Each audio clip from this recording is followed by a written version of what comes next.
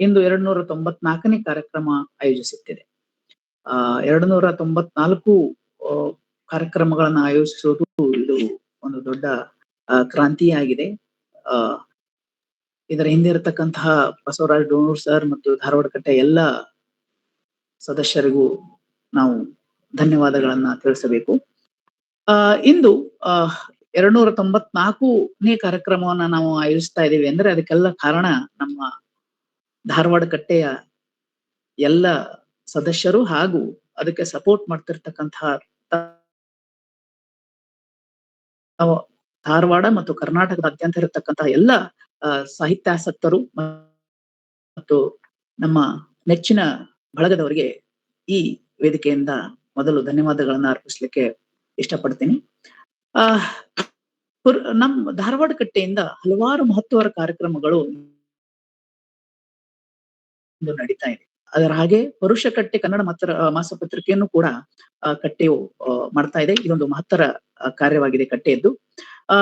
English ಸಾಹಿತ್ಯ ದರ್ಶನ ಮಾಲಿಕೆ 39ನೆಯ ಉಪನ್ಯಾಸಕದಲ್ಲಿ John Keats romantic ಯುಗದ ಪ್ರಮುಖ ಕವಿ ಎಂಬ ವಿಷಯದ ಮೇಲೆ ಇಂದು ಡಾಕ್ಟರ್ ಪೂಜಾ ಹಲ್ಯಾಳ್ ಮೇಡಮ್ ಅವರು ತಮ್ಮ ಉಪನ್ಯಾಸವನ್ನ ನೀಡುತ್ತಿದ್ದಾರೆ.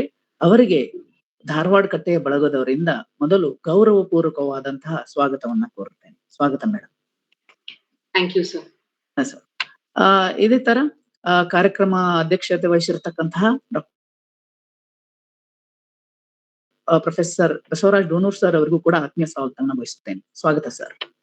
ಕಾರ್ಯಕ್ರಮದಲ್ಲಿ ಉಪಸ್ಥಿತರಿರ್ತಕ್ಕಂತಹ ಎಲ್ಲ ಹಿರಿಯರಿಗೆ, ಸಾಹಿತ್ಯಾಸಕ್ತರಿಗೆ ಹಾಗೂ ನನ್ನೆಲ್ಲ ಗೆಳೆಯರಿಗೂ ಕೂಡ ಮತ್ತೊಮ್ಮೆ ಸ್ವಾಗತವನ್ನ ಕೋರುತ್ತೇನೆ. ಇವತ್ತಿನ ಉಪನ್ಯಾಸಕರಾದಂತಹ ಪೂಜಾ ಹಲ್ಯಾಳ್ ಮೇಡಮ್ ಅವರ ಬಗ್ಗೆ 2 ಮಾತುಗಳು. ಪೂಜಾ ಹಲ್ಯಾಳ್ ಮೇಡಮ್ ಅವರು ಅಸೋಸಿಯೇಟ್ ಪ್ರೊಫೆಸರ್ ಆಗಿ ಬೆಳಗಾಂ ಯೂನಿವರ್ಸಿಟಿಯಲ್ಲಿ ಇಂಗ್ಲಿಷ್ ವಿಭಾಗದಲ್ಲಿ ಕಾರ್ಯನಿರ್ವಹಿಸ್ತಾ ಇದ್ದಾರೆ. ಮೇಡಮ್ ಅವರು ಧಾರವಾಡದಲ್ಲಿ ತಮ್ಮ BA ಮತ್ತು MA ಅನ್ನ ಮುಗಿಸಿ ಇಂಗ್ಲಿಷ್ ಲಿಟರೇಚರ್ ನಲ್ಲಿ ಗ್ರೇಡ್ ಅನ್ನ ಹೊಂದಿದ್ದಾರೆ. ಇವರು BA ಮತ್ತು MA ಯಲ್ಲಿ ಗೋಲ್ಡ್ ಮೆಡಲ್ ಒಂದಿಗೆ ಗ್ರೇಡ್ ಆಗಿರುವುದು ಒಂದು ವಿಶೇಷವೇ ಆಗಿದೆ. ಮೇಡಮ್ ಅವರು ನಂತರ ಶಿವಾಜಿ ಯೂನಿವರ್ಸಿಟಿಯಲ್ಲಿ ತಮ್ಮ PhD ಅನ್ನ ಮುಗಿಸ್ತಾರೆ. Feminist consciousness in a fiction of Indu Sudarshan ಎಂಬ ಪ್ರಬಂಧಕ್ಕೆ ಶಿವಾಜಿ ಯೂನಿವರ್ಸಿಟಿಯವರು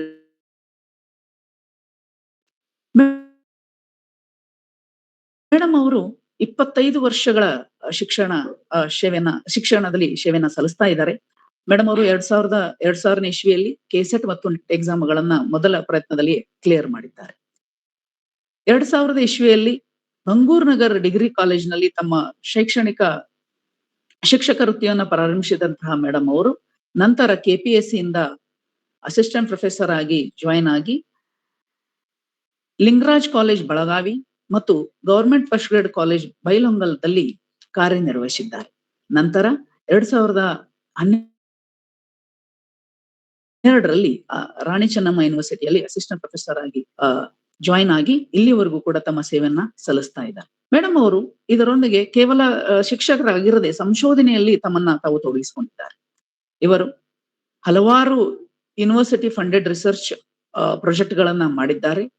ಈಗ PM ಉಷಾ ಒಂದು research PM Usha project sponsored ಅನ್ನ ಇಂದು ಕೂಡ ಒಂದು ಮಾಡ್ತಾ ಇದ್ದಾರೆ. ಮೇಡಮ್ ಅವರು ಹಲವಾರು ಪುಸ್ತಕಗಳನ್ನ ಬರೆದಿದ್ದಾರೆ. ಮೊದಲು feminist intervention, unveiling histories, the Taj trilogy of Indu Sudarshan ಮತ್ತು ರೀರೈಟಿಂಗ್ ಆಫ್ ಇಂಡಿಯನ್ ಮೈಥಾಲಜಿ ಎಂಬ 3 ಪುಸ್ತಕಗಳನ್ನ ಮೇಡಮ್ ಅವರು ಪ್ರಕಟಿಸಿದ್ದಾರೆ. ಅದರೊಂದಿಗೆ ಹಲವಾರು ಪ್ರಬಂಧಗಳನ್ನ ಕೆಲವೊಂದಿಷ್ಟು ಜರ್ನಲ್ಸ್ ಮತ್ತು ಇಂಟರ್ನ್ಯಾಷನಲ್ ಜರ್ನಲ್ಸ್ ಗಳಲ್ಲಿ ತಮ್ಮ ಪಬ್ಲಿಕೇಶನ್ ಪಬ್ಲಿಷ್ ಮಾಡಿದ್ದಾರೆ. ಇದರೊಂದಿಗೆ ಮೇಡಮ್ ಅವರು ಹಲವಾರು ಅಕಾಡೆಮಿಕ್ ಆಕ್ಟಿವಿಟೀಸ್ ಗಳಲ್ಲಿ ತಮ್ಮನ್ನ ತಾವು ತೊಡಗಿಸಿಕೊಂಡು ರಿಸರ್ಚ್ ಕೆಲವೊಂದಿಷ್ಟು ಕಾನ್ಫರೆನ್ಸ್ ಮತ್ತು ಹಲವಾರು ಕಾಲೇಜುಗಳಲ್ಲಿ ತಮ್ಮ ಉಪನ್ಯಾಸಗಳನ್ನ ನೀಡಿದ್ದಾರೆ. ಮೇಡಮ್ ಅವರು ಇಲ್ಲಿವರೆಗೂ ಕೂಡ 60ಕ್ಕೂ ಹೆಚ್ಚು ಉಪನ್ಯಾಸಗಳನ್ನ ಹಲವಾರು ಕಾಲೇಜುಗಳಲ್ಲಿ ನೀಡಿದ್ದಾರೆ. ಅದರೊಂದಿಗೆ ಯೂನಿವರ್ಸಿಟಿಯಲ್ಲಿ ಆಡಳಿತಾತ್ಮಕ ಜವಾಬ್ದಾರಿಗಳನ್ನು ಕೂಡ ನಿರ್ವಹಿಸುತ್ತಿದ್ದಾರೆ. ಮೊದಲು 2015ರಿಂದ 2025ರವರೆಗೂ ಕೂಡ 20ರವರೆಗೆ member of secretary of woman empowerment 2020ರಿಂದ 23ರವರೆಗೆ assistant registrar for IQAC, Rani Chennamma university ಹಾಗೂ ತ್ರಿಬಲ್ ಎ ಕಮಿಟಿಯ ಸದಸ್ಯರಾಗಿ ಹಲವಾರು ವಿಶ್ವವಿದ್ಯಾಲಯಗಳಿಗೆ ಭೇಟಿಯನ್ನ ನೀಡಿದ್ದಾರೆ. ಇದರೊಂದಿಗೆ ಪ್ರಸ್ತುತವಾಗಿ ಮೇಡಮ್ ಅವರು ರಾಣಿ ಚೆನ್ನಮ್ಮ ವಿಶ್ವವಿದ್ಯಾಲಯದ ಪ್ರಸಾರ ರಂಗದ ಡೈರೆಕ್ಟರ್ ಆಗಿ ಸೇವೆಯನ್ನ ಸಲ್ಲಿಸುತ್ತಿದ್ದಾರೆ. ಮೇಡಮ್ ಅವರಿಗೆ ಜೋಸೆಫ್ ಕಾರ್ನರ್ ಸೊಸೈಟಿ UK ಇಂದ ಆಹ್ವಾನಿಸಿ ಅವರಿಗೆ ತಮ್ಮ ಉಪನ್ಯಾಸವನ್ನ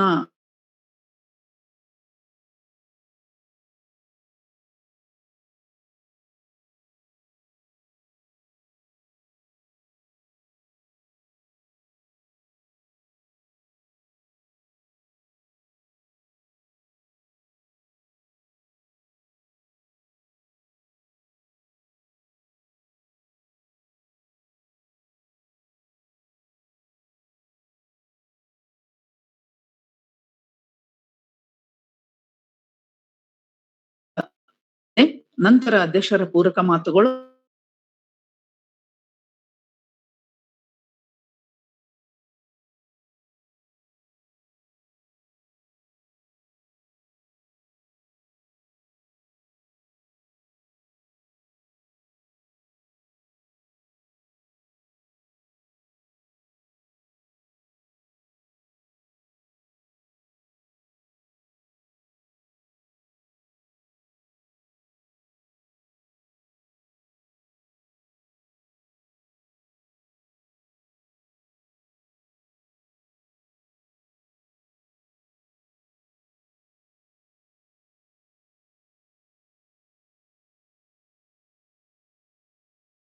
ಒಬ್ಬ ಪ್ರಮುಖ ರೊಮ್ಯಾಂಟಿಕ್ ಕವಿ ಎನ್ನುವ ಶೀರ್ಷಿಕೆ ಮಾತನಾಡ್ತೇನೆ. ಜಾನ್ ಕೀಟ್ಸ್ ನನ್ನ ಅಗದಿ ಅಚ್ಚುಮೆಚ್ಚಿನ ಕವಿ. ಪೋಸ್ಟ್ ಗ್ರಾಜುಯೇಟ್ ನಾವು ಕಲಿಯುವಾಗ ಕೀಟ್ಸ್ ರನ್ನ ಓದಿದ ನೆನಪು ಹಾಗೆ ಹಸಿರಾಗೆ ಉಳಿದ್ಬಿಟ್ಟಿದೆ. ಸೊ ಡೋನೂರ್ ಸರ್ ಯಾವ ಟಾಪಿಕ್ ಮೇಲೆ ಮಾತಾಡ್ತೀರಿ ಅಂದಾಗ ಫಸ್ಟ್ ಮನ್ಸಿಗೆ ಬಂದಿದೆ ಜಾನ್ ಕೀಟ್ಸ್ ಅಂತ. ಅದಾದ್ಮೇಲೆ ಕನ್ನಡದಲ್ಲಿ ಮಾತಾಡ್ಬೇಕು ಜಾನ್ ಕೀಟ್ಸರ ಬಗ್ಗೆ ಅಂತ ಯೋಚನೆ ಮಾಡಿದಾಗ ತಗೊಳ್ಬಾರ್ದಿತ್ತೇನೋ, ಯಾಕಂದ್ರೆ ಜಾನ್ ಕೀಟ್ಸ್ ಸುಮಾರು 150ಕ್ಕೂ ಹೆಚ್ಚು ಪದ್ಯಗಳನ್ನ ಬರೆದಿದ್ದಾರೆ. ಅವು ಎಲ್ಲಗಳನ್ನೂ ನಾವು ಸಾರಾಸಗಟಾಗಿ ಇಲ್ಲಿ ಮಾತನಾಡಕ್ ಆಗೋದಿಲ್ಲ. ಆದ್ರೆ ಕೆಲವೊಂದಿಷ್ಟು ಇಂಪಾರ್ಟೆಂಟ್ ಓಡ್ಸ್ ಗಳನ್ನ ಇಟ್ಕೊಂಡು ಜಾನ್ ಕೀಟ್ಸರನ್ನ ಅವರ ಕವನಗಳ ಓದುವಿಕೆಯಿಂದ ಬರುವಂತ ಖುಷಿಯನ್ನ, ನಾ ಪಡೆದಂತ ಖುಷಿಯನ್ನ ನಿಮ್ಮೊಂದಿಗೆ ಶೇರ್ ಮಾಡಲು ಇಚ್ಛೆ ಪಡ್ತೇನೆ. ಸೊ ಅದಕ್ಕೂ ಮುಂಚೆ ಈ ಶೀರ್ಷಿಕೆ ನೋಡಿದಾಗ ಒಬ್ಬ ಪ್ರಮುಖ ರೊಮ್ಯಾಂಟಿಕ್ ಕವಿ ಅಂತ ಇರೋದ್ರಿಂದ ನಾವು ಜಾನ್ ಕೀಟ್ಸ್ ರನ್ನ ಅವರ ಕಾಲಘಟ್ಟದಲ್ಲಿ ಇಟ್ಟು ನೋಡ್ಬೇಕಾಗ್ತದೆ. 1700ರಿಂದ 1850ರವರೆಗೆ ರೊಮ್ಯಾಂಟಿಕ್ ಯುಗ ಅಂತ ಕರೀಲಾಗ್ತದೆ. ಸ್ಥೂಲವಾಗಿ ರೊಮ್ಯಾಂಟಿಕ್ ಯುಗ ಅಂತ ಹೇಳಲಾಗ್ತದೆ. ಕೆಲವೊಂದಿಷ್ಟು ಹಿಸ್ಟರಿ ಬುಕ್ಸ್ ಅನ್ನ ನೋಡಿದಾಗ ಖಡಾಖಂಡಿತವಾಗಿ 1798ರಿಂದ 1837ರವರೆಗೆ ರೊಮ್ಯಾಂಟಿಕ್ ಯುಗವನ್ನ ಅವರು ಹೇಳ್ಕೊಡ್ತಾರೆ. 1798 ಯಾಕೆ ಅಂತಂದ್ರೆ ಆ ವರ್ಷವೇ ವಿಲಿಯಂ ವರ್ಡ್ಸ್ವರ್ತ್ ಮತ್ತು ಕೊಲರಿಡ್ಜ್ ಎಂಬುವಂತಹ ಇಬ್ರು ಕವಿಗಳು, ಶ್ರೇಷ್ಠ ಕವಿಗಳು, ಲಿರಿಕಲ್ ಬ್ಯಾಲೆಡ್ಸ್ ಎಂಬುವಂತಹ ಒಂದು ಕವನ ಸಂಕಲನವನ್ನ ಬಿಡುಗಡೆ ಮಾಡ್ತಾರೆ. ಆ ಕವನ ಸಂಕಲನವೇ ರೊಮ್ಯಾಂಟಿಕ್ ಏಜನ್ನ ಹೆರಾಲ್ಡ್ ಮಾಡ್ತದೆ, ಶುರು ಮಾಡ್ತದೆ ಅಂತ ಹೇಳ್ಬೋದು.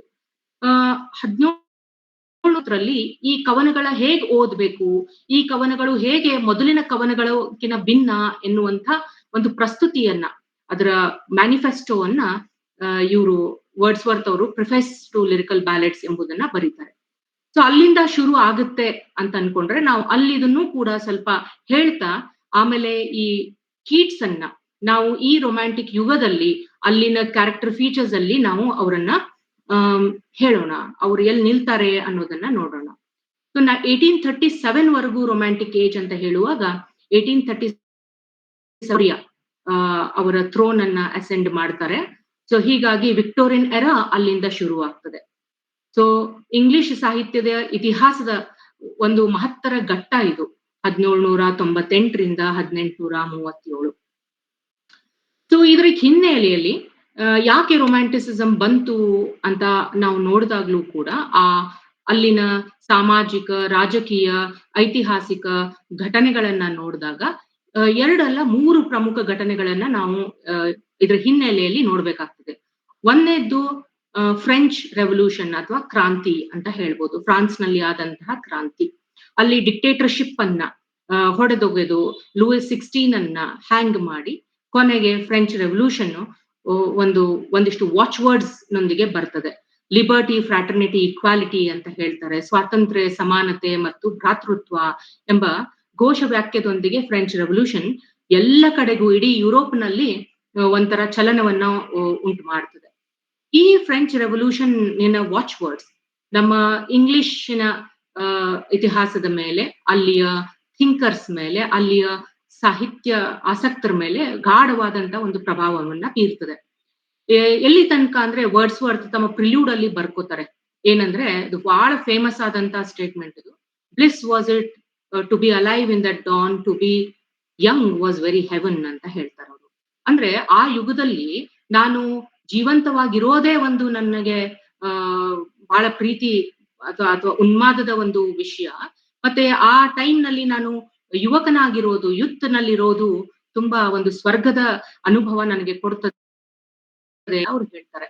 ಅಂದ್ರೆ ಈ ಸಮಾನತೆ, ಸ್ವಾತಂತ್ರ್ಯ ಮತ್ತು ಭ್ರಾತೃತ್ವ ಎನ್ನುವಂತಹ ವಾಚ್ ವರ್ಡ್ಸ್ ಇಂಗ್ಲೆಂಡಿನಲ್ಲಿ ಬಹಳ ವರ್ಷಗಳಿಂದ ಒಂಥರ ಡೆಮೊಕ್ರೆಟಿಕ್ ಲೈಫ್, ಪೀಪಲ್ಸ್ ಗವರ್ಮೆಂಟ್ ಬರಬೇಕು ಎನ್ನುವ ಮಹದಾಶೆಯನ್ನ ಸಪೋರ್ಟಿಂಗ್ ಆಗಿ ಬರೋದ್ರಿಂದ ಇಲ್ಲಿ ಒಂಥರ ಒಂದು ಚಲನ ಶುರುವಾಗ್ತದೆ. ವಿಲಿಯಂ ವರ್ಡ್ಸ್ವರ್ತ್ ಇದ್ರ ಬಗ್ಗೆ ತುಂಬಾ ಆಸಕ್ತಿ ವಹಿಸಿ, ಕೊಲ್ರಿಡ್ಜ್ ಕೂಡ ತುಂಬಾ ಆಸಕ್ತಿ ವಹಿಸಿ ಈ ತರಹದ ಒಂದು ಯುರೋಪ್ನಲ್ಲಿ ಆದಂತ ಕ್ರಾಂತಿ ಇಂಗ್ಲೆಂಡ್ ನಲ್ಲೂ ಆಗ್ತದೆ, ನಮ್ಗೆಲ್ಲಾ ಎಲ್ಲಾ ರೀತಿಯಾದಂತ ಸ್ವಾತಂತ್ರ್ಯ ಸಿಗ್ತದೆ ಅಂತ ಯೋಚನೆ ಮಾಡ್ತಿರುವಾಗ್ಲೇನೆ ಫ್ರೆಂಚ್ ರೆವಲ್ಯೂಷನ್ ಎಲ್ಲಾ ಕ್ರಾಂತಿಯ ತರಾನೇ ಇದು ಕೂಡ ಸಂಪೂರ್ಣವಾಗಿ ತನ್ನ ಆಶೆಗಳನ್ನ ಈಡೇರಿಸೋದಿಲ್ಲ. ನಟ್ಟು ನಡುವೆ ಅದು ಮೊಟಕಗೊಂಡು ಅದು ವೈಲೆಂಟ್ ಫಾರ್ಮ್ ಆಗಿ ಅದು ರಕ್ತಪಾತದಲ್ಲಿ ಕೊನೆಗೊಳ್ಳುತ್ತದೆ. ಸೊ ಇದಾದ್ಮೇಲೆ ವರ್ಡ್ಸ್ವರ್ತ್ ಅತಿಯಾಗಿ ನಂಬಿದಂತಹ ಈ ಒಂದು ಕ್ರಾಂತಿ ಅವ್ರ ಮೇಲೆ ಬಹಳ ದುಷ್ಪರಿಣಾಮ ಬೀರ್ತದೆ. ಅವರು ಮಾನಸಿಕ ಖಿನ್ನತೆಗೆ ಒಳಗಾಗ್ತಾರೆ. ಕೊನೆಗೆ ಲೇಕ್ ಡಿಸ್ಟ್ರಿಕ್ಟ್ಗೆ ಅಲ್ಲಿಯ ನಿಸರ್ಗದಲ್ಲಿ ತನ್ನ ಸಿಸ್ಟರ್, ತನ್ನ ಸಹೋದರಿಯಾದಂತ ಡೊರೊತಿಯೊಂದಿಗೆ ಆಮೇಲೆ ಫ್ರೆಂಡ್ ಆದಂತ ಕೊಲ್ರಿಡ್ಜ್ ನೊಂದಿಗೆ ಅಲ್ಲಿ ಹೋಗಿ ಕೊನೆಗೆ ಅವರ ಮಾನಸಿಕ ಸಮತೋಲನವನ್ನ ಮತ್ತೆ ಪಡಿತಾರೆ. ಮತ್ತೆ ಕವನಗಳನ್ನ ಬರೆಯುವುದರಲ್ಲಿ ಅವರು ಮುಂದುವರಿಸ್ತಾರೆ. ಸೊ ಇದು ಕೀಟ್ಸ್ ಮೇಲೆ ಯಾವ ರೀತಿಯಾದಂತ ಪ್ರಭಾವ ಆಯ್ತಾ ಅನ್ನೋದನ್ನ ನಾವು ನೋಡೋಣಂತೆ. ಎರಡನೇದಾಗಿ ಇಲ್ಲಿ ಇಂಡಸ್ಟ್ರಿಯಲ್ ರೆವಲ್ಯೂಷನ್ ಬಹಳ ಪ್ರಮುಖವಾಗಿ ಇಲ್ಲಿ ನಮಗೆ ಕಂಡು ಬರ್ತದೆ. ರೊಮ್ಯಾಂಟಿಸಿಸಮ್ ಅಥವಾ ರೊಮ್ಯಾಂಟಿಕ್ ಸಾಹಿತ್ಯ ಬರೋಕೆ ಇಂಡಸ್ಟ್ರಿಯಲ್ ರೆವಲ್ಯೂಷನ್ ಕೂಡ ಕಾರಣೀಭೂತ. ಯಾಕಂದ್ರೆ ಇಂಡಸ್ಟ್ರಿಯಲ್ ರೆವಲ್ಯೂಷನ್ ಆದಾಗ, ತಾಂತ್ರಿಕವಾಗಿ ಮುಂದೆ ಹೋದಾಗ ಅಲ್ಲಿಯ ಜನರ ಲೈಫ್ ಕೂಡ ಮೊದಲಿನಂತಿರದೆ ತುಂಬಾ ಬದಲಾವಣೆ ಹೊಂದದೆ. ತುಂಬಾ ಮೆಕ್ಯಾನಿಕಲ್ ಆಗಿ ಮಷೀನ್ಸ್ ಗಳ ಜೊತೆಗೆ ಅವರು ಯಾಂತ್ರಿಕವಾದಂತಹ ಬದುಕನ್ನ ಅವರು ಕಂಡ್ಕೋಬೇಕಾಗ್ತದೆ. ಅಲ್ಲಿ ಸಮರ ಆಗ್ತದೆ. ಅಲ್ಲಿ ಇಂಗ್ಲೆಂಡ್ ಮತ್ತೆ ಫ್ರಾನ್ಸಿನ ನಡುವೆ ಬಹಳಷ್ಟು ಸಮಯದವರೆಗೆ ಉದ್ದವಾದಂತ ಸಮರ ಆದಾಗ, ವಾರ್ ಆದಾಗ ಅಲ್ಲಿ ವೇಜಸ್ ಕೂಡ ಲೋ ಆಗಿರ್ತದೆ. ಚೈಲ್ಡ್ ಲೇಬರ್ ಅಲ್ಲಿ ಉಂಟಾಗ್ತದೆ. ಈ ರೀತಿಯಾದಂತ ಡಿಸ್ಟರ್ಬೆನ್ಸ್, ಸೋಷಿಯಲ್ ಡಿಸ್ಟರ್ಬೆನ್ಸ್, ಸಾಮಾಜಿಕ ಒಂದು ಕಂಡೀಷನ್ಸ್ ಏನಿದೆ ಇದು ಕೂಡ ರೊಮ್ಯಾಂಟಿಕ್ ಲಿಟ್ರೇಚರ್ ಮೇಲೆ ಪ್ರಭಾವ ಉಂಟಾಗ್ತದೆ. ಯಾಕಂದ್ರೆ ರೊಮ್ಯಾಂಟಿಕ್ಸ್ ಎಲ್ಲರೂ ಕೂಡ ಈಗ ಯಾಂತ್ರಿಕವಾದ ಬದುಕಿನಿಂದ ಮನುಷ್ಯರನ್ನ ಬ್ಯಾಕ್ ಟು ನೇಚರ್, ರೂಸೋ ಹೇಳ್ತಾರೆ, ಬ್ಯಾಕ್ ಟು ನೇಚರ್ ಅಂದ್ರೆ ಮರಳಿ ವಾಪಸ್ ನಾವು ನಿಸರ್ಗದತ್ತ ಹೋಗ್ಬೇಕು. ನೈಸರ್ಗಿಕವಾದಂತಹ ನೈಜವಾದಂತಹ ಬದುಕು ನಮಗೆ ಮೂಲತಃ ಖುಷಿಯನ್ನ ಕೊಡ್ತದೆ, ಸಮಾಧಾನವನ್ನ ಕೊಡ್ತದೆ. ನಾವು ಮನುಷ್ಯರಾಗಿ ಆ ತರನಾದಂತ ಆದರ್ಶಮಯವಾದ ಜೀವನವನ್ನ ಪಡಿಬೇಕೆ ವಿನಃ ಮಟೀರಿಯಲಿಸ್ಟಿಕ್ ಲೈಫ್, ಇಂಡಸ್ಟ್ರಿಯಲೈಸ್ಡ್ ಮೆಕ್ಯಾನಿಕಲ್ ಆದಂತ ಲೈಫ್ ಕಡೆಗೆ ನಾವು ನಮ್ಗೆ ಸಮಾಧಾನ ಸಿಗದಿಲ್ಲ. ಇದರಿಂದಾಗಿ ಸ್ಲಮ್ಗಳು ಉತ್ಪಾದನೆ ಆಗ್ತಾ ಇದೆ, ಎಲ್ಲ ಕಡೆಗೆ ಅರಣ್ಯಗಳು ನಾಶ ಆಗ್ತಾ ಇದೆ, ಹೊಗೆ ಕಳುವೆಗಳು ಬರ್ತಾ ಇದಾವೆ.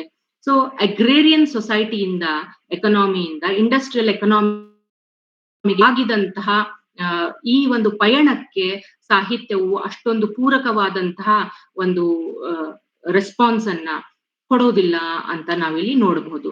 ಸೊ ರೊಮ್ಯಾಂಟಿಕ್ ಲಿಟರೇಚರ್ ಬೇಸಿಕಲಿ ಏನ್ ಹೇಳುತ್ತೆ, ಬ್ಯಾಕ್ ಟು ನೇಚರ್ ಅಂತ ಹೇಳುತ್ತೆ. ಸೊ ವರ್ಡ್ಸ್ವರ್ತ್ ಮತ್ತೆ ಕೊಲ್ರಿಡ್ಜರು ಯೋಚನೆ ಮಾಡಿ ಒಂದು ಭಿನ್ನ ರೀತಿಯಾದಂತಹ ಪೋಯಟ್ರಿಯನ್ನ ಆ ಒಂದು ಕಾಲಘಟ್ಟಕ್ಕೆ ಅನುಗುಣವಾಗಿ ಅದಕ್ಕೆ ರೆಸ್ಪಾನ್ಸ್ ಆಗಿ ನೀಡಿದಂತಹ ಅವರ ಕವನಗಳನ್ನ ಲಿರಿಕಲ್ ಬ್ಯಾಲೆಡ್ಸ್ ಅನ್ನುವಂತಹ ಒಂದು ಪುಸ್ತಕದಲ್ಲಿ ಬರ್ತಾರೆ. ಆ ಲಿರಿಕಲ್ ಬ್ಯಾಲೆಡ್ಸ್ ಅಲ್ಲಿ ಇಬ್ರು ಮಾತಾಡಿಕೊಂಡು ವಿಲಿಯಂ ವರ್ಡ್ಸ್ವರ್ತ್ ಏನ್ ಹೇಳ್ತಾರೆ, ಸಾಧಾರಣವಾದದ್ದನ್ನ ಅಸಾಧಾರಣವಾಗಿ ನಾನು ಪಡಿಸ್ತೇನೆ ಅಥವಾ ಲೌಕಿಕವಾದದ್ದನ್ನ ಅಲೌಕಿಕವಾಗಿ ಕಾಣುವಂತೆ ನಾನು ಪ್ರಸ್ತುತಪಡಿಸ್ತೇನೆ. ಆಮೇಲೆ ನೀನು ಕೊಲರಿಜ್ ಆಗಿ ನೀನು ಅಲೌಕಿಕವಾದದ್ದನ್ನ ನೈಜವಾಗಿ ಬರುವ ಹಾಗೆ, ಅಸಾಧಾರಣವಾದದ್ದನ್ನ ಸಾಧಾರಣವಾಗಿ ಬರುವ ಹಾಗೆ, ಅದನ್ನ ಎಕ್ಸೆಪ್ಟ್ ಮಾಡುವ ಹಾಗೆ ನೀನ್ ಬರಿಬೇಕು ಅನ್ನುವಂತ ಈ ಟ್ವಿನ್ ಆಶಯದೊಂದಿಗೆ ಅವರು ಲಿರಿಕಲ್ ಬ್ಯಾಲೆಡ್ಸ್ ಈ ರೊಮ್ಯಾಂಟಿಕ್ ಏಜ್ ನಲ್ಲಿ ಪ್ರಮುಖವಾಗಿ ಬಂದಂತಹ ಈ ವಿಲಿಯಂ ವರ್ಡ್ಸ್ವರ್ತ್ ಆಗಿರ್ಲಿ, ಕೊಲ್ರಿಡ್ಜ್ ಆಗಿರ್ಲಿ, ಸ್ಕಾಟ್ ಆಗಿರ್ಲಿ, ಇವರೆಲ್ಲ first generation of romantic poets ಅಂತ ಹೇಳ್ಬೋದು. ಸೊ ರೊಮ್ಯಾಂಟಿಕ್ ಏಜ್ ನಲ್ಲೇ 2 ಡಿವಿಷನ್ ಅನ್ನ ನೋಡಿದಾಗ ಇದು ಫಸ್ಟ್ ಜನರೇಷನ್, ಈ ಸೀನಿಯರ್ ರೈಟರ್ಸ್ ಬರ್ತಾರೆ. ಆಮೇಲೆ 2ನೇ ಜನರೇಷನ್ ಅಲ್ಲಿ ನಮ್ಮ ಪಿ.ಬಿ. ಶಲಿ, ಆಮೇಲೆ Robert Southey, Lord Byron and John Keats, ಈ 4 ಜನ 2ನೇ ಜನರೇಷನ್ ರೊಮ್ಯಾಂಟಿಕ್ ಪೋಯಟ್ಸ್ ಅಂತ ನಾವು ನೋಡಬಹುದು. ಸೊ ಈ ಎಲ್ಲಾ ರೊಮ್ಯಾಂಟಿಕ್ ಪೋಯಟ್ಸ್ ತಮ್ಮ ಕವನಗಳಲ್ಲಿ ನಾನು ಆಗ್ಲೇ ಹೇಳಿದಂಗೆ ತಮ್ಮ ಸಾಮಾಜಿಕ ರಾಜಕೀಯ ಒಂದು ಸ್ಥಿತಿಗತಿಗಳನ್ನ ನೋಡಿಕೊಂಡು ಅದರ ವಿರೋಧವಾಗಿ ಅಥವಾ ಅದಕ್ಕಿಂತ ಮುಂಚೆ ಬರೆದಂತಹ ಅರ್ಬನೈಸ್ಡ್ ಲಿಟ್ರೇಚರ್, ಅರ್ಬನ್ ಲಿಟ್ರೇಚರ್ ಅಂತ ಲಿಟ್ರೇಚರ್, ಶಾಸ್ತ್ರೀಯವಾದಂತಹ ಒಂದು ಸಾಹಿತ್ಯ ಇತ್ತು. ಅದರಲ್ಲಿ ಬಹಳಷ್ಟ ಬ್ಯಾಲೆನ್ಸ್ ಅಥವಾ ಹಾರ್ಮನಿ ಅಥವಾ ಆರ್ಡರ್ ಈ ತರಹದ ಒಂದು ಅಂಶಗಳಿಗೆ ಸ್ಟ್ರೆಸ್ ಕೊಡ್ತಾ ಇದ್ರು. ಅದರ ವಿರುದ್ಧವಾಗಿ ಅದನ್ನ ರಿಜೆಕ್ಟ್ ಮಾಡಿ ಈ precepts of order, calm, harmony, rationality, ತರ್ಕಬದ್ಧತೆ ಇವುಗಳನ್ನೆಲ್ಲ ಅಪೋಸ್ ಮಾಡಿ ಈ ರೊಮ್ಯಾಂಟಿಕ್ ಪೋಯಟ್ಸ್ಗಳು ವೈಯಕ್ತಿಕತೆ, ಆಮೇಲೆ ಕಾಲ್ಪನಿಕತೆ, ಸ್ವಾಭಾವಿಕತೆ, ಭಾವನಾತ್ಮಕತೆ, ದಾರ್ಶನಿಕತೆ ಮತ್ತು ಅತೀಂದ್ರಿಯವಾದ ಅಲೌಕಿಕತೆ, ಸೃಜನಶೀಲತೆ ಈ ಎಲ್ಲಾ ಅಂಶಗಳನ್ನ ಎತ್ತಿ ಹಿಡಿಯುವಂತಹ ಕವನಗಳನ್ನ ಅವರು ಬರೀತಾರೆ.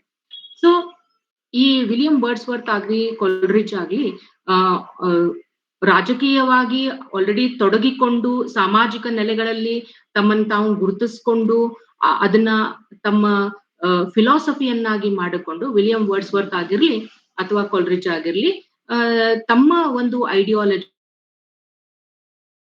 ಅಥವಾ ಫಿಲಾಸಫಿಯನ್ನ ಅವರು ಡಿಸೆಮಿನೇಟ್ ಮಾಡಕ್ಕೆ, ಎಲ್ಲರಿಗೂ ಬಿತ್ತರಿಸೋದಕ್ಕೆ ಅವರು ಕವನಗಳನ್ನ ಬರೀತಾರೆ. ಸೊ ನೇಚರ್ ಅನ್ನ ಸ್ಪಿರಿಚುವಲೈಸ್ ಆಗಿ ಮಾಡ್ತಾರೆ ಯಾರು, ನಮ್ಮ ವಿಲಿಯಂ ವರ್ಡ್ಸ್ವರ್ತ್.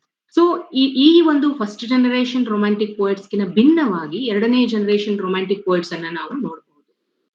ಅದರಲ್ಲಿ ಡಿಫ್ರೆನ್ಸ್ ಏನು ಅಂತಂದ್ರೆ 2ನೇ ಜನರೇಷನ್ ರೊಮ್ಯಾಂಟಿಕ್ ಪೋಯಟ್ಸ್ ಬಹಳ ರಿಬೆಲಿಯಸ್ ಆಗಿ ಕಾಣಿಸ್ತಾರೆ.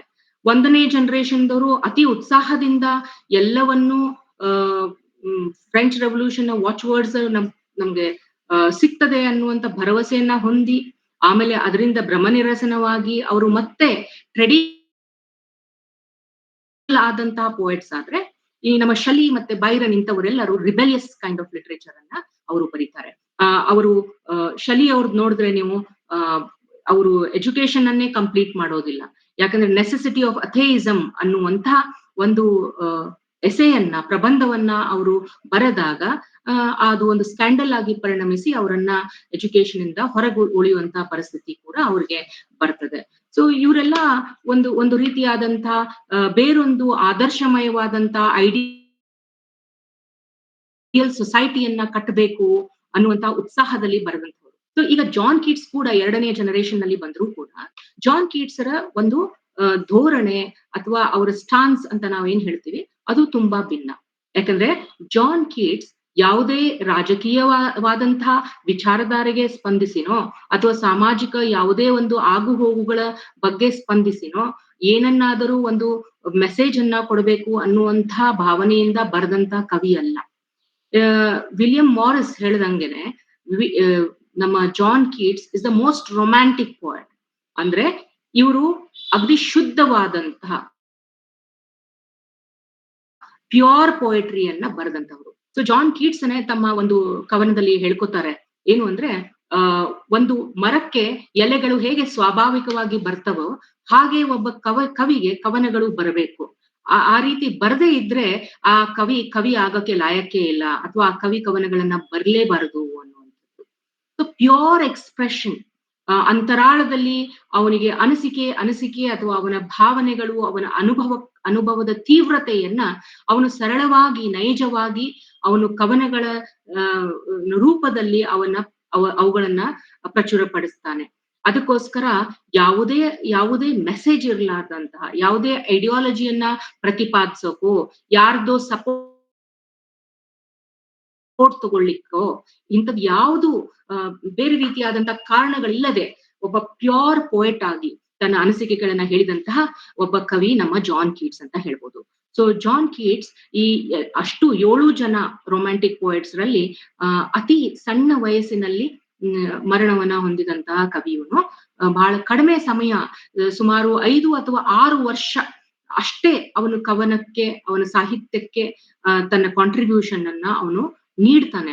ಆದ್ರೆ ಈ 6 ವರ್ಷದಲ್ಲಿ ಅವನು ಬರೆದಂತಹ ಕವನಗಳು ಮೋಸ್ಟ್ಲಿ 60 ವರ್ಷ ಬರೆದರೂ ಕೂಡ ಮ್ಯಾಚ್ಲೆಸ್ ಆಗಿರುವಂತಹ ಕವನಗಳು ಅವಾಗಿವೆ. ಯಾಕಂದ್ರೆ ಅವನು ಪರಿಶುದ್ಧವಾದಂತಹ ಕವಿ. He was a very natural poet, a very pure poet ಅಂತ ನಾನಿಲ್ಲಿ ಮಂಡಿಸ್ತಾ ಇದ್ದೇನೆ. ಸೊ ಇದಕ್ಕೂ ಮುಂಚೆ ಈ ರೊಮ್ಯಾಂಟಿಕ್ ಟ್ರೇಟ್ಸ್ ಅನ್ನ ಅವ್ರು ಹೇಗೆ ಬಳಸ್ಕೊಳ್ತಾರೆ ತಮ್ಮ ಕವನಗಳನ್ನ ಅಂತ ನೋಡೋಕಿನ ಮುಂಚೆ ಕೀಟ್ಸ್ ರ ಒಂದು ಪರ್ಸನಲ್ ಲೈಫ್ ಅಲ್ಲೂ ಕೂಡ ನಾವು ನೋಡ್ಬೇಕಾಗ್ತದೆ. ಯಾಕಂದ್ರೆ ಕೀಟ್ಸ್ ವ್ಯಕ್ತಿತ್ವ ಅದು ತುಂಬಾ ತೀವ್ರವಾಗಿ ಅವರ ಕವನಗಳಲ್ಲಿ ಕಾಣ್ತದೆ. ಅವರ ಪರ್ಸನಲ್ ಎಕ್ಸ್ಪೀರಿಯನ್ಸಸ್, ಅನುಭವಗಳು ಕವನಗಳಲ್ಲಿ ವ್ಯಕ್ತ ಆಗ್ತದೆ. ಯಾಕೆ ಈ ರೀತಿ ಬರೆದ್ರು ಅಂತ ಕೇಳಿದಾಗ ಅದಕ್ಕೆ ಕಾರಣಗಳು ನಮ್ಗೆ ಸಿಗೋದು ಅವರ ವೈಯಕ್ತಿಕ ಜೀವನದಲ್ಲಿ. ಸೊ ಕೀಟ್ಸ್ ನೋಡಬಹುದಾದ್ರೆ ಅವರ ಲೈಫ್ ಅನ್ನ ನೋಡ್ಬೇಕಾದ್ರೆ ಅವರು ಹುಟ್ಟಿದ್ದು 1795, ಆಮೇಲೆ ಮರಣ ಹೊಂದಿದ್ದು 1821ರಲ್ಲಿ. ಸೊ ಸರಿಸುಮಾರು ಬರೀ ಒಂದು ಸಿಲ್ವರ್ ಜುಬ್ಲಿ 25 ವರ್ಷಗಳು ಮಾತ್ರ ಅವರು ಬದುಕಿದ್ರು. ಸಾಧಾರಣವಾದಂತ ಒಂದು ಕುಟುಂಬದಲ್ಲಿ ಅವರು ಹುಟ್ಟಿದ್ರು. ಮೊದಲನೆಯ ಮಗನಾಗಿ ಅವರು ಹುಟ್ಟಿದ್ರು. 1797ರಲ್ಲಿ ಅವರಿಗೆ ಸಹೋದರ ಜಾರ್ಜ್ ಕೀಟ್ಸ್, 1799ರಲ್ಲಿ ಟಾಮ್ ಕೀಟ್ಸ್ ಹುಟ್ಟುತ್ತಾರೆ. 1801ರಲ್ಲಿ, ಅಂದ್ರೆ ಸರಿಸುಮಾರು 2 ವರ್ಷಕ್ಕೊಂದು ಮಗು ತರ ಅವರಿಗೆ ಒಂದೊಂದು ಸಹೋದರ ಅವರು ಪಡ್ಕೊಳ್ತಾ ಹೋಗ್ತಾರೆ. 1801ರಲ್ಲಿ ಎಡ್ವರ್ಡ್ ಕೀಟ್ಸ್ ಅವ್ರ ಕೊನೆ ತಮ್ಮ ಹುಟ್ಟುತ್ತಾರೆ. ಅದರ ಮಾರನೆಯ ವರ್ಷವೇ ಆ ಮಗು ತೀರ್ ಹೋಗ್ತದೆ, 1 ವರ್ಷದ ಮಗು ತೀರ್ ಹೋಗ್ತದೆ. ಇದು ಕೀಟ್ಸ್ ಜೀವನದಲ್ಲಿ ಬರುವಂತಹ ಮೊದಲನೆಯ ಒಂದು ದುಃಖದ ಸಂಗತಿ, ಟ್ರಾಜಿಡಿ ಅಂತ ಹೇಳ್ಬೋದು. ಆಮೇಲೆ 1802ರಲ್ಲಿ ಅವರ ತಂಗಿ ಸಹೋದರಿ, ಅವಳೇ ಬ್ಲೆಸ್ಡ್ ಅಂತ ಹೇಳ್ಬೋದು ಈ ಫ್ಯಾಮಿಲಿಯಲ್ಲಿ. 86 ವರ್ಷ ಫ್ಯಾನಿ ಕೀಟ್ಸ್ ಬದುಕ್ತಾಳೆ. ಆದ್ರೆ ಸಹೋದರರಿಗೂ ಅಷ್ಟೊಂದು ಒಳ್ಳೆ ಭಾಗ್ಯ ಇಲ್ಲ, ಅವ್ರಿಗೆ ಆಯುಸ್ಸು ಅವ್ರು ಪಡ್ಕೊಂಡ್ ಬಂದಿರ್ಲಿಲ್ಲ.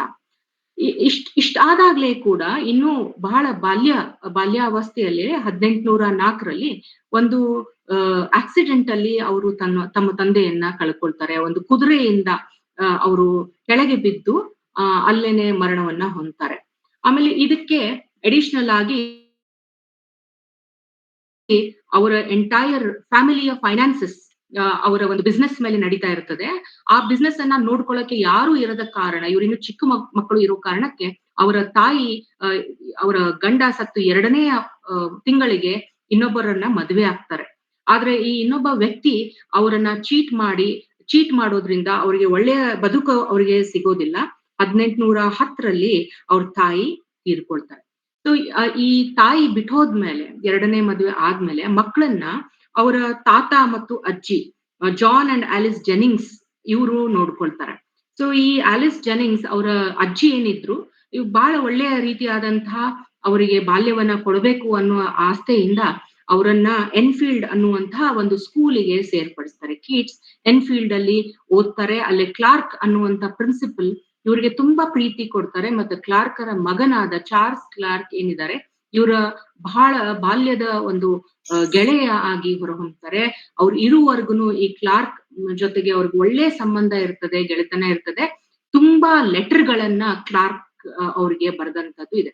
ಇಲ್ಲಿ ಇನ್ನೊಂದು ನೋಡ್ಬಹುದು, ಜಾನ್ ಕೀಟ್ಸರ ಪದ್ಯಕ್ಕಿನ ಹೆಚ್ಚಾಗಿ ಅವರು ಬರೆದಂತ ಅನೇಕ ಪತ್ರಗಳು ಅವರ ಜೀವನ ಮತ್ತು ಅವರ ಫಿಲಾಸಫಿ, ಅವರ ಕಾವ್ಯದ ಬಗ್ಗೆ ಬಹಳಷ್ಟು ಮಾಹಿತಿಯನ್ನ ಕೊಡ್ತದೆ. ಸೊ ಎಲ್ಲಾ ಬಯೋಗ್ರಾಫರ್ ಕೂಡ ಅವರ ಒಂದು ಪತ್ರಗಳನ್ನ ಇಟ್ಕೊಂಡು ಅಧ್ಯಯನ ಅವರ ಮೇಲೆ, ಅವರ ಕಾವ್ಯದ ಮೇಲೆ ಮಾಡಲಾಗಿದೆ. ಸೊ ಈ ಕ್ಲಾರ್ಕ್ ತುಂಬಾ ಇಂಪಾರ್ಟೆಂಟ್ ವ್ಯಕ್ತಿಯಾಗಿ ಅವ್ರ ಲೈಫ್ ಅಲ್ಲಿ ಹೊರಹೊಮ್ತಾರೆ. ಕೊನೆಗೆ ಏನಾಗ್ತದೆ, ಜಾನ್ ಜೆನ್ನಿಂಗ್ಸ್ ಕೂಡ ತುಂಬಾ ಅರ್ಲಿ ತೀರ್ಕೋತಾರೆ. ಅಷ್ಟೇ ಅಲ್ಲದೆ ಅವ್ರ ಅಜ್ಜಿನೂ ಕೂಡ ತುಂಬಾ ಬೇಗ ತೀರ್ಕೋತಾರೆ. ಸೊ ಇಷ್ಟೆಲ್ಲ ಆದ್ಮೇಲೆ ನಾವು ನೋಡ್ಬೋದು, ಅವಾಗ ಕ್ಷಯ ರೋಗ ಒಂದು ಮಾರಣಾಂತಿಕವಾದಂತಹ ರೋಗ ಆಗಿತ್ತು, ಟ್ಯೂಬರ್ಕ್ಯುಲೋಸಿಸ್. ಅದಕ್ಕೆ ಯಾವುದೇ ರೀತಿಯಾದಂತಹ ಟ್ರೀಟ್ಮೆಂಟ್ ಇರಲಿಲ್ಲ.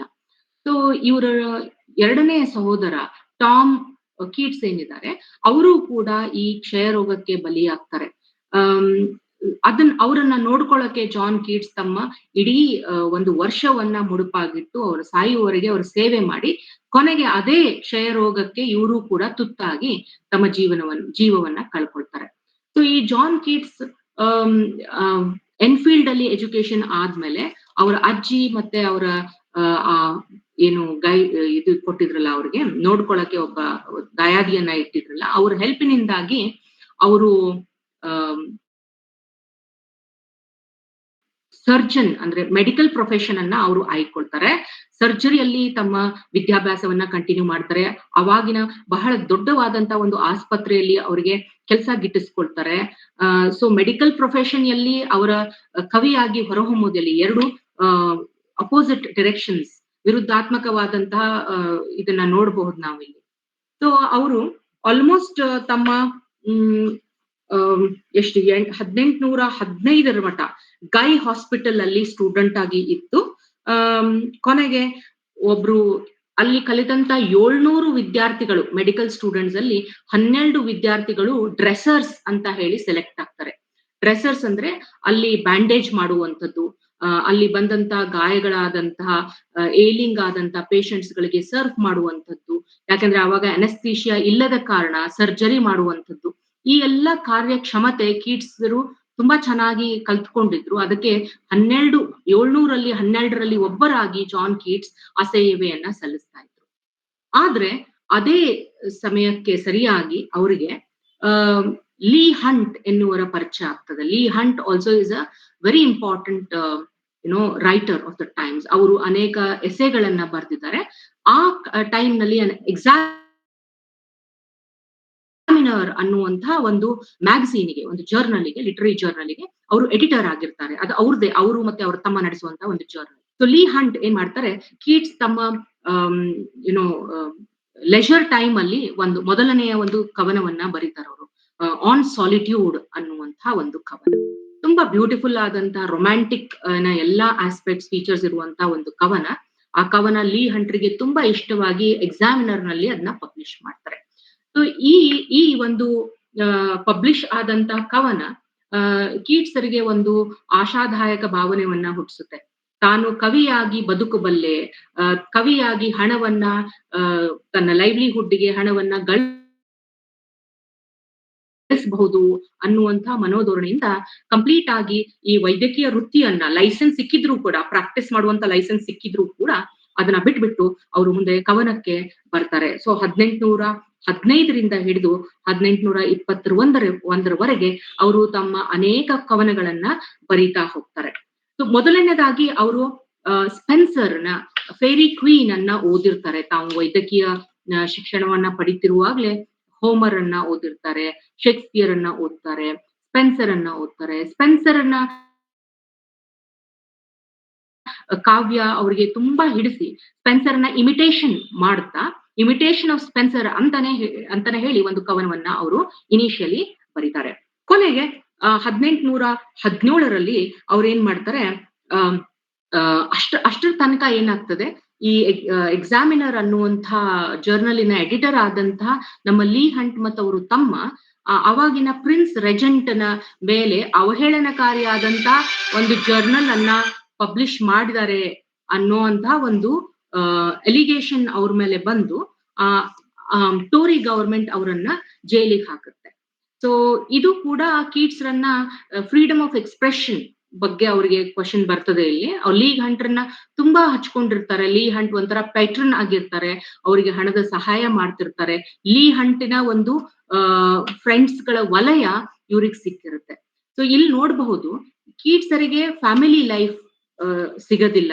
ಅವರಿಗೆ ತಮ್ಮ ಸೋದರರು ಬಹಳ ಬೇಗ ಅವರಿಂದ ದೂರ ಆಗ್ತಾರೆ, ಮರಣವನ್ನ ನೋಡ್ತಾರೆ, ಟ್ರಾಜಿಡಿಯನ್ನ. ಆದ್ರೆ ಒಳ್ಳೆಯ ಗೆಳೆತನದ ಪರಿಸರ ಮಾತ್ರ ಸಿಗ್ತದೆ. ಎಲ್ಲ ಗೆಳೆಯರು ಕೀಟ್ಸ್ರನ್ನ ತುಂಬಾ ಪ್ರೀತಿ ಮಾಡ್ತಿರ್ತಾರೆ. ಸೊ ಆ ಗೆಳೆಯರೊಂದಿಗೆ ಅವರ ಏನು ಒಡನಾಟ ಇದೆ, ಅವರ ಒಂದು ಪತ್ರ ಏನು ವ್ಯವಹಾರ ಏನಿದೆ, ಅದು ಕೀಟ್ಸರ ಬಗ್ಗೆ ತುಂಬಾ ಪ್ರಮುಖವಾದಂತ ಮಾಹಿತಿ ನಮ್ಗೆ ಸಿಗ್ತದೆ. ಸೊ ಇಲ್ಲಿ ನಾವು ನೋಡಬಹುದು ಲೀ ಹಂಟ್ ಇಂಪ್ರಿಸನ್ಮೆಂಟ್ ಆದ್ಮೇಲೆ ಬಿಡುಗಡೆಗಿನ ಮುಂಚೆ ಕೂಡ ಅವರು ಲೀ ಹಂಟ್ರ ಬಿಡುಗಡೆ ಮೇಲೇನೆ ಒಂದು ಪದ್ಯ ಬರೀತಾರೆ. ಅವರ ಹರುಷವನ್ನ ವ್ಯಕ್ತಪಡಿಸಿ ಬರೀತಾರೆ. ಆದ್ರೆ ಇಷ್ಟರ ತನಕ ಟೋರಿ ಗವರ್ಮೆಂಟ್ಗೆ ಕೀಟ್ಸರ ಮೇಲೆ ಒಂದು ಕೆಟ್ಟ ಧೋರಣೆ ಮೂಡ್ತದೆ. ಅವ್ರು ಅನ್ಕೊಳ್ತಾರೆ ಈ ಕೀಟ್ಸು ಲೀ ಹಂಟನ ಜೊತೆಗಾರ, ಹೀಗಾಗಿ ಇವರು ನಮ್ ಗವರ್ಮೆಂಟಿನ ಸಪೋರ್ಟ್ ಮಾಡೋದಿಲ್ಲ ಅನ್ನುವಂಥ ಒಂದು ವಕ್ರದೃಷ್ಟಿ ಅಂತಾನೆ ಹೇಳ್ಬೋದು ಕೀಟ್ಸ್ ಮೇಲೆ. ಹೀಗಾಗಿ ಮುಂದೆ ಅವರು ಬರೆಯುವಂತ ಎಲ್ಲಾ ಒಳ್ಳೊಳ್ಳೆ ಕಾವ್ಯಗಳಿಗೆ ಒಳ್ಳೆಯ ರಿವ್ಯೂಸ್ ಅವರಿಗೆ ಸಿಗೋದಿಲ್ಲ, ಒಳ್ಳೆಯ ಕ್ರಿಟಿಸಿಸಮ್ ಸಿಗೋದಿಲ್ಲ. ಪ್ರಮುಖವಾಗಿ ಅವರು ಬರ್ದಿರುವಂತಹ ಎಂಡಿಮಿಯನ್ ಅನ್ನುವಂತಹ ಈ ಕಾವ್ಯ ಏನಿದೆ ಅದಕ್ಕೆ ಬಹಳ ಪ್ರತಿಕೂಲವಾದಂತಹ ಒಂದು ಪ್ರತಿಕ್ರಿಯೆ, ರಿವ್ಯೂ ಅವರಿಗೆ ಸಿಗ್ತದೆ. ಎಗ್ ರಿವ್ಯೂ, ಬ್ಲಾಕ್ವುಡ್ ಮ್ಯಾಗಝಿನ್, ಇವೆಲ್ಲ ಅವಾಗಿನ ಪ್ರತಿಷ್ಠಿತವಾದಂತಹ ಮ್ಯಾಗಝಿನ್. ಅದರಲ್ಲಿ ಕೀಟ್ಸ್ ಒಬ್ರು ಕಾಕ್ನಿ ಪೋಯೆಟ್ ಅನ್ನುವಂಥ ಶೀರ್ಷಿಕೆ ಅವ್ರಿಗೆ ಕೊಡ್ತಾರೆ. ಕಾಕ್ನಿ ಅಂದ್ರೆ not very dignified, not very good ಅನ್ನುವಂಥ ಒಂದು ಬ್ರ್ಯಾಂಡಿಂಗ್ ಕೀಟ್ಸ್ ಮೇಲೆ ಆಗುತ್ತೆ. ಇದು ಕೂಡ ಅವರಿಗೆ ಅಷ್ಟೊಂದು ಉತ್ತೇಜನ ಕೊಡೋದಿಲ್ಲ. ಆದ್ರೆ ಕೀಟ್ಸ್ರು ಹೆಂಗಾದ್ರೂ ವೈದ್ಯಕೀಯ ವೃತ್ತಿಯನ್ನ ಬಿಟ್ಟು ಬಂದಿದ್ರು. ಈಗ ಪರ್ಸನಲ್ ಲೈಫ್, ಅವರ ವೈಯಕ್ತಿಕ ಲೈಫ್ ನಲ್ಲಿ ಕೂಡ ಅನೇಕ ಟ್ರಾಜಿಡಿಗಳನ್ನ ನೋಡುವಂತ ಸಂದರ್ಭ ಬರ್ತದೆ.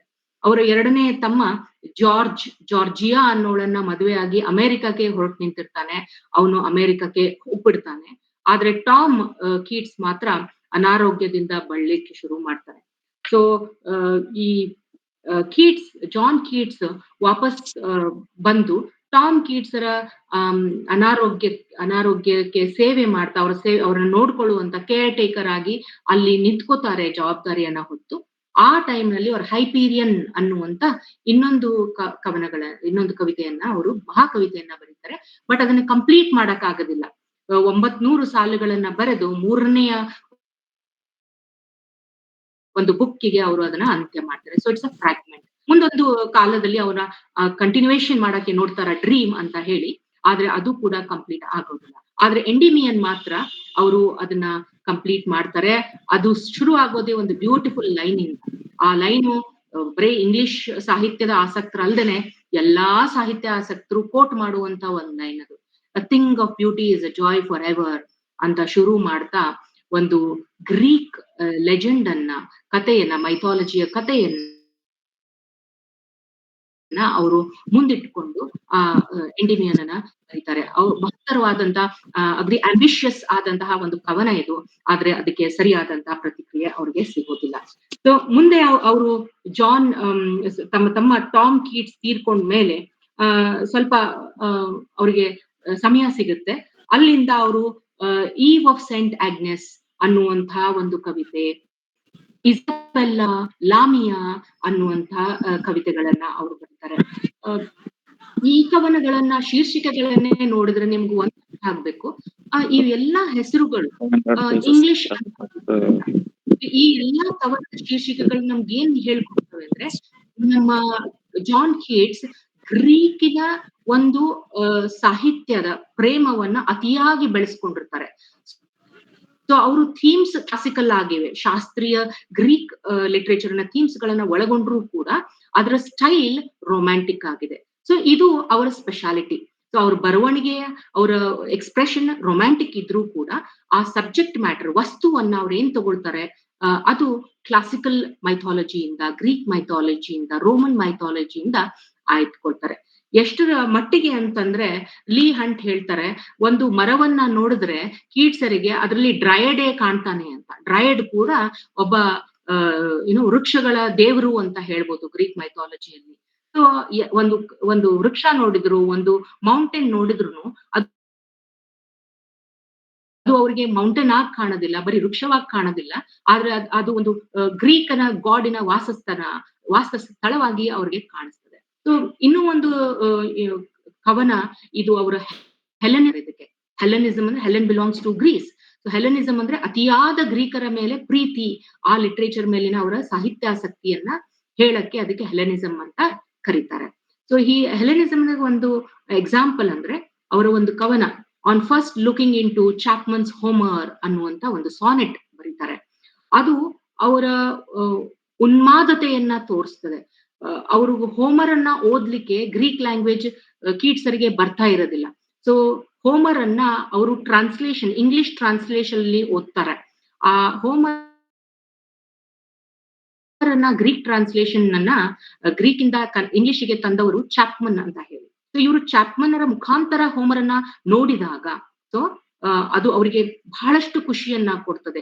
ಒಂದೇನೋ ಬಂಗಾರದ ಖಣಿಯನ್ನ ಕಂಡುಕೊಂಡೆ ನಾನು, ಎಂದೂ ನೋಡ್ಲಾರ್ದಂತಹ ಒಂದು ಟ್ರೆಷರ್ ಅನ್ನ, ನಿಧಿಯನ್ನ ನನಗೆ ಸಿಕ್ಕಿದೆ, ಸಾಹಿತ್ಯ ನಿಧಿಯನ್ನ ನನಗೆ ಸಿಕ್ಕಿದೆ ಅನ್ನುವಂತ ಉದ್ಗಾರ on first looking into Chapman's Homer ನಲ್ಲಿ ನಾವು ಕಾಣಬಹುದು. ಸೊ ಇದಾದ ನಂತರ ಕೀಟ್ಸ್ರು ಮುಂದೆ ಅವರ ಅಗದಿ ಪ್ರಭಾವಿತವಾದಂತಹ ಕವನಗಳನ್ನು 1819 ಬರೀತಾರೆ. ಲೀ ಹಂಟ್ರ ಜೊತೆಗೆ ಅವರ ಮನೆಯಲ್ಲಿ ಕೆಂಟಿಶ್ ಟೌನ್ ಅನ್ನುವಂತ ಪ್ಲೇಸ್ ನಲ್ಲಿ ಲೀ ಹಂಟ್ರ ಜೊತೆಗೆ ಅವ್ರ ಮನೆಯಲ್ಲಿ ಇದ್ಕೊಂಡು ಆವಾಗ ಸ್ವಲ್ಪ ಅವರಿಗೆ ಆರೋಗ್ಯನೂ ಸ್ವಲ್ಪ ಚೆನ್ನಾಗಿರ್ತದೆ, ಸಮಯವೂ ಚೆನ್ನಾಗಿರುವಂತಹ ಸಮಯ ಅನುಕೂಲಕರವಾದಂತಹ ಸಮಯ ಸಿಕ್ಕಿರೋದ್ರಿಂದ ತಮ್ಮ ಮೇಜರ್ ಪೋಯಟ್ರಿಯನ್ನ ಆ ಟೈಮ್ ನಲ್ಲಿ ಅವ್ರು ಬರೀತಾರೆ. ಅದು ಯಾವುದು ಅಂದ್ರೆ ಅವರ ಓಡ್ಗಳು ಅಂತ ಹೇಳ್ಬೋದು. ಸೊ ನಾನು ಕನ್ನಡದಲ್ಲಿ ನೋಡ್ತಾ ಇದ್ದೆ ಓಡ್ ಅಂದ್ರೆ ಏನು ಅಂತ ಹೇಳಿ. ಸೊ ನನಗೆ ಸಿಕ್ಕಿದ್ದು ವರ್ಡ್ ಪ್ರಗಾಥ ಅಂತ. ಅದು ಗೊತ್ತಿಲ್ಲ ನನಗೆ ಎಷ್ಟು ಪರಿಭಾಷೆ ಕನ್ನಡ ಪರಿಭಾಷೆಯಲ್ಲಿ ಸರಿ ಅಂತ. ಪ್ರಘಾತ ಅಂತ ನಾನು ಅದನ್ನ ನೋಡ್ಕೊಂಡೆ. ಸೊ ಅವರು ಈ ಓಡ್ಗಳನ್ನ ಓಡ್ ಅಂದ್ರೆ ಒಂದು ವಸ್ತುವನ್ನ ಅಥವಾ ಒಂದು ವ್ಯಕ್ತಿಯನ್ನ ಅಥವಾ ಒಂದು ಇವೆಂಟ್ ಅನ್ನ ಪ್ರೇಸ್ ಮಾಡಿ ಅದನ್ನ ಅಡ್ರೆಸ್ ಮಾಡಿ ಬರೆಯುವಂತಹ ಒಂದು ಪ್ರಕಾರ. ಸೊ ಓಡ್ ಟು ಅಂತ ಅದು ಡೈರೆಕ್ಟ್ಲಿ ಓಡ್ to autumn, ode to nightingale, ಓಡ್ ಟು ಅ ಗ್ರೀಷಿಯನ್ ಅರ್ನ್, ಈ ರೀತಿಯಾದಂತಹ ಅನೇಕ ಓಡ್ಗಳನ್ನ ಅವರು ಬರೀತಾರೆ. ಸುಮಾರಾದಂತಹ ಓಡ್ಗಳಿದಾವೆ. ನಾ ಎಲ್ಲವನ್ನ ಟಚ್ ಮಾಡೋದಿಲ್ಲ ಇಲ್ಲಿ, ಹಾಗೆ ಅವ್ರನ್ನ ಹೆಸರಿಸ್ತೇನೆ. Ode to nightingale, ode on a Grecian urn, ode to autumn, ode to melancholy, ode to indolence, ode to sorrow, ode on a lock of Milton's hair, ode to Fanny, ode to Psyche, and there are lesser ಓಡ್ಸ್.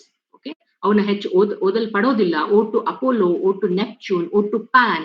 Again ಇಲ್ಲಿ ನೋಡ್ರಿ, ಈ ಹೆಸರುಗಳನ್ನು ನೋಡಿದಾಗ ಇವರೆಲ್ಲ ಗ್ರೀಕ್ಗೆನು ಅವರನ್ನು address ಮಾಡಿ ಬರೆದಂತಹ ಓಡ್ಗಳಿದೆ. ಒಂದು ಓಡ್ ಟು ಫ್ಯಾನಿ ಅನ್ನೋದು ಬರ್ತದೆ. ಯಾರಪ್ಪ ಈ ಫ್ಯಾನಿ ಅಂದ್ರೆ ಫ್ಯಾನಿ ಕೀಟ್ಸ್ ಅವರ ತಂಗಿ, ಕೊನೆಯ ತಂಗಿ. ಆದ್ರೆ ಈ ಫ್ಯಾನಿ ಬಗ್ಗೆ ಓಡ್ ಬರೆಯಲ್ಲ ಇಲ್ಲಿ. ಈ ಫ್ಯಾನಿ ಬ್ರಾನ್ ಅಂತ ಹೇಳಿ ಅವಳ ಜೊತೆಗೆ ಅವ್ರಿಗೆ ಪ್ರೀತಿ ಆಗ್ತದೆ. ಕೊನೆಗೆ 1820 ಫ್ಯಾನಿಯ ಜೊತೆಗೆ ಎಂಗೇಜ್ಮೆಂಟ್ ಕೂಡ ಅವ್ರದ್ದು ಆಗ್ತದೆ. So they are betrothed to get married actually. Fanny Brawne ಮತ್ತೆ ಇವರ ಪ್ರೀತಿ ಅಗಾಧವಾದಂತಹ ಪ್ರೀತಿ ಅಂತಾನೆ ಹೇಳ್ಬೋದು. ಇಲ್ಲಿ ಒಂದು ಇಂಟ್ರೊಡಕ್ಷನ್ ಅಲ್ಲಿ ನಾನು ಓದ್ತೇನೆ ನೋಡ್ರಿ. To Fanny Brawne, the young woman who dazzled him into love, he expressed a wish that their life's quota of delight might be compressed within 3 days. So fanny brown ಅನ್ನ ಉದ್ದೇಶಿಸಿ ಹೇಳ್ತಾರೆ, ನಮ್ಮ ಪ್ರೀತಿ 3 ದಿನಕ್ಕೆ ಆದ್ರೆ ಸಾಕು ಅಂತ ಹೇಳುವಂತ ಕೀಟ್ಸ್ ನೋಡಿ. ಅವ್ರೇನ್ ಹೇಳ್ತಾರೆ, I almost wish we were butterflies and lived but 3 summer days. ನಾವಿಬ್ರು ಪಾತ್ರಗಿತ್ತಿಯಾಗಿ ಬರೇ 3 ಸಮ್ಮರ್ ಡೇಸ್ ಗಳನ್ನ ನಾವು ಕಳೆದ್ರೆ ಸಾಕು. 3 such days with you I could fill with more delight than 50 common years could ever contain.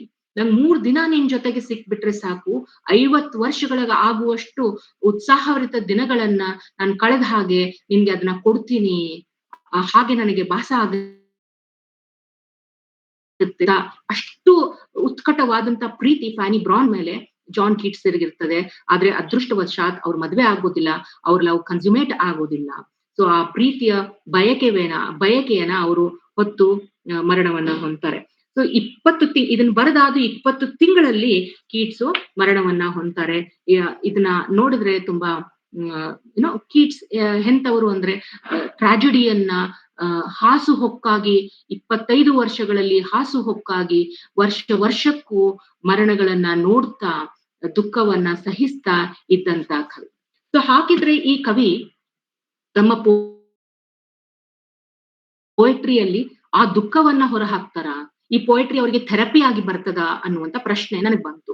ನಾನು ಈ ಅನೇಕ ಪುಸ್ತಕಗಳನ್ನ ನೋಡಿದಾಗ ಒಂದು ಪುಸ್ತಕದ ಇಂಟ್ರೊಡಕ್ಷನ್ ಅಲ್ಲಿ ನನಗೇನ್ ಸಿಕ್ತು ಅಂತಂದ್ರೆ, ಅದನ್ನ ಸ್ವಲ್ಪ ಓದ್ತೀನಿ ನೋಡ್ರಿ. ನಾವು ಅವರು ಏನ್ ಹೇಳ್ತಾರೆ ಅಂದ್ರೆ, ಅವ್ರು ತಮ್ಮ ಏನು ಮೆಡಿಕಲ್ ಪ್ರೊಫೆಷನ್ ಅಲ್ಲಿ ಹೀಲಿಂಗ್ ಮಾಡ್ಬೇಕಾಗಿತ್ತು, ಆ ಹೀಲಿಂಗ್ ಮಾಡುವಂತ ಒಂದು ಬಯಕೆಯನ್ನ ಅವರು ತಮ್ಮ ಕವನದ ಮುಖಾಂತರ ಮಾಡಿದ್ರು ಅನ್ನುವಂಥ ಒಂದು ಲೈನ್ ಬರ್ತದೆ ಇಲ್ಲಿ. A humanist physician to all men, okay ಅಂತ ಹೇಳ್ತಾರೆ. ಅವರು ಡ್ರೀಮ್ ನರೇಟರ್ ಆಗಿದ್ರು ಕೂಡ Keats conceived of an art which could enter the suffering world and mitigate its pain. So ತಾವು ಸ್ವತಃ ತಮ್ಮ ಜೀವನದಲ್ಲಿ ಬಹಳಷ್ಟು ದುಃಖ ನೋವನ್ನ ಉಂಡಿರೋದ್ರಿಂದ ತಮ್ಮ ಕವನಗಳಲ್ಲಿ ಅವರಿಗೆ ಇಚ್ಛೆ ಏನಿತ್ತು ಅಂದ್ರೆ, ಬೇರೆಯವರ ದುಃಖವನ್ನ ಮರೆಸುವಂತಹ ಒಂದು ಕವಿತೆಯನ್ನ ಬರಿಬೇಕು, ಆ ದುಃಖ ಹೀಲ್ ಆಗುವಂತ ಕವಿತೆಯನ್ನ ಬರಿಬೇಕು ಅನ್ನುವಂತ ಉದ್ದೇಶ ಅವ್ರಿಗಿತ್ತು. ಇದನ್ನು ಕೂಡ ಅವರು ತಮ್ಮ ಫ್ರೆಂಡನಿಗೆ, ಲೀಗ್ ಹಂಟನಿಗೆ ಬರೆದಂತಹ ಒಂದು ಲೆಟರ್ ನಲ್ಲಿ ನಮ್ಗೆ ಕಾಣಿಸುತ್ತೆ. ಸೊ ಈ ದಿಶೆಯಲ್ಲಿ ಅವರ ಕವನಗಳನ್ನ ನಾವು ನೋಡಿದ್ರೆ, what are those healing aspects ಅಂತ ನೋಡಿದಾಗ ನಮ್ಗೆ ಅನೇಕ ಹೀಲಿಂಗ್ ಆಸ್ಪೆಕ್ಟ್ಸ್ ಅನ್ನ ನಾವು ಇಲ್ಲಿ ನೋಡಬಹುದು. ಒಂದಿಷ್ಟು ಕೋಟ್ಸ್ ಅನ್ನ ತಗೊಂಡು ನಾನು ಅವರ ಕವನಕ್ಕೆ ಹೋಗ್ತೇನೆ ಈಗ ಡೈರೆಕ್ಟ್ಲಿ. ನಾವು ಅವರ ಕಾಲಘಟ್ಟವನ್ನ ನೋಡಿದ್ವಿ, ಯಾವ ರೀತಿಯಾದ ಇನ್ಫ್ಲೂಯೆನ್ಸ್ ಆಯ್ತು, ಕೀಟ್ಸ್ ಹೇಗೆ ರಾಜಕೀಯವಾಗಿ ಸಾಮಾಜಿಕವಾಗಿ ಯಾವುದೇ ಇನ್ಫ್ಲೂಯೆನ್ಸ್ಗೆ ಒಳಗಾಗದೆ ಪ್ಯೂರ್ ಪರಿಶುದ್ಧವಾದಂತ ಕವಿ ಆಗಿ ಉಳಿದ್ರು. ಕೊನೆಗೆ ಅವರ ಉದ್ದೇಶ ಏನಾಗಿತ್ತು ಅಂದ್ರೆ, ತನ್ನಂತೆ ನೋವು ಉಂಡವರಿಗೆ ತಮ್ಮ ನೋವನ್ನ ಮರೆ ಮಾಡ್ಬೇಕು ಅನ್ನುವಂತ ಉದ್ದೇಶದಿಂದ ಅವರು ಕವನಗಳನ್ನ ಬರೆದ್ರು. ಸೊ ಅವರ ಕವನಗಳ ಒಂದು ಓಡ್ ಟು ಆಟಮ್ ಅನ್ನುವಂಥ ಕವನಕ್ಕೆ ಬರೋಣ. ಬಹಳಷ್ಟು ಜನ ಇಂಗ್ಲಿಷ್ ಲಿಟ್ರೇಚರ್ ಅಥವಾ ಬೇರೆ ಯಾವುದೇ ಸಾಹಿತ್ಯದಲ್ಲಿ ಆಟಮ್ ಅನ್ನುವಂತ ಸೀಸನ್ ಮೇಲೆ ಕವನ ಬರೆಯೋದಿಲ್ಲ. It is always summer, it is always spring ಮತ್ತೆ ಸಮರು ತುಂಬಾ ಆಕ್ಟಿವಿಟಿಯಿಂದ ಭರಿತವಾದಂಥದ್ದು. ಒಳ್ಳೆಯ ಸಮಯ, ಒಳ್ಳೆ ಗ್ರೀನರಿ ಆಗಿರುವಂಥದ್ದು, ಹಕ್ಕಿಗಳ ಚಿಲಿಪಿಲಿ ಹಾಡುಗಳನ್ನ ಕೇಳ್ತಾ ನಿಸರ್ಗದ ಸೌಂದರ್ಯವನ್ನ ಆರಾಧಿಸುವಂತ ಆ ಸೀಸನ್ಸ್ ಗಳ ಬಗ್ಗೆ ಕೀಟ್ಸ್ ಬರೆಯೋದಿಲ್ಲ. ಕೀಟ್ಸ್ ಬರೆಯುವಂತಹ ಸೀಸನ್ ಯಾವುದು ಅಂದ್ರೆ ಆಟಮ್. ಸೊ ಆಟಮ್ ಸೀಸನ್ ನಲ್ಲಿ ಆಲ್ಮೋಸ್ಟ್ ಎಲ್ಲಾ ಎಲೆಗಳು ಉದುರಿ ಹಣ್ಣಾಗಿ ಉದುರಿ ಬರಡಾದಂತಹ ಮರಗಳನ್ನ ನಾವು ನೋಡಬಹುದು. ಅಲ್ಲಿ ಹಣ್ಣುಗಳು ಅದೇ ಆಗಿರ್ತವೆ, ರೈಟ್ನೆಸ್ ಗೆ ಬಂದಿರ್ತದೆ. So it's not a very enthusiastic ಆದಂತಹ ಹ್ಯಾಪಿನೆಸ್, ಗ್ಲಾಡ್ನೆಸ್, ಸ್ಪಿರಿಟೆಡ್ ಆದಂತಹ ಸೀಸನ್ ಅಲ್ಲ. ಸೊ ಆ ಕವನದಲ್ಲಿ ಅವ್ರ ಲೈನ್ಸ್ ಬರ್ತದೆ. ಸ್ಪ್ರಿಂಗ್ ಅನ್ನ ಹೇಳ್ತಾ ಸ್ಪ್ರಿಂಗಿನ ಬಗ್ಗೆ ಹೇಳ್ತಾ ಅವ್ರು ಕೇಳ್ತಾರೆ, where are the songs of spring, where are they, think not of them, thou has the music too. ಸೊ ಇಲ್ಲಿ ಕೀಟ್ಸ್ ಕೇಳ್ತಾರೆ, ಸ್ಪ್ರಿಂಗಿನ ಆ ಹಾಡುಗಳು ಎಲ್ಲಿದಾವೆ ಅವು ಈಗ? ಆದ್ರೆ ಮತ್ತೆ ಆಟಮ್ಗೆ ಹೇಳ್ತಾರೆ, ನೀನ್ ಅದ್ರ ಬಗ್ಗೆ ಯೋಚನೆ ಮಾಡ್ಬೇಡ, ಸ್ಪ್ರಿಂಗ್ ಸೀಸನ್ನಿನ ಬಗ್ಗೆ ಯೋಚನೆ ಮಾಡಕ್ಕೆ ನಿನ್ಗೆ ಅಗತ್ಯವೇ ಇಲ್ಲ. ಯಾಕಂದ್ರೆ thou has the music too, ನಿನಗೂ ಕೂಡ ಒಂದು ಮ್ಯೂಸಿಕ್ ಇದೆ, ನಿನಗೂ ಕೂಡ ಒಂದು ಸೌಂದರ್ಯ ಇದೆ ಅಂತ ಹೇಳುವಂತ ಈ ಸೌಂದರ್ಯ ಆರಾಧಕ ಅನ್ನುವಂತ ಕೀಟ್ಸ್ ಅನ್ನ ನಾವು ನೋಡಬಹುದು. ಸೊ ಇಲ್ಲಿ ನಾವು ಏನ್ ನೋಡ್ಬೇಕು ಅಂತಂದ್ರೆ, ಎಲ್ಲದಕ್ಕಿಂತ ಹೆಚ್ಚಾಗಿ a thing of beauty is a Joy for ever ಆಗಿರ್ಲಿ, ಅಥವಾ truth is beauty, beauty is truth ಅಂತ ಅವರು ಹೇಳುವಂತ ಓಡ್ ಟು ಗ್ರೀಷಿಯನ್ ಅರ್ನ್ ಆಗಿರ್ಲಿ, ಅವರು ಸೌಂದರ್ಯ ಪ್ರಜ್ಞೆಗೆ ಅಥವಾ ಅವರ ಸೌಂದರ್ಯದ ಆರಾಧಕರಾಗಿ ಅವರು ಹೊರಹೊಮ್ಮುವುದಂತ ನಾವು ನೋಡಬಹುದು. ಇನ್ಫ್ಯಾಕ್ಟ್ ಅವ್ರನ್ನ ದಣಿವರಿಯದ ಸೌಂದರ್ಯ ಆರಾಧಕ ಅಂತ ಕರಿಬಹುದು. ಹೇಗೆ ವಿಲಿಯಂ ವರ್ಡ್ಸ್ವರ್ತ್ ನಿಸರ್ಗದ ಒಂದು ಪೂಜಾರಿಯಾಗಿದ್ರು, ಸೌಂದರ್ಯದ ಯಾವತ್ತು ವರ್ತಮಾನದಲ್ಲಿ ಬದುಕಿದವರು. ಅವರು ಭೂತದಲ್ಲಿ ಆಗಿರುವಂತ ದುಃಖಗಳನ್ನ ನೆನಪಿಸ್ಕೊಳ್ಳೋದಿಲ್ಲ, ಅಥವಾ ನೆನಪಿಸ್ಕೊಂಡ್ರೂ ಕೂಡ ಅದರಿಂದ ಹೊರಗ್ ಬರುವಂತಹ ದಾರಿಗಳನ್ನೇ ಹುಡುಕ್ತಾರೆ, ಅಥವಾ ಭವಿಷ್ಯತ್ತಿನ ಬಗ್ಗೆ ಅವರಿಗೆ ಪರಿವಿಲ್ಲ. ಅವರು ಪ್ರೆಸೆಂಟ್ ನಲ್ಲಿ ಈಗೇನಿದೆ ಅದರಲ್ಲಿ ಬದುಕುವಂತಹ ಒಂದು ಮನೋಧೋರಣೆಯನ್ನ ಅವರ ಕವನಗಳಲ್ಲಿ ನಾವು ಕಂಡುಕೋಬಹುದು. ಸೊ ಓಡ್ ಆನ್ ಅ ಗ್ರೀಷಿಯನ್ ಅರ್ನ್ ನಲ್ಲೂ ಕೂಡ ಅವರು ಬರೆಯುವಾಗ ಅವ್ರು ಹೇಳ್ತಾರೆ, ಈ ಅರ್ನ್ ಅಂದ್ರೆ ಈ ಒಂದು ಕಳಶ ಏನಿದೆ, ಗ್ರೀಷಿಯನ್ ಅರ್ನ್, ಅದು ಗ್ರೀಕಿನ ಒಂದು ಕಳಶ. ಆ ಕಳಶದ ಮೇಲಿರುವಂತ ಪೇಂಟಿಂಗ್ ಅನ್ನ ಅವರು ಡಿಸ್ಕ್ರೈಬ್ ಮಾಡ್ತಾ ಮಾಡ್ತಾ ಒಂದು ಹುಡುಗಿ ಪ್ರೀತಿಯಿಂದ ಏನೋ ಹುಡುಗನ ಹತ್ರ ಹೋಗ್ತಾ ಇರೋದು, ಅವಳು ಮುಟ್ಟೋದೇ ಇಲ್ಲ ಅವನನ್ನ, ಆದ್ರೆ ಅದು ಹಾಗೆ ಉಳಿತದೆ. ಸೊ ಆರ್ಟ್ ಯಾವತ್ತು ಪರ್ಮನೆನ್ಸ್ ಅನ್ನ ಕೊಡ್ತದೆ, ಕಲೆಗೆ ಯಾವತ್ತು ಶಾಶ್ವತತೆ ಇದೆ, ಆದ್ರೆ ಜೀವಕ್ಕೆ ಇಲ್ಲ. ಜೀವನ ಇಸ್ ವೆರಿ ಮಾರ್ಟಲ್. ಸೊ ಸಾವು, ನೋವು, ಈ ಡೆತ್, ಇದು ರಿಯಾಲಿಟಿ ಆಗಿ ಮನುಷ್ಯರ ಮುಂದೆ ಬಂದ್ ನಿಲ್ತದೆ. ಸಾವಿನಿಂದ ಬಿಡುಗಡೆ ಹೊಂದಿಲ್ಲ ಮನುಷ್ಯ. ಸೊ ಈ ವಾಸ್ತವಿಕತೆ, ರಿಯಾಲಿಟಿ ಅಲ್ಲಿ ಏನು ಮರಣ ಮುಂದೆ ಬಂದು ನಿಲ್ತದೋ ಅದನ್ನ ಮೀರುವಂತ ಶಕ್ತಿ ಏನಾದ್ರೂ ಇದ್ರೆ ಅದು ಕೇವಲ ಕಲೆಗೆ ಮಾತ್ರ ಅಂತ ಹೇಳೋದ್ರಲ್ಲಿ ಬಹಳ ಬ್ಯೂಟಿಫುಲ್ ಆಗಿ ಅವರು ಹೇಳ್ತಾರೆ. ಪ್ಲಸ್ ಕಲ್ಪನೆಗೆ ಇಷ್ಟೊಂದು ಅವರು ಪ್ರಾಮುಖ್ಯತೆಯನ್ನ ಕೊಡ್ತಾರಂದ್ರೆ, he says heard melodies are sweet, those unheard are sweeter. ಯಾವುದು ಪರಿಚಿತವಾಗಿದೆಯೋ, ಗೊತ್ತಿರುವಂತ ವಿಷಯ, ಅವು ಸ್ವೀಟ್ ಆಗಿರಬಹುದು, ಅವು ನಮಗೆ ಅವನ್ನ ಆಸ್ವಾದಿಸಬಹುದು, ಅವು ನಮ್ ಪ್ರೀತಿ ಕೊಡಬಹುದು.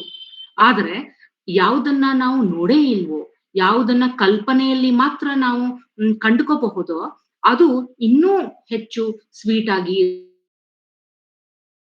ಇರ್ತದೆ ಅನ್ನುವಂಥದ್ದು. ಇಲ್ಲಿ ದರಾ ಬೇಂದ್ರೆ ಅವ್ರು ಹೇಳ್ತಾರೆ, ಭೃಂಗದ ಬೆನ್ನೇರಿ ಬಂದ ಕಲ್ಪನಾ ವಿಲಾಸ ಅನ್ನುವಂಥದ್ದು. ಸೊ ಎಲ್ಲಾ ಕವಿಗಳು ಹಾಗೇನೆ ಅವರ ಕೃತಿಗಳಲ್ಲಿ ಅಥವಾ ಅವರ ಕಾಲ್ಪನಿಕ ಜಗತ್ತು ಇಷ್ಟು ಶ್ರೀಮಂತ ಸೌಂದರ್ಯಯುತವಾಗಿರ್ತದೆ ಅಂತಂದ್ರೆ, ಆ ಕವಿಗಳ ಆ ಸೌಂದರ್ಯ ಲೋಕವನ್ನ ಅವರ ಕೃತಿಗಳಲ್ಲಿ ಅನಾವರಣಗೊಳಿಸಿದಾಗ ಅದು ಕೊಡುವಂತ ಮುದ ಅಥವಾ ಒಂದು ರೀತಿಯಾದಂತ ಖುಷಿಯನ್ನ ಮೋಸ್ಟ್ಲಿ ಆಸ್ವಾದನೆ ಮಾಡ್ಲಿಕ್ಕೆ ಒಂದು ಸಹೃದಯತೆ ಬೇಕಾಗ್ತದೆ ಅಂತ ಅನ್ಸುತ್ತೆ. ಸೊ ಕೀಟ್ಸರ ಪದ್ಯಗಳನ್ನು ಓದಿದಾಗ ಎಲ್ಲನೂ ಕೂಡ ಅಲ್ಲಿ ಒಂದು ದ್ವಂದ್ವವನ್ನ ಕಾಣ್ತೇವೆ ನಾವು.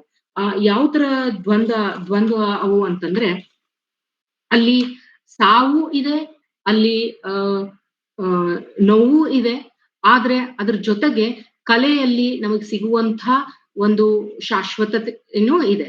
ಸೊ ಅಲ್ಲಿ ದುಃಖಗಳನ್ನ ಮೀರುವಂತ ಒಂದು ಕಲ್ಪನಾ ಶಕ್ತಿ ಕೂಡ ಇದೆ. ಭೂತ ಹಾಗೂ ಭವಿಷ್ಯದಿಂದ ನಾವು ದೂರ ಉಳಿದು ನಾವು ವರ್ತಮಾನದಲ್ಲಿ ಈ ಒಂದು ಕಲ್ಪನೆಯ ಆಧಾರದ ಮೇರೆಗೆ ನಾವು ಈ ದುಃಖಗಳನ್ನ ಮರೆಯುವಂತಹ ಒಂದು ದಾರಿ ಕೂಡ ನಮ್ಗೆ ತೋರಿಸ್ತಾರೆ. ಫಾರ್ ಎಕ್ಸಾಂಪಲ್, ಓಡ್ ಟು ನೈಟಿಂಗೇಲ್ ಅನ್ನುವಂಥ ಈ ಒಂದು ಕವನದಲ್ಲಿ ಆ ನೈಟಿಂಗೇಲಿನ ಒಂದು ಪದ್ಯ ಅಥವಾ ಒಂದು ಹಾಡನ್ನ ಕೇಳ್ತಾ ಕೇಳ್ತಾ ಕೀಟ್ಸರು ಬರೀತಾರೆ, ನಾನು ಒಂದು ಕಪ್ ಆಫ್ ವೈನ್ ಕುಡಿಲಾ, ನಾನು ನಿನ್ ರೀತಿ ಖುಷಿಯಾಗಿರಕ್ಕೆ, ಎಲ್ಲವನ್ನು ಮರೆತು ನಿನ್ನ ಹಾಗೆ ಹಾಡ್ಲಿಕ್ಕೆ ಒಂದು ಕಪ್ ಆಫ್ ವೈನ್ ಕುಡಿಲಾ ಅಂತ ಕೇಳ್ತಾ ಕೇಳ್ತಾ, ಇಲ್ಲ ನಾನು ಕಪ್ ಆಫ್ ವೈನ್ ಕುಡಿಯೋದಿಲ್ಲ, ನಿನ್ ಜೊತೆಗೆ ನಾನು ಹಾರಿ ಬರಬೇಕು ಅಂತಂದ್ರೆ ನನಗೆ ಕಲ್ಪನೆನೇ ಸಾಕು ಅಂತ ಹೇಳಿ, ಕಲ್ಪನೆಯ ರೆಕ್ಕೆಯ ಮೇಲೆ ಆ ನೈಟಿಂಗೇಲನ ಜಗತ್ತು, ಈ ವಾಸ್ತವವಾದಂತಹ ಮಾನವ ಜಗತ್ತಿನ ದುಃಖ ದುಮ್ಮಾನಗಳನ್ನ, ಕಷ್ಟ ಕಾರ್ಪಣ್ಯಗಳನ್ನ ಮೀರಿ ನಾನೇನಾದ್ರೂ ಖುಷಿಯನ್ನ ಪಡಬೇಕು ಅಂತಂದ್ರೆ ನೈಟಿಂಗೇಲ್ ನಿನ್ ಜೊತೆಗೆ ನಾನು ನಿನ್ ಜಗತ್ತಿಗೆ ಬರ್ತೇನೆ ಅಂತ ಹೇಳಿ ಆ ನೈಟಿಂಗೇಲಿನ ಒಂದು ಕಾಲ್ಪನಿಕವಾದಂತ ಬದುಕನ್ನ ಅವರು ಹೇಳ್ತಾ ಆ ನೈಟಿಂಗೇಲಿನ ಹಾಡನ್ನೇ ಒಂದು ಸಿಂಬಲ್ ಆಗಿ ಮಾಡ್ತಾರೆ. ನೈಟಿಂಗೇಲ್ ಎಷ್ಟೋ ಸಾವಿರ ವರ್ಷಗಳಿಂದ ಹಾಡ್ತಾ ಬಂದಿದೆ, ಎಷ್ಟೊಂದು ಜನರ ದುಃಖದಲ್ಲಿ ಇರುವಂತಹ ಸಮಯದಲ್ಲಿ ಅವರಿಗೆ ಮುದವನ್ನ ಕೊಟ್ಟಿದೆ, ಅವರ ದುಃಖದಿಂದ ಅವ್ರನ್ನ ಹೊರಗ್ ತಂದಿದೆ. ಹಾಗೆ ನನಗೂ ಇವತ್ತು ಅದು ತರ್ತಾ ಇದೆ. ಆ ನೈಟಿಂಗೇಲ್ಗೆ ಸಾವಿಲ್ಲ. That is an immortal bird. ನೈಟಿಂಗೇಲ್ಗೆ ಒಂದು ಅಮರವಾದಂತಹ ಒಂದು ಪಕ್ಷಿ ಅಂತ ಅವರು ಹೇಳ್ತಾ ಈ ಒಂದು ಇಮ್ಮಾರ್ಟಾಲಿಟಿಯನ್ನ ಪಡೆಯುವಂತ ಒಂದು ಧೋರಣೆಯನ್ನ ಅವರು ತೋರಿಸ್ತಾರೆ. ಆರ್ಟ್ಗಿರುವಂತ ಶಕ್ತಿಯನ್ನ ತೋರಿಸ್ತಾರೆ. ಅಟ್ಲೀಸ್ಟ್ ಟೆಂಪರರಿ ಆದ್ರೂ ಕೂಡ ಆರ್ಟ್ ಇವರ ಪೇನಿಗೆ ಒಂದು ಮುಲಾಮು, ಒಂದು ಬಾಂಬ್ ಹಚ್ಚಿರೋ ರೀತಿಯಲ್ಲಿ ನಾವು ಇಲ್ಲಿ ಕಾಣಬಹುದು. ಸೊ ಈ ಒಂದು ಯುನೋ ಇವರ ಆಟಿಟ್ಯೂಡ್ ಏನಿದೆ ಅಥವಾ ಇವರ ಧೋರಣೆಗಳು ಏನಿದಾವೆ ಕವನದಲ್ಲಿ, ಅದಕ್ಕೆ ಒಂದು ಫಿಲಾಸಫಿಕಲ್ ಬ್ಯಾಕ್ ಗ್ರೌಂಡ್ ಇದೆ. ಅವರ ಒಂದು ಕಾನ್ಸೆಪ್ಟ್ ಅವರೇ ತಾವು ಪತ್ರದಲ್ಲಿ ಬರ್ಕೊಂಡ್ ಹಾಗೇನೆ ಅದಕ್ಕೆ ಅವರು ನೆಗೆಟಿವ್ ಕೆಪಾಬಿಲಿಟಿ ಅಂತ ಕರೀತಾರೆ. ಸೊ ಈ ಕೀಟ್ಸರ ಸೌಂದರ್ಯ ಪ್ರಜ್ಞೆಗೆ ಬೆನ್ನೆಲುಬಾಗಿ ಈ ನೆಗೆಟಿವ್ ಕೆಪಾಬಿಲಿಟಿಯನ್ನ ನಾವು ನೋಡಬಹುದು. ನೆಗೆಟಿವ್ ಕೆಪಾಬಿಲಿಟಿಗೆ ಏನ್ ಅನ್ಬೇಕು ನನಗೆ ಗೊತ್ತಿಲ್ಲ ಕನ್ನಡದಲ್ಲಿ, ಬಟ್ ಅವರು ಲೆಟರ್ ನಲ್ಲಿ ಅದ್ರ ಬಗ್ಗೆ ಹೇಳುವಾಗ ಕೋಟ್ ಮಾಡಿದ್ದಾರೆ. ಇಂಗ್ಲಿಷ್ ನಲ್ಲಿ ಓದಿ ಅದನ್ನ ಕನ್ನಡದಲ್ಲಿ ಅರ್ಥೈಸಕ್ಕೆ ಪ್ರಯತ್ನ ಪಡೋಣ. ನೆಗೆಟಿವ್ ಕೆಪಾಬಿಲಿಟಿ ಅಂದ್ರೆ, according to Keats only, I quote, when man is capable of being in uncertainties, mysteries, doubts, without any irritable reaching after fact and reason ಅಂತ ಹೇಳ್ತಾರೆ. ಅಂದ್ರೆ ಮನುಷ್ಯ ಯಾವಾಗ ನಿಗೂಢತೆ ಒಳಗೆ, ಅನ್ಸರ್ಟನಿಟೀಸ್ ಒಳಗೆ, ಮತ್ತೆ ಸಂಶಯ ಒಳಗೆ, ಡೌಟ್ಸ್ ಗಳ ಒಳಗೆ, ಯಾವುದು ಗೋಚರ ಆಗ್ತಾ ಇಲ್ಲ ಮನಸ್ಸಿಗೆ, ಸಂಪೂರ್ಣವಾಗಿ ಕನ್ಫ್ಯೂಸ್ಡ್ ಸ್ಟೇಟ್ಸ್ ನಲ್ಲಿ ಇದ್ದಾಗ್ಲೂ ಕೂಡ ಇರಿಟೇಟ್ ಆಗ್ಲಾರ್ದೆ ಫ್ಯಾಕ್ಟ್ ಮತ್ತೆ ರೀಸನ್ ಅನ್ನ ಅಪ್ರೋಚ್ ಮಾಡೋದಿಲ್ಲ. ಯಾಕಪ್ಪ ನಾನು ಈ ದುಃಖದಲ್ಲಿದ್ದೀನಿ, ಯಾಕೆ ಈ ಡೈಲೆಮಾದಲ್ಲಿದ್ದೀನಿ, ಯಾಕೆ ಕನ್ಫ್ಯೂಷನ್ ಅಲ್ಲಿದ್ದೀನಿ ಅಂತ ಯೋಚನೆ ಮಾಡ್ತಾ ಅದಕ್ಕೆ ತಾರ್ಕಿಕವಾದಂತಹ ಒಂದು ಕಾರಣವನ್ನ ಕಂಡುಕೊಳ್ಳಾರ್ದನೆ ಆ ಡೌಟ್ಗಳನ್ನ, ಆ ನಿಗೂಢತೆಯನ್ನ, ಅದು ಅಗೋಚರವಾಗ್ಲಾರ್ದಂತಹ ಒಂದು ಸ್ಥಿತಿಯನ್ನ, ನಮ್ಗೆ ತಿಳಿದೇ ಇರುವಂತಹ ಒಂದು ಸಿಚುವೇಶನ್ ಅನ್ನ ಹಾಗೇನೆ ನಾವು ಎಕ್ಸೆಪ್ಟ್ ಮಾಡ್ಕೊಂಡ್ರೆ, ಅದನ್ನ ನಾವು ಯಾವುದೇ ಇರಿಟೇಷನ್ ಇರ್ಲಾರ್ದ, ಕಾರಣಗಳನ್ನ ಹುಡುಕ್ಲಾರ್ದ ನಾವು ಅದನ್ನ ಎಕ್ಸೆಪ್ಟ್ ಮಾಡ್ಕೊಂಡ್ರೆ, ಆ ಕ್ವಾಲಿಟಿ ಏನು ಅಂತಂದ್ರೆ ಅದು ನೆಗೆಟಿವ್ ಕೆಪಾಬಿಲಿಟಿ. ಸೊ ಕೀಟ್ಸರು ನೆಗೆಟಿವ್ ಕೆಪಾಬಿಲಿಟಿಯನ್ನ ತಮ್ಮ ಬದುಕಿನಲ್ಲಿ ಅಳವಡಿಸ್ಕೊಂಡಿದ್ರು. ಯಾಕಂದ್ರೆ ಇಷ್ಟೊಂದು ಟ್ರಾಜಿಡಿಯನ್ನ, ಫೈನಾನ್ಷಿಯಲ್ ಬರ್ಡನ್ಸ್ ಅನ್ನ, ಇಷ್ಟೊಂದು ಕ್ರಿಟಿಸಿಸಮ್, ಅವರ ಲಿಟರರಿ ಅಬಿಲಿಟೀಸ್ಗೆ ಇಷ್ಟೊಂದು ಕ್ರಿಟಿಸಿಸಮ್ ಅನ್ನ, ನೆಗೆಟಿವ್ ಫೀಡ್ಬ್ಯಾಕ್ ಅನ್ನ ಅವರು ಕಂಡುಕೊಂಡ್ರು ಕೂಡ ಯಾವುದೇ ರೀತಿಯಾದಂತ ಖಿನ್ನತೆಗೆ ಅವ್ರು ಒಳಗಾಗೋದಿಲ್ಲ. ಅಲ್ಪ ಸ್ವಲ್ಪ ಯಾವಾಗಾದ್ರೂ ದುಃಖ ಆದ್ರೂ ಕೂಡ ಅದನ್ನ ತಮ್ಮ ಬರವಣಿಗೆಯಿಂದ, ಕಾವ್ಯದ ಮುಖಾಂತರ ಅದಕ್ಕೊಂದು ಮುಲಾಮು ಹಚ್ಚುವಂತ ಪ್ರಯತ್ನವನ್ನ ನೋಡ್ತೀವಿ. ಇದು ನೆಗೆಟಿವ್ ಕೆಪಾಬಿಲಿಟಿ. ನೆಗೆಟಿವ್ ಕೆಪಾಬಿಲಿಟಿ ಕನ್ನಡದಲ್ಲಿ ಸರಳವಾಗಿ ಹೇಳ್ಬೇಕಂದ್ರೆ ನೀರಿನ ಹಾಗಿರೋದು. ಸೊ ನೀರನ್ನ ನೀವು ಯಾವ ರೀತಿಯಾದಂತ ಜಾರ್ನಲ್ಲಿ ಹಾಕ್ತಿರೋ ಆ ಶೇಪನ್ನ ಅದು ತಂದ್ಕೊಳ್ತದೆ. ಉದ್ದವಾದ ಜಾರ್ನಲ್ಲಿ ಹಾಕಿದ್ರೆ ಉದ್ದ ಆಗುತ್ತೆ, ಗುಂಡನೆ ಜಾರ್ನಲ್ಲಿ, ಮಡಿಕೆಯಲ್ಲಿ ಹಾಕಿದ್ರೆ ಗುಂಡ ಆಗ್ತದೆ, ಚೌಕಾಕಾರದ ಒಂದು ವೆಸಲ್ ನಲ್ಲಿ ಹಾಕಿದ್ರೆ ಅದು ಚೌಕ ಆಗುತ್ತೆ. ಸೊ ನೀರಿಗೆ ಹೊಂದಾಣಿಕೆಯ ಗುಣ, ಅದು ನೀರು ಕಂಪ್ಲೇನೇ ಮಾಡೋದಿಲ್ಲ. ಅಥವಾ ಯಾವ ಕಲರಿನ ಜಾರ್, ಕೆಂಪು ಜಾರ್ನಲ್ಲಿ ಹಾಕಿದ್ರೆ ಕೆಂಪಾಗುತ್ತೆ, ಹಳದಿ ಜಾರ್ನಲ್ಲಿ ಆದ್ರೆ ಹಳದಿ ಆಗುತ್ತೆ. ಸೊ ಈ ನೀರಿನ ಗುಣ ಏನಿದೆಯಲ್ಲ, that is what is the quality of negative capability. ಮನುಷ್ಯರು ಈ ತರ ಆಗ್ಬಿಟ್ರೆ ಪ್ರತಿಯೊಂದು ಸಂದರ್ಭಕ್ಕೂ, ಸಿಚುವೇಶನ್ಗೂ ಅದಕ್ಕೆ ಮರುಕ ಪಟ್ಕೊಳ್ಳಾರ್ದೆ, ಖಿನ್ನತೆಗೆ ಒಳಗಾಗದೆ, ಆಂಗ್ಸೈಟಿ ಪ್ರೋನ್ ಆಗ್ಲಾರ್ದೆ ಅದನ್ನ ಒಪ್ಕೊಂಡು ಭಿನ್ನವಾದಂತ ರೀತಿಯಲ್ಲಿ ನಮ್ಗೆ ಸೊಲ್ಯೂಷನ್ ಅನ್ನ, ಅದನ್ನ ಹೇಗೆ ಎದುರಿಸ್ಬೇಕು ಅನ್ನುವಂಥ ಒಂದು ಸೊಲ್ಯೂಷನ್ ಅನ್ನ ನಾವು ಕಂಡುಕೊಂಡ್ರೆ ಮೋಸ್ಟ್ಲಿ ಕೀಟ್ಸ್ ಹೇಳಿರುವಂತ ನೆಗೆಟಿವ್ ಕೆಪಾಬಿಲಿಟಿಯನ್ನ ನೋಡಬಹುದು. ಸೊ ಕೀಟ್ಸರಿಗೆ ಈ ನೆಗೆಟಿವ್ ಕೆಪಾಬಿಲಿಟಿನೇ ಕೊಟ್ಟಿರ್ತದೆ ಅವ್ರಿಗೆ ಈ ಸೌಂದರ್ಯ ಪ್ರಜ್ಞೆಯನ್ನ. ಅವ್ರೇನ್ ಹೇಳ್ತಾರೆ, truth is beauty and beauty is truth. ಯಾವುದು ಸುಂದರವಾಗಿದೆಯೋ, ಕಾಲ್ಪನಿಕವಾದ್ರೂ ಸರಿ, ಅದು ಸುಂದರವಾಗಿದ್ರೆ ಅದು ಸತ್ಯವಾಗಿರ್ತದೆ. ಯಾಕೆಂದ್ರೆ ಸತ್ಯವು ಯಾವಾಗ್ಲೂ ಸುಂದರವಾಗಿರ್ತದೆ. ಇದು ನಮ್ಗೆ ಹೊಸದಲ್ಲ. ನಮ್ಮ ಇಂಡಿಯನ್ ಫಿಲಾಸಫಿಯಲ್ಲಿ, ಈಸ್ಟರ್ನ್ ಫಿಲಾಸಫಿಯಲ್ಲಿ ನಾವು ಸತ್ಯಂ ಶಿವಂ ಸುಂದರಂ ಅಂತ ಹೇಳಿದ್ದೇವೆ. For the westerners this was something very new. So ಇದು ಕೀಟ್ಸರು ಕೊಟ್ಟಿರುವಂತಹ ಒಂದು ಫಿಲಾಸಫಿ ಅಂತ ಹೇಳ್ಬಹುದು. ಮೂರನೇದು ಅವರ ಕ್ವಾಲಿಟಿ ಅನ್ನ ನಾವು ನೋಡಿದ್ರೆ, ಅವ್ರ ಕಾವ್ಯದಲ್ಲಿ ಒಂದು ಯುನೋ ಎಸ್ಕೇಪಿಸಮ್ ಅಂತ, ಬಹಳ ಜನ ಅದನ್ನ ಎಸ್ಕೇಪಿಸಮ್ ಅಂತ ಹೇಳ್ತಾರೆ. ಅವರು ಲೌಕಿಕವಾದ, ಸಾಮಾನ್ಯವಾದ ವಾಸ್ತವ ಬದುಕಿನ ಬವಣೆಗಳನ್ನ ಮೀರೋ ಪ್ರಯತ್ನವನ್ನ ಮಾಡ್ತಾರೆ. ಸೌಂದರ್ಯ ಮತ್ತು ಕಾಲ್ಪನಿಕವಾದ ರಂಜಕ ಜಗತ್ತಿನಲ್ಲಿ ಸಾಗುವಂತ ಪ್ರಯತ್ನ ಮಾಡ್ತಾರೆ. ಇದನ್ನ ಎಸ್ಕೇಪಿಸಮ್ ಅಂತ ಕರೀತಾರೆ. ಆದ್ರೆ ನನ್ ಮಟ್ಟಿಗೆ ಇದನ್ನ ಎಸ್ಕೇಪಿಸಮ್ ಅನ್ನೋದು ಬಹಳ ಸರಳೀಕರಣ ಮಾಡಿದಂಗೆ ಅನ್ಸುತ್ತೆ. ಇದು ಎಸ್ಕೇಪಿಸಮ್ ಅಲ್ಲ. ಇದು ಇರುವಂತಹ ಬದುಕಿನೊಳಗೆ ಸಿಕ್ಕಂತ ಸಮಯದಲ್ಲಿ, ಸಂದರ್ಭದಲ್ಲಿ ಜೀವನ ಪ್ರೀತಿಯನ್ನ ಉಳಿಸ್ಕೊಳ್ಳುವಂತಹ ಒಂದು ಸ್ವಭಾವ. ಇದು ಎಸ್ಕೇಪಿಸಮ್ ಅಲ್ಲ. ಯಾಕಂದ್ರೆ ಓಟು ನೈಟಿಂಗಲ್ ಅಲ್ಲಿ ನೋಡ್ಬಹುದು, ಗ್ರೀಷಿಯನ್ ಅವರ್ನಲ್ಲಿ ನೋಡ್ಬಹುದು, ಆಟಮ್ ನಲ್ಲಿ ನೋಡ್ಬಹುದು. ಸಹಜವಾಗಿ ಬಂದಂತ ವಾಸ್ತವತೆಯನ್ನ ಅದ್ರ ಎಲ್ಲಾ ಆಯಾಮಗಳಲ್ಲಿ ಅದನ್ನ ಒಪ್ಕೊಳ್ಳುವಂತಹ ರೀತಿ ಇಸ್ ನಾಟ್ ಎಸ್ಕೇಪಿಸಮ್ ಅಂತ ನನ್ಗೆ ಅನ್ಸುತ್ತೆ. ಮತ್ತೆ ನೋಡ್ತಾ ಹೋದ್ರೆ ನಾವು ಸ್ಪಿರಿಚುವಲ್ ಎಲಿಮೆಂಟ್ಸ್ ಅನ್ನ ನೋಡಬಹುದು. ಫಾರ್ ಎಕ್ಸಾಂಪಲ್, ಸ್ಪಿರಿಚುವಲ್ ಎಲಿಮೆಂಟ್ಸ್ ಅಂದ್ರೆ ಅತೀಂದ್ರಿಯವಾದ ಅಂಶಗಳು, ಅಲೌಕಿಕ ಉಪಯುಕ್ತವಾದ ಅಂಶಗಳನ್ನು ಕೂಡ ಅವರು ತಮ್ಮ ಕವನಗಳಲ್ಲಿ ಬರೀತಾರೆ. ಫಾರ್ ಎಕ್ಸಾಂಪಲ್ ಲಾ ಬೆಲೆ ಡೇಮ್ ಸಾನ್ಸ್ ಮರ್ಸಿ ಅನ್ನುವಂತಹ ಒಂದು ಬಹಳ ಫೇಮಸ್ ಆದಂತಹ ಕವನ ಇದು. ಇದರ ಟೈಟಲ್ ಫ್ರೆಂಚ್ ಟೈಟಲ್ ಇದು, ಲಾ ಬೆಲೆ ಡೇಮ್ ಸಾನ್ಸ್ ಮರ್ಸಿ ಅಂತಂದ್ರೆ ಒಂದು ಮಹಿಳೆ, ಯಾವ ಮಹಿಳೆಗೆ ಕರುಣೆ ಇಲ್ಲವೋ, ಕರುಣೆ ಇಲ್ಲದಂತ ಒಂದು ಮಹಿಳೆಯ ಒಂದು ಬ್ಯಾಲೆಡ್ ಇದು, ಒಂಥರ ಕಥೆಯನ್ನ ಇದ್ರೊಳಗೆ ಹೆಣೆದುಕೊಂಡಿದೆ. ಒಂದು ನೈಟ್ ಆಫ್ ಆಸ್ ವಾರಿಯರ್, ಆ ವಾರಿಯರ್ ಜೊತೆಗೆ ಕವಿ ಸಂಭಾಷಣೆ ಮಾಡ್ತಾ ಅವನ ದುಃಖದ ಕಾರಣವನ್ನು ಕೇಳಿದಾಗ ಅವನು ಹೇಳ್ತಾರೆ, ಒಂದು ಸುಂದರವಾದಂತ ಮಹಿಳೆಯ ಜೊತೆಗೆ ಅವನಿಗೆ ಪ್ರೀತಿ ಆಗಿರ್ತದೆ, ಆದ್ರೆ ಈ ಮಹಿಳೆ ಕರುಣೆ ಇಲ್ಲದ ಮಹಿಳೆ, ಅವನಿಗೆ ಕ್ಷಣಿಕ ಕಾಲ ಒಂದಿಷ್ಟು ಪ್ರೀತಿಯನ್ನ ಉಣಬಡಿಸಿ ಕೊನೆಗೆ ಅವನನ್ನ ಅವಳ ಪ್ರೀತಿಯಲ್ಲಿ ದಾಸನನ್ನಾಗಿ ಮಾಡಿ ಅವಳು ಮಾಯವಾಗುವಂತ ಒಂದು ಸ್ಥಿತಿಯನ್ನ ಇಲ್ಲಿ ಕವಿ ಹೇಳ್ತಾ ಹೋಗ್ತಾರೆ. ಸೊ ಈ ಲಾ ಬೆಲೆ ಡೇಮ್ ಸಾನ್ಸ್ ಮರ್ಸಿ ಆಗಿರ್ಬೋದು, ಅಥವಾ ಅನೇಕ ಕವನಗಳನ್ನ ನಾವು ನೋಡಿದ್ರೆ, ಓ ಟು ನೈಟಿಂಗೇಲ್ ಅನ್ನ ನೋಡಿದ್ರೆ ನಿಮ್ಗೆ ಇನ್ನೊಂದು ಎಲಿಮೆಂಟ್ ಗೊತ್ತಾಗ್ತದೆ. ಅದು ಏನಂತಂದ್ರೆ ಕೀಟ್ಸರ ಸೆನ್ಶುವಸ್ನೆಸ್. ಸೊ ಬಹಳ ಸೂಕ್ಷ್ಮ ಸಂವೇದನೆಗಳ ಕವಿ ಅಂತ ನಾವು ಹೇಳ್ಬೋದು. ಆಮೇಲೆ ಅವರ ಕವನಗಳು ನಮಗೆ ನಮ್ಮ ಪಂಚೇಂದ್ರಿಯಗಳನ್ನು ಕೂಡ ಅವು ಮುಟ್ತಾವೆ. ನಾವು ಅವರ ಕವನಗಳನ್ನ ಓದುವಾಗ ನಾವು ಅಲ್ಲಿರುವಂತಹ ಅವರ ಚಿತ್ರಣಗಳು, ಅವ್ರೇನು ತೋರಿಸ್ತಾರೆ ನಮ್ಗೆ, ಅದನ್ನ ಕಣ್ಮುಂದೆ ಕಂಡ ಹಾಗೆ ಭಾಸ ಆಗ್ತದೆ. ಅಲ್ಲಿಯ ಮನೆಗಳನ್ನು ನಮ್ಮ ನಾಸಿಕದಿಂದ ಅನುಭವ ಮಾಡಿದಂತಹ ಒಂದು ಫೀಲಿಂಗ್ ಬರ್ತದೆ. ಅಲ್ಲಿಯ ಒಂದು ಚಿತ್ರಣ ನಮಗೆ ಟೇಸ್ಟ್ ಅನ್ನ, ನಮಗೆ ಫೀಲಿಂಗ್ ಅನ್ನ, ನಮ್ಮ ಭಾವನೆಗಳನ್ನ ಅತಿಯಾಗಿ ಮುಟ್ಟುವಂತಹ ಒಂದು ಭಾಷೆ ಅಥವಾ ಒಂದು ಕಲೆ ಏನಾದ್ರೂ ಇದ್ರೆ ಅದು ಕೀಟ್ಸರಿಗೆ ಬಹಳಷ್ಟು ಬೆಳೆದಿತ್ತು. ಅವರ ಸೆನ್ಶುವಸ್ನೆಸ್ಗೆ ಇಲ್ಲಿ ನಾನು ಒಂದು ಓಟು ನೈಟಿಂಗೇಲ್ ಇರುವಂತಹ ಒಂದಿಷ್ಟು ಲೈನ್ಸ್ ಗಳನ್ನ ಓದಕ್ಕೆ ಇಷ್ಟಪಡ್ತೀನಿ. ಬಹಳ ಬ್ಯೂಟಿಫುಲ್ ಆದಂತಹ ಈ ಲೈನ್ಸ್ ನೋಡಿ. ಇಲ್ಲಿ ಹೇಳ್ತಾರೆ ಅವರು, O for a drop of vintage. Nightingale ಅನ್ನ ಮಾತಾಡಿಸ್ತಾ ಅವ್ರು ಹೇಳ್ತಾರೆ, O for a draught of vintage that had been cooled a long age in the deep dwelled earth, tasting of flora and the country green.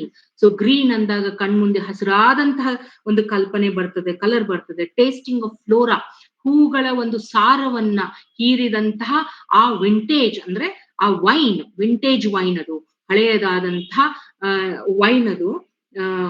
Dance and provincial song and son burnt ಮರ್ತ್. So ಆ ಖುಷಿ ಹೆಂಗಿತ್ತಂತಂದ್ರೆ ಸನ್ burnt ಆದಂತದ್ದು, summer ನಲ್ಲಿ ಕುಣಿದಾಡಿದಂತಹ ಆ ಮರ್ತ್. ಆ ಮುಂದೆ ಹೇಳ್ತಾರೆ, O for a beaker full of warm south, full of true, the blushful Hippocrene with beaded bubbles winking at the brim and purple stained mouth. So ಈ ಸಾಲುಗಳನ್ನ ನಾನು ಎಂದಿನಿಂದ ಓದಿದ್ದೇನೆ, ಅಂದಿನಿಂದ ಇದನ್ನು ಮರೆಯಕ್ಕೆ ಆಗ್ಲಾರ್ದಂತ ಸಾಲುಗಳು. ಆ ಪರ್ಪಲ್ ಕಲರ್, ಆ ಲಿಪ್ಸ್ ಗಳು, ಏನು ಆ ವೈನ್ ಅನ್ನ ಕುಡಿಯುವಂತ ಪರ್ಪಲ್ ಕಲರ್ಡ್ ಮೌತ್ ಅಂತ ಏನ್ ಹೇಳ್ತಾರೆ, ಅದು ಕಣ್ಮುಂದೆ ಬರುವಂತದ್ದು.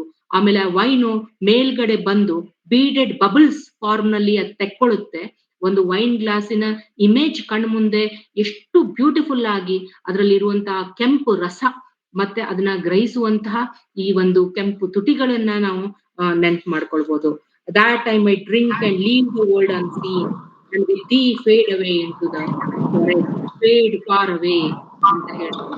ಅಷ್ಟು ಬ್ಯೂಟಿಫುಲ್ ಆಗಿ ಅವರು ಈ ಕವನವನ್ನ ಬರೀತಾರೆ. ಸೊ ಸೆನ್ಶುವಸ್ನೆಸ್, ಪ್ರತಿಯೊಂದು ಕವನ ಓದಿದ್ರು ಕೂಡ ಇದೇ ರೀತಿಯಾದಂತ ನಿಮ್ಮ ಎಲ್ಲಾ ಪಂಚೇಂದ್ರಿಯಗಳಿಗೆ ಅದು ಆಹಾರವನ್ನ ನೀಡ್ತದೆ. ಕಂಪ್ಲೀಟ್ ಇನ್ವಾಲ್ವ್ಮೆಂಟ್ ಆಗುವಂತ ರೀತಿಯಲ್ಲಿ ಅವರಲ್ಲಿ ಬರೀತಾರೆ ಅನ್ನುವಂಥದ್ದು. ಕೊನೆಗೆ 1821ರಲ್ಲಿ ಕೀಟ್ಸ್ರು ಮರಣ ಹೊಂತಾರೆ. ಯಾಕಂದ್ರೆ ನಾನು ಹೇಳಿದ ಹಾಗೆ ಕ್ಷಯ ರೋಗದಿಂದ ಅವ್ರು ಬಳಲ್ತಾರೆ. ಡಾಕ್ಟರ್ ಹೇಳ್ತಾರೆ ಇನ್ನೊಂದು ವಿಂಟರ್ ಇವರು ಲಂಡನ್ ನಲ್ಲಿ ಕಳೆದ್ರೆ ಇವರಿಗೆ ಪ್ರಾಯಶಃ ಅವರು ಮುಂದಿನ ವಿಂಟರ್ ನೋಡೋದಿಲ್ಲ ಅನ್ನೋ ಕಾರಣಕ್ಕೆ ಡಾಕ್ಟರ್ನ ಸಜೆಷನ್ ಮೇರೆಗೆ ಅವರು ಇಟಲಿಗೆ ಹೋಗ್ತಾರೆ. ಇಟಲಿಯಿಂದ ನವೆಂಬರ್ 21ರಲ್ಲಿ ಅವರು ರೋಮ್ ನಲ್ಲಿ ಮನೆ ಮಾಡಿಕೊಂಡು ಅವರು ಫ್ರೆಂಡ್ ಜೊತೆಗೆ ಅವರಲ್ಲಿ ವಾಸವಾಗಿರ್ತಾರೆ. ಆದ್ರೆ he cannot outlive. ಅವರು ಫೆಬ್ರವರಿಯಲ್ಲಿ 23 ಫೆಬ್ರವರಿಯಂದು ಅವರು ತಮ್ಮ ಕೊನೆಯುಸಿರು ಹೇಳಿದ್ದಾರೆ. ಅವರ ಎಪಿಟಾಫ್ ಮೇಲೆ, ಅವರ ಕೊನೆಗೆ ಅವರ ಸಮಾಧಿಯ ಲೇಖ ಅಂತ ನಾವು ಏನ್ ಹೇಳ್ತೀವಿ, ಸಮಾಧಿಯ ಲೇಖ, ಸಮಾಧಿಯ ಮೇಲೆ ಬರೆದಂತ ಲೇಖ ಏನಿದೆ ಅಂದ್ರೆ, here lies one whose name is writ in water ಅಂತ. ಇಲ್ಲಿ ಒಬ್ಬ ಮನುಷ್ಯ ಮಲಗಿದಾನೆ, ಅವನ ಹೆಸರು ನೀರಿನ ಮೇಲೆ ಬರೆಯಲ್ಪಟ್ಟಿದೆ ಅಂತ ಹೇಳಿ. ಆದ್ರೆ ಈ ಲೇಖವನ್ನ ನಾವು ಒಪ್ಲಿಕ್ಕೆ ಸಾಧ್ಯ ಇಲ್ಲ, ಯಾಕಂದ್ರೆ ಅವರು ಅಮರ ಆಗಿದ್ದಾರೆ. ಅವರ ಜಾನ್ ಕೀಟ್ಸ್ ಎಂಬುವ ಹೆಸರು ಪ್ರಮುಖ ಬ್ರಿಟಿಷ್ ಪೋಯಿಟ್ಸ್ ಅಲ್ದೇನೆ ಇಡೀ ವರ್ಲ್ಡ್ ಪೋಯಟ್ರಿಯಲ್ಲಿ ಅವರ ಹೆಸರು ಅಮರ ಆಗಿದೆ ಇವತ್ತು. ಅವರು ಬರೆದಂತಹ ಕವನ, ಅದರಲ್ಲಿ ಇರುವಂತಹ ಆ ಸೌಂದರ್ಯದ ಪ್ರೀತಿ, ಆರಾಧನೆ, ಅದರಲ್ಲಿ ಇರುವಂತಹ ಆ ಸೆನ್ಶುಯಸ್ನೆಸ್, ಹೆಲೆನಿಸಮ್, ಈ ನೆಗೆಟಿವ್ ಕೆಪಾಬಿಲಿಟಿ, ಸಾಂತ್ವನ ಕೊಡುವಂತಹ ರೀತಿಯಲ್ಲಿ ಆರ್ಟ್ ಅನ್ನ ಉಪಯೋಗ ಮಾಡಿರುವಂತಹ ಘಟನೆಗಳು ಮತ್ತು ತಮ್ಮ ಪರ್ಸನಲ್ ಟ್ರಾಜಿಡಿಯನ್ನ ಮೀರಿ ಕೂಡ ವರ್ತಮಾನದಲ್ಲಿ ಬದುಕುವಂತಹ ಅವರ ಜೀವನ ಪ್ರೀತಿ ಆಗಿರ್ಬೋದು, ಕಲೆಯ ಆರಾಧನೆ ಆಗಿರ್ಬೋದು, ಇದು ಅಸಾಮಾನ್ಯ ಅಂತ ನನಗೆ ಅನಿಸ್ತದೆ. ಹೀಗಾಗಿ it's always a beautiful experience to read Keats. ಯಾವಾಗ್ಲೂ ಕೂಡ ಒಂದು ರೀತಿಯಾದಂತ ತಾತ್ಸಾರ ಭಾವನೆ ಬಂದಾಗ, ಬೇಜಾರ ಆದಾಗ ಈ ಒಂದು ಕೀಟ್ಸ್ನ ಪದ್ಯ ಓದಿದಾಗ ಪ್ರೊಬಬ್ಲಿ ಚೈತನ್ಯವನ್ನ ನಾವು ಮರಳಿ ಪಡಿತೇವೆ. ಕೇವಲ 6 ವರ್ಷ ಅವರು ಲಿಟ್ರೇಚರಿಗೆ ತಮ್ಮ ಕಾಂಟ್ರಿಬ್ಯೂಷನ್ ಅನ್ನ ಅವ್ರು ಕೊಟ್ರು. ಆದ್ರೆ he stands very tall among all the literary personalities ಅಂತ ಹೇಳಿ ನಾನು ಧನ್ಯವಾದಗಳನ್ನ ಹೇಳ್ತೇನೆ. Thank you. ಧನ್ಯವಾದಗಳು ಮೇಡಮ್. ಜಾನ್ ಕೀಟ್ಸ್ ಅವರ ಬಗ್ಗೆ ಸಮಗ್ರವಾಗಿ ನಮ್ಮೆಲ್ಲರಿಗೂ ತಿಳಿಯುವಂತೆ ಮಾಡಿದ್ದೇವೆ. ರೊಮ್ಯಾಂಟಿಕ್ ಏಜ್ ನಲ್ಲಿ ತುಂಬಾ ಒಳ್ಳೆಯ ಕವಿ ಅಂತ ಮಾತ್ರ ನಮಗೆ ಗೊತ್ತಿತ್ತು. ಅವರೊಂದಿಗೆ ಹಲವಾರು ಅವರ ಜೀವನ, ಅವರ ಕಾವ್ಯ ಮತ್ತು ಅವರ ಕಾವ್ಯ ವಿಮರ್ಶೆಯ ಬಗ್ಗೆ ಬಹಳ ವಿಸ್ತೃತವಾಗಿ, ಬಹಳ ಎಲ್ಲರಿಗೂ ಮನಮುಟ್ಟುವಂತೆ ಮಾತಾಡಿದ್ರಿ ಮೇಡಮ್. ತುಂಬಾ ಧನ್ಯವಾದಗಳು ತಮಗೆ. ಅಧ್ಯಕ್ಷರ ಮಾತಿನ ನಂತರ ಮತ್ತೆ ನಿಮ್ಮ ಮಾತುಗಳು ಮುಂದುವರೆದು ಮೇಡಮ್. Please wait. ಇಂಗ್ಲಿಷ್ ಸಾಹಿತ್ಯ ದರ್ಶನ ಭಾಗ 2. ಎಲ್ಲ ಉಪನ್ಯಾಸಗಳನ್ನ ನಾವು 6 ತಿಂಗಳಲ್ಲೇ ಮುಗಿಸ್ಬೇಕನ್ನೋ ಒಂದು ಯೋಜನೆ ಇರುವುದರಿಂದ ಪ್ರತಿ ಗುರುವಾರ ಮತ್ತು ಶನಿವಾರ 6 ಗಂಟೆಗೆ ನಮ್ಮ ಕಾರ್ಯಕ್ರಮಗಳು ಜರುಗ್ತಾ ಇರ್ತವೆ. ತಾವುಗಳು ಇದೇ ಒಂದು ಲಿಂಕ್ ಅನ್ನ ಬಳಸಿ ಕಾರ್ಯಕ್ರಮಗಳಿಗೆ ಹಾಜರಾಗ್ಬೇಕಂತ ಹೇಳಿ ವಿನಂತಿಯನ್ನ ಮಾಡ್ಕೊಂತ ಇದ್ದೀವಿ. ಇದರೊಂದಿಗೆ ಧಾರವಾಡ ಕಟ್ಟೆ ಪರುಷ ಕಟ್ಟೆ ಎಂಬ ಕನ್ನಡ ಮಾಸಪತ್ರಿಕೆಯನ್ನ ಹೊರತಂದಿದೆ.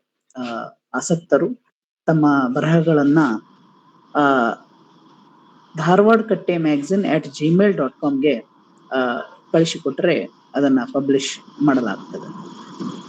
ಈಗ ಕಾರ್ಯಕ್ರಮದ ಅಧ್ಯಕ್ಷತೆ ವಹಿಸಿರ್ತಕ್ಕಂತಹ ಪ್ರೊಫೆಸರ್ ಬಸವರಾಜ್ ಡೋನೂರ್ ಸರ್ ಅವರು ಕೆಲವು ಪೂರಕ ಮಾತುಗಳನ್ನ ಆಡಲು ವಿನಂತಿಸಿಕೊಳ್ಳುತ್ತೇನೆ. Sir please. ಎಲ್ಲರಿಗೂ ನಮಸ್ಕಾರ. ಡಾಕ್ಟರ್ ಪ್ರಶಾಂತ್, ನನ್ನ ಧ್ವನಿ ಕೇಳಿಸ್ತದಲ್ಲ? ಕೇಳಿಸ್ತಾ ಇದೆ ಸರ್. ಧಾರವಾಡ ಕಟ್ಟೆಯ ಎಲ್ಲ ಸಂಗಾತಿಗಳೇ, ಸ್ನೇಹಿತರೇ, ಹಿರಿಯರೇ, ಎಲ್ಲರಿಗೂ ನಮಸ್ಕಾರ. ಇಲ್ಲಿಯವರೆಗೆ ಬೆಳಗಾವಿಯ ರಾಣಿ ಚೆನ್ನಮ್ಮ ವಿಶ್ವವಿದ್ಯಾಲಯದ ಇಂಗ್ಲಿಷ್ ವಿಭಾಗದಲ್ಲಿ ಸಹ ಪ್ರಾಧ್ಯಾಪಕರಾಗಿ ಸೇವೆ ಸಲ್ಲಿಸುತ್ತಿರುವ ಡಾಕ್ಟರ್ ಪೂಜಾ ಹಳ್ಯಾಳ್ ಅವರ ಮಾತುಗಳನ್ನ ಕೇಳಿದ್ದೇವೆ. ಸುಮಾರು 1 ಗಂಟೆಯ ಕಾಲ ಜಾನ್ ಕೀಟ್ಸ್ ರೊಮ್ಯಾಂಟಿಕ್ ಯುಗದ ಪ್ರಮುಖ ಕವಿ ಎಂಬ ವಿಷಯದ ಕುರಿತು ಹಳ್ಯಾಳ್ ಅವರು ಮಾತನಾಡಿದರು. ಪೂಜಾ ಕರ್ನಾಟಕ ಕಾಲೇಜಿನಲ್ಲಿ ನನ್ನ ವಿದ್ಯಾರ್ಥಿನಿಯಾಗಿದ್ರು. ಅನೇಕ ವರ್ಷಗಳಿಂದ ಅವರನ್ನ ನಾನು ನೋಡಿದ್ದೇನೆ. ಪ್ರತಿಭಾವಂತ ವಿದ್ಯಾರ್ಥಿ, ಪ್ರತಿಭಾವಂತ ಶಿಕ್ಷಕಿ, ಪ್ರತಿಭಾವಂತ ಲೇಖಕಿ. ಎಲ್ಲಕ್ಕಿಂತ ಹೆಚ್ಚಾಗಿ ಸಾಹಿತ್ಯದ ಬಗ್ಗೆ, ಭಾಷೆಯ ಬಗ್ಗೆ ಅಪಾರವಾದ ಪ್ರೀತಿಯನ್ನ. ಎಲ್ಲೋ ಡಿಸ್ಟರ್ಬೆನ್ಸ್ ಇದೆ. ವಾಸನ್ ಸ್ವಲ್ಪ ಮ್ಯೂಟ್ ಮಾಡ್ಕೊಳ್ಳಿ. ಓಕೆ.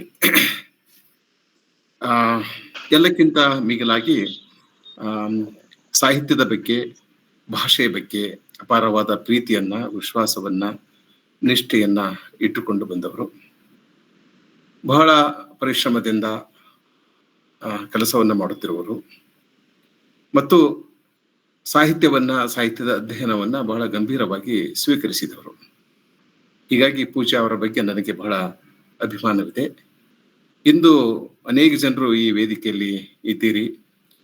ಹಿರಿಯ ಕವಿಗಳು ಇಲ್ಲಿ ಉಪಸ್ಥಿತರಿದ್ದಾರೆ. ಅನೇಕ ಜನ ತರುಣ ಇಂಗ್ಲಿಷ್ ಪ್ರಾಧ್ಯಾಪಕರಿದ್ದಾರೆ. ಅನೇಕ ಜನ ನನ್ನ ವಿದ್ಯಾರ್ಥಿನಿಯರಿದ್ದಾರೆ. ಎಲ್ಲರೂ ಪೂಜಾ ಹಳ್ಯಾಳರ ಮಾತುಗಳನ್ನ ಕೇಳಿದ್ದೇವೆ. ಬಹಳ ಸೊಗಸಾಗಿ ಮಾತನಾಡಿದ್ರು. ಪ್ರಾರಂಭದಲ್ಲಿ ಅವರಿಗೆ ಒಂದು ಅಳುಕಿತ್ತು. ನನಗೆ ಕರೆ ಮಾಡಿ ಹೇಳಿದ್ರು ಕೂಡ, ಸರ್ ಕನ್ನಡದಲ್ಲಿ ಮಾತಾಡೋದು ಸ್ವಲ್ಪ ಕಷ್ಟ ಆಗ್ಬಹುದು ಅಂತ ಅನಿಸ್ತದೆ ಅಂತ. ನಾನು ಹೇಳಿದ್ದೆ, ಇಲ್ಲಮ್ಮ, ಒಂದು ಎರಡು ಮೂರು ಗಳನ್ನ ನೀವು ಕನ್ನಡದಲ್ಲಿ ಮಾತನಾಡಿದ್ರೆ ಕನ್ನಡ ಪ್ರಾಧ್ಯಾಪಕರು ಕೂಡ ನಿಮ್ಮ ಬಗ್ಗೆ ಅಭಿಮಾನ ಪಡುವ ಹಾಗೆ ನೀವು ಕನ್ನಡದಲ್ಲಿ ಉಪನ್ಯಾಸ ನೀಡಬಲ್ಲರಿ ಅಂತ ನಾನು ಹೇಳಿದ್ದೆ. ಇಂದಿನ ಉಪನ್ಯಾಸದಲ್ಲಿ ಅವರು ಅದನ್ನ ಸಾಧಿಸಿ ತೋರಿಸಿದ್ದಾರೆ. 1 ಗಂಟೆ ಕಾಲ ಬಹಳ ನಿರರ್ಗಳವಾಗಿ, ಸರಳವಾಗಿ ಕನ್ನಡದಲ್ಲಿ ಜಾನ್ ಕೀಟ್ಸ್ ಕವಿಯ ಬಗ್ಗೆ ಮತ್ತು ಅವನ ಅನೇಕ ಕ್ರಿಟಿಕಲ್ ಕಾನ್ಸೆಪ್ಟ್ಸ್ ಗಳ ಬಗ್ಗೆ, ಅದು ನೆಗೆಟಿವ್ ಕೆಪಾಬಿಲಿಟಿ ಆಗಿರ್ಬೋದು, ಸೆನ್ಶುವಸ್ ಬ್ಯೂಟಿ ಆಗಿರ್ಬೋದು, ಆಡಿಟರಿ ಇಮ್ಯಾಜಿನೇಷನ್ ಆಗಿರ್ಬೋದು, ಇಂಥ ಅನೇಕ ಸಂಗತಿಗಳ ಕುರಿತು ಕನ್ನಡದಲ್ಲಿ ಬಹಳ ನಿರರ್ಗಳವಾಗಿ, ಪ್ರಭಾವಿಯಾಗಿ ಸ್ಪಷ್ಟವಾಗಿ ಮಾತನಾಡಿದ್ದಾರೆ. ಹೀಗಾಗಿ ನನಗೆ ಬಹಳ ಅಭಿಮಾನ ಎನಿಸಿದೆ. ನನ್ನ ಒಬ್ಬ ವಿದ್ಯಾರ್ಥಿನಿ ಇಂಥ ಒಂದು ಮಹತ್ವದ ವಿಷಯದ ಕುರಿತು ಕನ್ನಡದಲ್ಲಿ ಬಹಳ ಸರಳವಾಗಿ ಮಾತನಾಡಿದ್ದಕ್ಕೆ ನನಗೆ ಅಭಿಮಾನ ಎನಿಸ್ತದೆ. ಅವರು ಇಂಗ್ಲಿಷ್ ಮೀಡಿಯಂದಲ್ಲಿ ಓದಿದವರು ಮತ್ತು ಇಂಗ್ಲಿಷ್ ನಲ್ಲಿ ಪಾಠ ಮಾಡಿದವರು.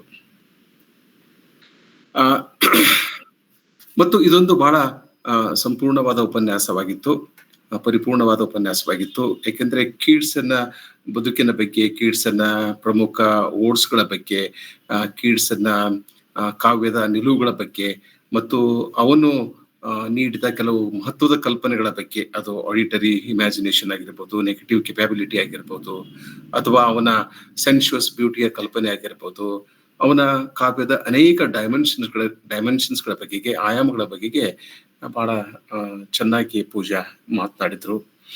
ಈ 1 ಗಂಟೆಯ ಉಪನ್ಯಾಸದಲ್ಲಿ ರೊಮ್ಯಾಂಟಿಕ್ ಯುಗದ ಬಗ್ಗೆ, ರೊಮ್ಯಾಂಟಿಕ್ ಪರಂಪರೆಯ ಬಗ್ಗೆ, ಅಥವಾ ರೊಮ್ಯಾಂಟಿಕ್ ಪರಂಪರೆಯಲ್ಲಿ ಕೀಟ್ಸನ ಸ್ಥಾನಮಾನ ಎಲ್ಲಿದೆ, is place in British romantic criticism, ಆಮೇಲೆ ಅದು first generation of romantic poets, second generation of romantic poets, ಇದರ ಬಗೆಗೆ ಬಹಳ ತಲಸ್ಪರ್ಶಿಯಾದ ಅಧ್ಯಯನವನ್ನ ಮಾಡಿದ್ರಿಂದ ನಮಗೆ ಅನೇಕ ವಿವರಗಳನ್ನ, ಸಂಗತಿಗಳನ್ನ, ಮಾಹಿತಿಯನ್ನ ನೀಡಿದ್ದಾರೆ.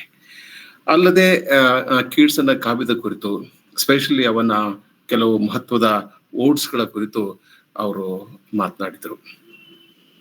ನನಗೆ, ನಮ್ಮೆಲ್ಲರಿಗೂ ಜಾನ್ ಕೀಟ್ಸ್ ಬಹಳ ಪ್ರಿಯವಾದ ಕವಿ. ಅದಕ್ಕೆ ಅನೇಕ ಕಾರಣಗಳಿವೆ. ಕೆಲವು ಕಾರಣಗಳನ್ನ, ಕೆಲವು ಸಂಗತಿಗಳನ್ನ ನಾನು ಈ ಸಂದರ್ಭದಲ್ಲಿ ಚರ್ಚಿಸಬಹುದು. ಮೊದಲಿಗೆ ನಾನು ಪೂಜಾ ಹಳೆಯಾಳ್ ಅವರಿಗೆ ಧಾರವಾಡ ಕಟ್ಟೆಯ ಪರವಾಗಿ, ನಿಮ್ಮೆಲ್ಲರ ಪರವಾಗಿ ಕೃತಜ್ಞತೆಗಳನ್ನ ಸಲ್ಲಿಸ್ತೇನೆ. ಏಕೆಂದ್ರೆ ಸರಿಯಾಗಿ ಸಿದ್ಧತೆ ಮಾಡಿಕೊಂಡು, ತಯಾರಿ ಮಾಡಿಕೊಂಡು ಕೀಟ್ಸನ್ನ ಕಾವ್ಯದ ಹಲವು ಮಜಲುಗಳನ್ನ, ಆಯಾಮಗಳನ್ನ, ಅವನ ಅನೇಕ ಬಹಳ ಸಂಕೀರ್ಣವಾದ ಕ್ರಿಟಿಕಲ್ ಕಾನ್ಸೆಪ್ಟ್ಸ್ಗಳನ್ನ, ಅವನ ಕಾವ್ಯವನ್ನ, ವಿಶೇಷವಾಗಿ ಅವನ ಓಡ್ಸ್ಗಳನ್ನ, ಅದರ ಅಂತಸತ್ವವನ್ನ, ಅದರ ಸ್ಪಿರಿಟ್ ಅನ್ನ, ಚೈತನ್ಯವನ್ನ ಅವರು ಬಹಳ ಸೊಗಸಾಗಿ ನಮ್ಮ ಮುಂದೆ ಪ್ರಸ್ತಾಪ ಮಾಡಿದರು. ಬಹಳ ಸಾಹಸದ ಕೆಲಸ, ಬಹಳ ಸೊಗಸಾಗಿ ಮಾಡಿದ್ದಾರೆ. ಎರಡನೆಯದು, ಅವರಿಗೆ ಅಭಿನಂದನೆಗಳನ್ನ ಕೂಡ ಹೇಳಬೇಕು ಧಾರವಾಡ ಕಟ್ಟೆಯ ಪರವಾಗಿ. ಈಗ ಕೀಟ್ಸ್ ಬಗ್ಗೆ ನಾನು ಕೆಲವು ಮಾತುಗಳನ್ನ ಆಡ್ತೀನಿ. ಆಮೇಲೆ ನೀವು ಪೂಜಾ ಅವರೊಂದಿಗೆ ಚರ್ಚೆಯನ್ನ, ಸಂವಾದವನ್ನ ಮಾಡಬಹುದು. ಸಮಯ ಇದೆ. ಜಾನ್ ಕೀಟ್ಸ್ ನನಗೂ ಕೂಡ ಬಹಳ ಬಹಳ ಪ್ರೀತಿಯ ಕವಿ. ಅನೇಕ ಕಾರಣಗಳಿಗಾಗಿ ನನಗೆ ಜಾನ್ ಕೀಟ್ಸ್ ಬಹಳ ಪ್ರೀತಿಯ ಕವಿ ಆಗ್ತಾನೆ. ಆಮೇಲೆ ಜಾನ್ ಕೀಟ್ಸ್ ಮತ್ತು ದ.ರಾ. ಬೇಂದ್ರೆ ಅವರ ನಡುವೆ ಒಂದು ಅದ್ಭುತವಾದ ಹೋಲಿಕೆ, ಸಾಮ್ಯತೆ ಇದೆ. ಈ ಇಬ್ಬರೂ ಕವಿಗಳ ಜೀವನದ ವಿವರಗಳನ್ನ ನೋಡಿದರೆ ಮತ್ತು ಇಬ್ಬರೂ ಕವಿಗಳ ಕಾವ್ಯದ ದರ್ಶನವನ್ನ ನಾವು ನೋಡಿದರೆ ನಮಗೆ ಈ ಮಾತಿನ ಅರ್ಥ ಆಗ್ತದೆ. ಪ್ರಮುಖವಾಗಿ ಬೇಂದ್ರೆ ಅವರು ಕೂಡ ದುಃಖದ ಕವಿ. ನಾವು ಹೇಳ್ತೀವಿ ಬೇಂದ್ರೆ ಪ್ರೀತಿಯ ಕವಿ, ಕೀಟ್ಸ್ ಪ್ರೀತಿಯ ಕವಿ ಅಂತ. ಬೇಸಿಕಲಿ, ಫಂಡಮೆಂಟಲಿ ಅವರಿಬ್ರು they are the poets of sadness. ನೀವು ಸಖಿಗೀತ ನೋಡಬಹುದು, ಬೇರೆ ಬೇರೆ ಗರಿ ಮುಂತಾದ ಕವನ ಸಂಕಲನಗಳಲ್ಲಿನ ಪ್ರಮುಖ ಕವಿತೆಗಳನ್ನ ನೋಡಬಹುದು. ಸ್ಥಾಯಿ ಭಾವ ಏನು, ದ.ರಾ. ಬೇಂದ್ರೆಯವರ ಕಾವ್ಯದಲ್ಲಿರ್ತಕ್ಕಂಥ ಸ್ಥಾಯಿ ಭಾವ ಯಾವುದು ಅಂತಂದ್ರೆ ಅದು ದುಃಖ. ಸಂಚಾರಿ ಭಾವಗಳು ಸುಖ, ಸಂತೋಷ, ನೆಮ್ಮದಿ, ಕುರುಪು, ಜಾತ್ರೆ, ಕುಣಿಯೋಣ ಬಾರ ಅಂತ ಒಂದು ಕವಿತೆ ಇದೆ. ಹಾಗೆ ಬೇಂದ್ರೆ ಅವರು ನಮಗೆ ಕುಣಿಲಿಕ್ಕೆ ಹಚ್ತಾರೆ, ಹಾಡ್ಲಿಕ್ಕೆ ಹಚ್ತಾರೆ, ಕುಣಿದಾಡ್ಲಿಕ್ಕೆ ಹಚ್ತಾರೆ, ಹುಚ್ಚು ಹಿಡಿಸ್ತಾರೆ. ಆದ್ರೆ ಅದ್ರ ಹಿಂದೆ ಒಂದು ದುಃಖದ ಒಂದು ಸೆಳೆತ ಇದೆ, ದುಃಖದ ಒಂದು ಸೆರೆ ಇದೆ. ದುಃಖದ ಪ್ರಸ್ತಾಪ ಇಲ್ಲದ ಕವನ ನಮಗೆ ಸಿಗುವುದು ಬಹಳ ಅಪರೂಪ. ಯಾಕೆಂದ್ರೆ ಅವರು ಜೀವನದಲ್ಲಿ ಪೂಜೆ ಹೇಳಿದಾಗೆ ದುಃಖ, ನೋವು, ಸಾವು ಹಾಸುಕಾಗಿತ್ತು ಬೇಂದ್ರೆಯವರ ಬದುಕಿನಲ್ಲಿ ಮತ್ತು ಜಾನ್ ಕೀಟ್ಸ್ನ ಬದುಕಿನಲ್ಲಿ. ಜಾನ್ ಕೀಟ್ಸ್ ಸಂಸಾರ ಮಾಡಲಿಲ್ಲ, ಅವನು ಮದುವೆನೇ ಆಗ್ಲಿಲ್ಲ. ಬೇಂದ್ರೆಯವರು ಮದುವೆ ಆದರೂ ಅವರಿಗೆ ಸಂತೋಷದಿಂದ ಸಂಸಾರ ಮಾಡ್ಲಿಕ್ಕೆ ಆಗಲಿಲ್ಲ. ಒಂದರ ಮೇಲೆ ಒಂದು ಮಗುನ ಗಂಡ್ಮಕ್ಕಳನ್ನ ಅವರು ಕಳ್ಕೊಂಡ್ರು. ಬಟ್ ಆ ದುಃಖವನ್ನ ಮೀರಿ, ದುಃಖವನ್ನ ಉಂಡು ತಮ್ಮ ಪಾಡನ್ನ ತಮ್ಮಲ್ಲಿಟ್ಟುಕೊಂಡು ಹಾಡನ್ನ ನಗು ಕೊಟ್ರು. ಒಂದು ಕವನದ ಸಾಲದು, ನನ್ನ ಪಾಡು ನನಗೆ ಅಂತ. ಅಂದ್ರೆ ಸ್ಯಾಡ್ನೆಸ್ ಅನ್ನೋದೇನಿದೆಲ್ಲ ಅದು ವೈಯಕ್ತಿಕವಾದದ್ದು. ನನ್ನ ದುಃಖ, ನನ್ನ ನೋವು, ನನ್ನ ಅಪಮಾನ, ನನ್ನ ಅವಮಾನ ಇದು ಸಾರ್ವತ್ರಿಕ ನಾವು ಬಳಸಬಾರ್ದು. ಅದು ವೈಯಕ್ತಿಕ ಮಟ್ಟದಲ್ಲಿ ಅನುಭವಿಸಬೇಕು. ಆದರೆ ಆ ಅನುಭವದಿಂದ ಒಂದು ಅದ್ಭುತವಾದ ಕಾವ್ಯವನ್ನ ಬರಲಿಕ್ಕೆ ಸಾಧ್ಯ ಇದೆ. ಯಾವ ಕವಿ ವೈಯಕ್ತಿಕವಾಗಿ ದುಃಖವನ್ನ ಅನುಭವಿಸುತ್ತಾನೆಯೋ, ಯಾವ ಕವಿ ಅಪಾರವಾದ ಸಾವು ನೋವುಗಳನ್ನು ಅನುಭವಿಸುತ್ತಾನೆಯೋ, ಅಥವಾ ಅಪಾರವಾದ ತೀವ್ರವಾದ ಅಸಮಾಧಾನವನ್ನ, ಹತಾಶೆಯನ್ನ, ನಿರಾಶೆಯನ್ನ, ದ್ರೋಹ ವಂಚನೆಯನ್ನು ಅನುಭವಿಸುತ್ತಾನೆಯೋ ಆ ಕವಿ, ಆ ಲೇಖಕ ಅದ್ಭುತವಾದ ಕಾವ್ಯವನ್ನು ಬರಲಿಕ್ಕೆ ಸಾಧ್ಯ ಇದೆ. ಅದಕ್ಕೆ ನೂರಾರು ಉದಾಹರಣೆಗಳು ನಮಗೆ ಸಿಗ್ತವೆ. ಶೇಕ್ಸ್ಪಿಯರ್ನಲ್ಲಿ ಉತ್ಕಟವಾದಂತ ದುಃಖ ಇದೆ. ಆಗ ನಾಟಕಗಳನ್ನು ಓದಿದ್ರೆ ನಮಗೆ ಅರ್ಥ ಆಗ್ತದೆ. ಸೊ ಹೀಗೆ ಇವರಿಬ್ಬರ ನಡುವೆ ಒಂದು ಹೋಲಿಕೆ ಸಾಧ್ಯ ಇದೆ. ನಾವು ಒಂದು ಉಪನ್ಯಾಸವನ್ನ ನಾವು ಏರ್ಪಡಿಸಬಹುದು.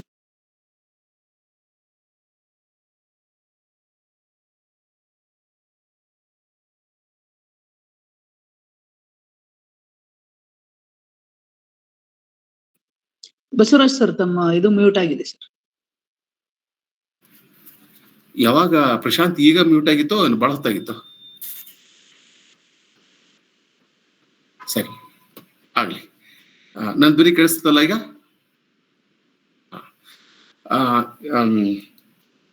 ಹಳೆಯಾಳವರ ಮಾತುಗಳನ್ನ ಕೇಳ್ತಾ ಇದ್ದಕ್ಕಿದ್ದಂತೆ ನನ್ನ ಒಬ್ಬ ಗೆಳೆಯ ನನಗೆ ನೆನಪಾದ. ಆತ ಇಲ್ಲ.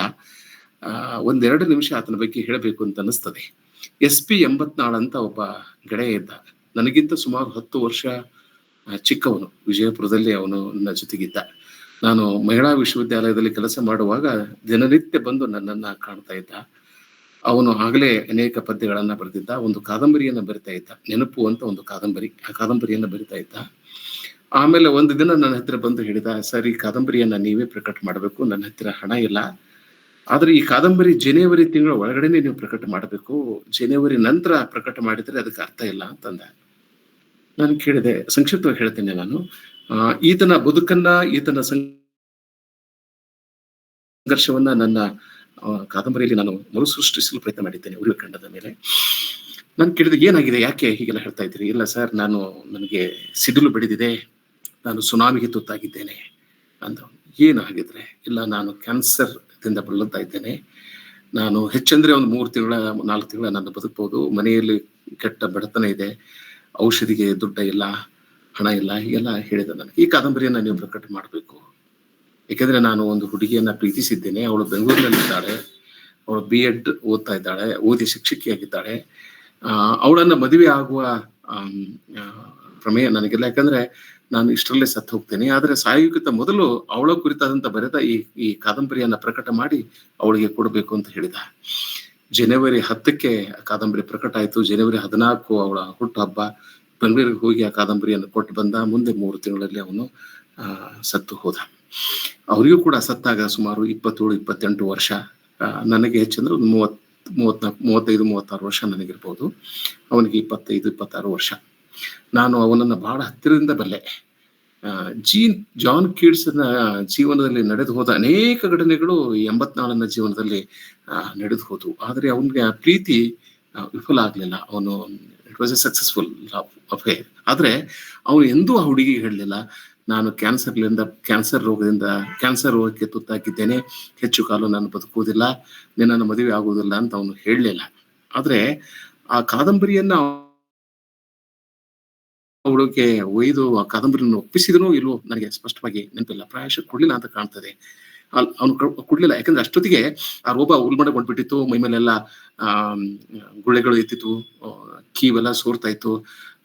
ಅವನನ್ನ ನೋಡೋದು ಮುಟ್ಟೋದು ಬಹಳ ಕಷ್ಟ ಆಗ್ತಿತ್ತು. ನಾನು ಮನಗುಳಿ ಅವನು, ನಾನು ಮನೆಗೆ ಹೋಗಿ ಭೇಟಿಯಾಗಿ ಬಂದಿದ್ದೇನೆ. ಹೀಗೆ ಇಂಥ unfortunate poets, they are great poets, wonderful poets, great writers, but very unfortunate. as far as their personal lives are concerned. ಹೀಗೆ ಜಾನ್ ಕೀಟ್ಸ್ ನಮಗೆ ಈ ಕಾರಣಕ್ಕಾಗಿ ಬಹಳ ಪ್ರಮುಖ ಆಗ್ತಾನೆ. ನಾನು ಅದೆಲ್ಲ ವಿವರವನ್ನು ಪೂಜಾ ಕೊಟ್ಟಿದ್ದರಿಂದ ನಾನು ಇಲ್ಲಿ ಪ್ರಸ್ತಾಪ ಮಾಡಲಿಕ್ಕೆ ಹೋಗುವುದಿಲ್ಲ. ಆದರೆ ನನಗೆ ಕೀಟ್ಸ್ ಸೌಂದರ್ಯದ ಕವಿ, is a poet of beauty ಅಂತ ಅಂದಾಗಲೆಲ್ಲ ನನ್ನ ಮನಸ್ಸಿಗೆ ಅಸಮಾಧಾನ ಅನ್ನಿಸ್ತದೆ.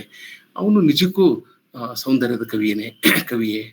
ನೋಡಿ, ತಾಯಿಯನ್ನು ಕಳ್ಕೊಂಡಿದ್ದಾನೆ, ತಂದೆಯನ್ನು ಕಳ್ಕೊಂಡಿದ್ದಾನೆ, ಇಬ್ಬರು ತಮ್ಮಂದಿರನ್ನ ಕಳ್ಕೊಂಡಿದ್ದಾನೆ, ಒಬ್ಬ ತಮ್ಮ ಅಮೆರಿಕಾಗೆ ಮದುವೆಯಾಗಿ ಹೋಗಿದ್ದಾನೆ, ಒಂದು ಸುಂದರವಾದ ಹುಡುಗಿಯೊಂದಿಗೆ ಮದುವೆ ನಿಶ್ಚಯವಾಗಿದೆ, ಅವಳು ಅವನನ್ನ ತಳ್ಳಿ ಹಾಕಿದ್ದಾಳೆ. ಇಂಥ ಅನೇಕ ಸೋಲು ಏಳು ಬೀಳುಗಳ ನಡುವೆ ಸಿಲುಕಿ ಒದ್ದಾಡುತ್ತಿರುವ ಒಬ್ಬ ಕವಿ ಹೇಗೆ ಒಂದು ಸೌಂದರ್ಯದ ಆರಾಧಕ ಆಗ್ಬಹುದು ಅಂತ ನೀವು ಈ ಓಡ್ ಟು ಎ ಸೈಕಿ ಅಂತ ಅದಲ್ಲ ಆಗಲೇ ಪ್ರಸ್ತಾಪ ಮಾಡಿದ್ರು. ಆ ಕವನವನ್ನ, ಆ ಓಡನ್ನ ಓದಿದ್ರೆ ನಿಮಗೆ ಅರ್ಥ ಆಗ್ತದೆ. ಅಲ್ಲಿ ಅವನು ಸಂತೋಷದ ಬಗ್ಗೆ ಹೇಳ್ತಾರೆ ಮತ್ತು ದುಃಖದ ಬಗ್ಗೆ ಹೇಳ್ತಾನೆ. ಸೊ ನನಗೆ ಜಾನ್ ಕೀಟ್ಸ್ ಅಂತಂದ್ರೆ ಅವನು ದುಃಖದ ಕವಿ, is a poet of sadness, ವಿಷಾದದ ಕವಿ, ಹತಾಶೆಯ ಕವಿ ಅಂತ ಅನಿಸ್ತಾನೆ ನನಗೆ. ಆದ್ರೆ ಅವನು ನಿರಾಶಾವಾದಿ ಆಗಿರ್ಲಿಲ್ಲ. ಎಸ್ಕೇಪಿಸಮ್ ಅವನು ಟ್ರಸ್ಟ್ ಮಾಡಲಿಲ್ಲ. ಅವನು ಪಲಾಯನವಾದಿ ಆಗಿರ್ಲಿಲ್ಲ.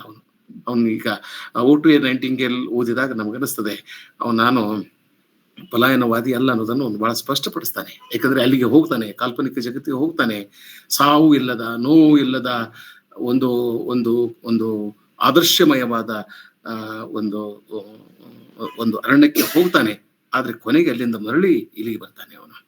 ಯಾಕಂದ್ರೆ ಮನುಷ್ಯ ಯಾವತ್ತೂ ಕಲ್ಪನಾ ಲೋಕದಲ್ಲಿ ಇರ್ಲಿಕ್ಕೆ ಸಾಧ್ಯವಿಲ್ಲ. ವಾಸ್ತವವನ್ನು ಎದುರಿಸಲೇಬೇಕು. ಆ ವಾಸ್ತವನ್ನ ಹೇಗೆ ಎದುರಿಸಬೇಕು ಅನ್ನೋದಕ್ಕೆ ಆ ನೆಗೆಟಿವ್ ಕೆಪಾಬಿಲಿಟಿಯನ್ನು ಓದಿದ್ರೆ ನಮಗೆ ಅರ್ಥ ಆಗ್ತದೆ. ಅನ್ಸರ್ಟನಿಟಿಲಿ ಇರಬೇಕು, ಎಂಬಿಕ್ಯೂಟಿಲಿ ಇರಬೇಕು, ನಿಗೂಢತೆಯಲ್ಲಿ ಇರಬೇಕು, ಅಸ್ಪಷ್ಟತೆಯಲ್ಲಿ ಇರಬೇಕು. ಯಾವುದನ್ನ ನಾವು ಋಣಾತ್ಮಕ, ಧನಾತ್ಮಕ, ನಕಾರಾತ್ಮಕ ಅಂತೇವಲ್ಲ, ಇವೆಲ್ಲವುಗಳನ್ನ ಸ್ವೀಕರಿಸುವ ಮನಸ್ಥಿತಿ ಒಬ್ಬ ಕವಿ ಹೊಂದಿರಬೇಕು. For him there is nothing like negative or positive or beautiful, not beautiful. ಅಂತ ಒಂದು ಮನಸ್ಥಿತಿಯನ್ನ ಕವಿ ಹುಟ್ಟಿರ್ಬೇಕು ಅಂತ ಹೇಳ್ತಾನೆ. ಪಲಾಯನವಾದ ಅವನು ಇಷ್ಟಪಟ್ಟಿರ್ಲಿಲ್ಲ. ನಿರಾಶವಾದಿ ಕವಿ ಅವನು ಆಗಿರ್ಲಿಲ್ಲ. ಯಾಕಂದ್ರೆ ಅವನು ಮತ್ತೆ ಯಾಕಂದ್ರೆ ಯಾವಾಗ ಜೀವನದಲ್ಲಿ ಸೌಂದರ್ಯ ಇಲ್ಲ ಅವನಿಗೆ, ತನ್ನ ಸ್ವಂತದ ಜೀವನದಲ್ಲಿ ಸೌಂದರ್ಯ ಇಲ್ಲ, ಹೇಗೆ ಇರ್ಲಿಕ್ಕೆ ಸಾಧ್ಯ ಇದೆ? ಪ್ರೀತಿಸಿದ ಹುಡುಗಿ, ಮನಸಾರೆ ಪ್ರೀತಿಸಿದ ಹುಡುಗಿ ಕೈ ಕೊಟ್ಟಾಗ ಅಲ್ಲಿ ಸೌಂದರ್ಯ ಹೇಗೆ ಇರ್ಲಿಕ್ಕೆ ಸಾಧ್ಯ ಇದೆ? ಆಮೇಲೆ ಗಾಢವಾಗಿ ಪ್ರೀತಿಸುವ ತಂದೆ ಆಕಸ್ಮಿಕವಾಗಿ ಇದಕ್ಕಿದ್ದಂತೆ ಸತ್ತು ಹೋದಾಗ, ತಾಯಿ ಮರುಮದುವೆ ಮಾಡ್ಕೊಂಡು ಹೋದಾಗ, ಅದು ಮತ್ತೆ ಸತ್ತು ಹೋದಾಗ, ಹೀಗೆಲ್ಲ ಆದಾಗ ಸೌಂದರ್ಯ ಉಳಿಲಿಕ್ಕೆ ಸಾಧ್ಯ ಇಲ್ಲ. ಆದ್ರೂ ಕೂಡ ಅವನು ಆ ಸೌಂದರ್ಯದ ಆರಾಧಕ ಆಗಿದ್ದ. ಯಾವ ರೀತಿಯ ಸೌಂದರ್ಯ ಅದಿತ್ತು? I think of beauty is a joy for ever ಅಂತೇನ ಎಂಡಿಮಿಯನ್ ಕವನ ಪ್ರಾರಂಭ ಆಗ್ತದಲ್ಲ, ಇದಕ್ಕೆ ಕಾಂಟ್ರಾಡಿಕ್ಟ್ಸ್ ಆದಂತ ಅನೇಕ ಸಾಲುಗಳು ಕೂಡ ಅವನ ಕಾವ್ಯದಲ್ಲಿ ಸಿಗ್ತವೆ. ಈ ಓಡ್ ಆನ್ ಮೆಲಂಕಲಿ ತುಂಬಾ ಮಹತ್ವದ ಪದ್ಯ. ನಾವೆಲ್ಲ ಓದ್ಬೇಕು. ಇಂಗ್ಲಿಷ್ ಸಾಹಿತ್ಯದ ವಿದ್ಯಾರ್ಥಿಗಳು ಅಥವಾ ಯಾವುದೇ ಭಾಷೆಯ ಸಾಹಿತ್ಯದ ವಿದ್ಯಾರ್ಥಿಗಳು ಕೀಟ್ಸನ್ ಅಂತ ಮಹಾಕವಿಯ ಕಾವ್ಯವನ್ನು ಓದ್ಬೇಕು. ಅವನು ಬದುಕಿದ್ದು ಕೇವಲ 26 ವರ್ಷ.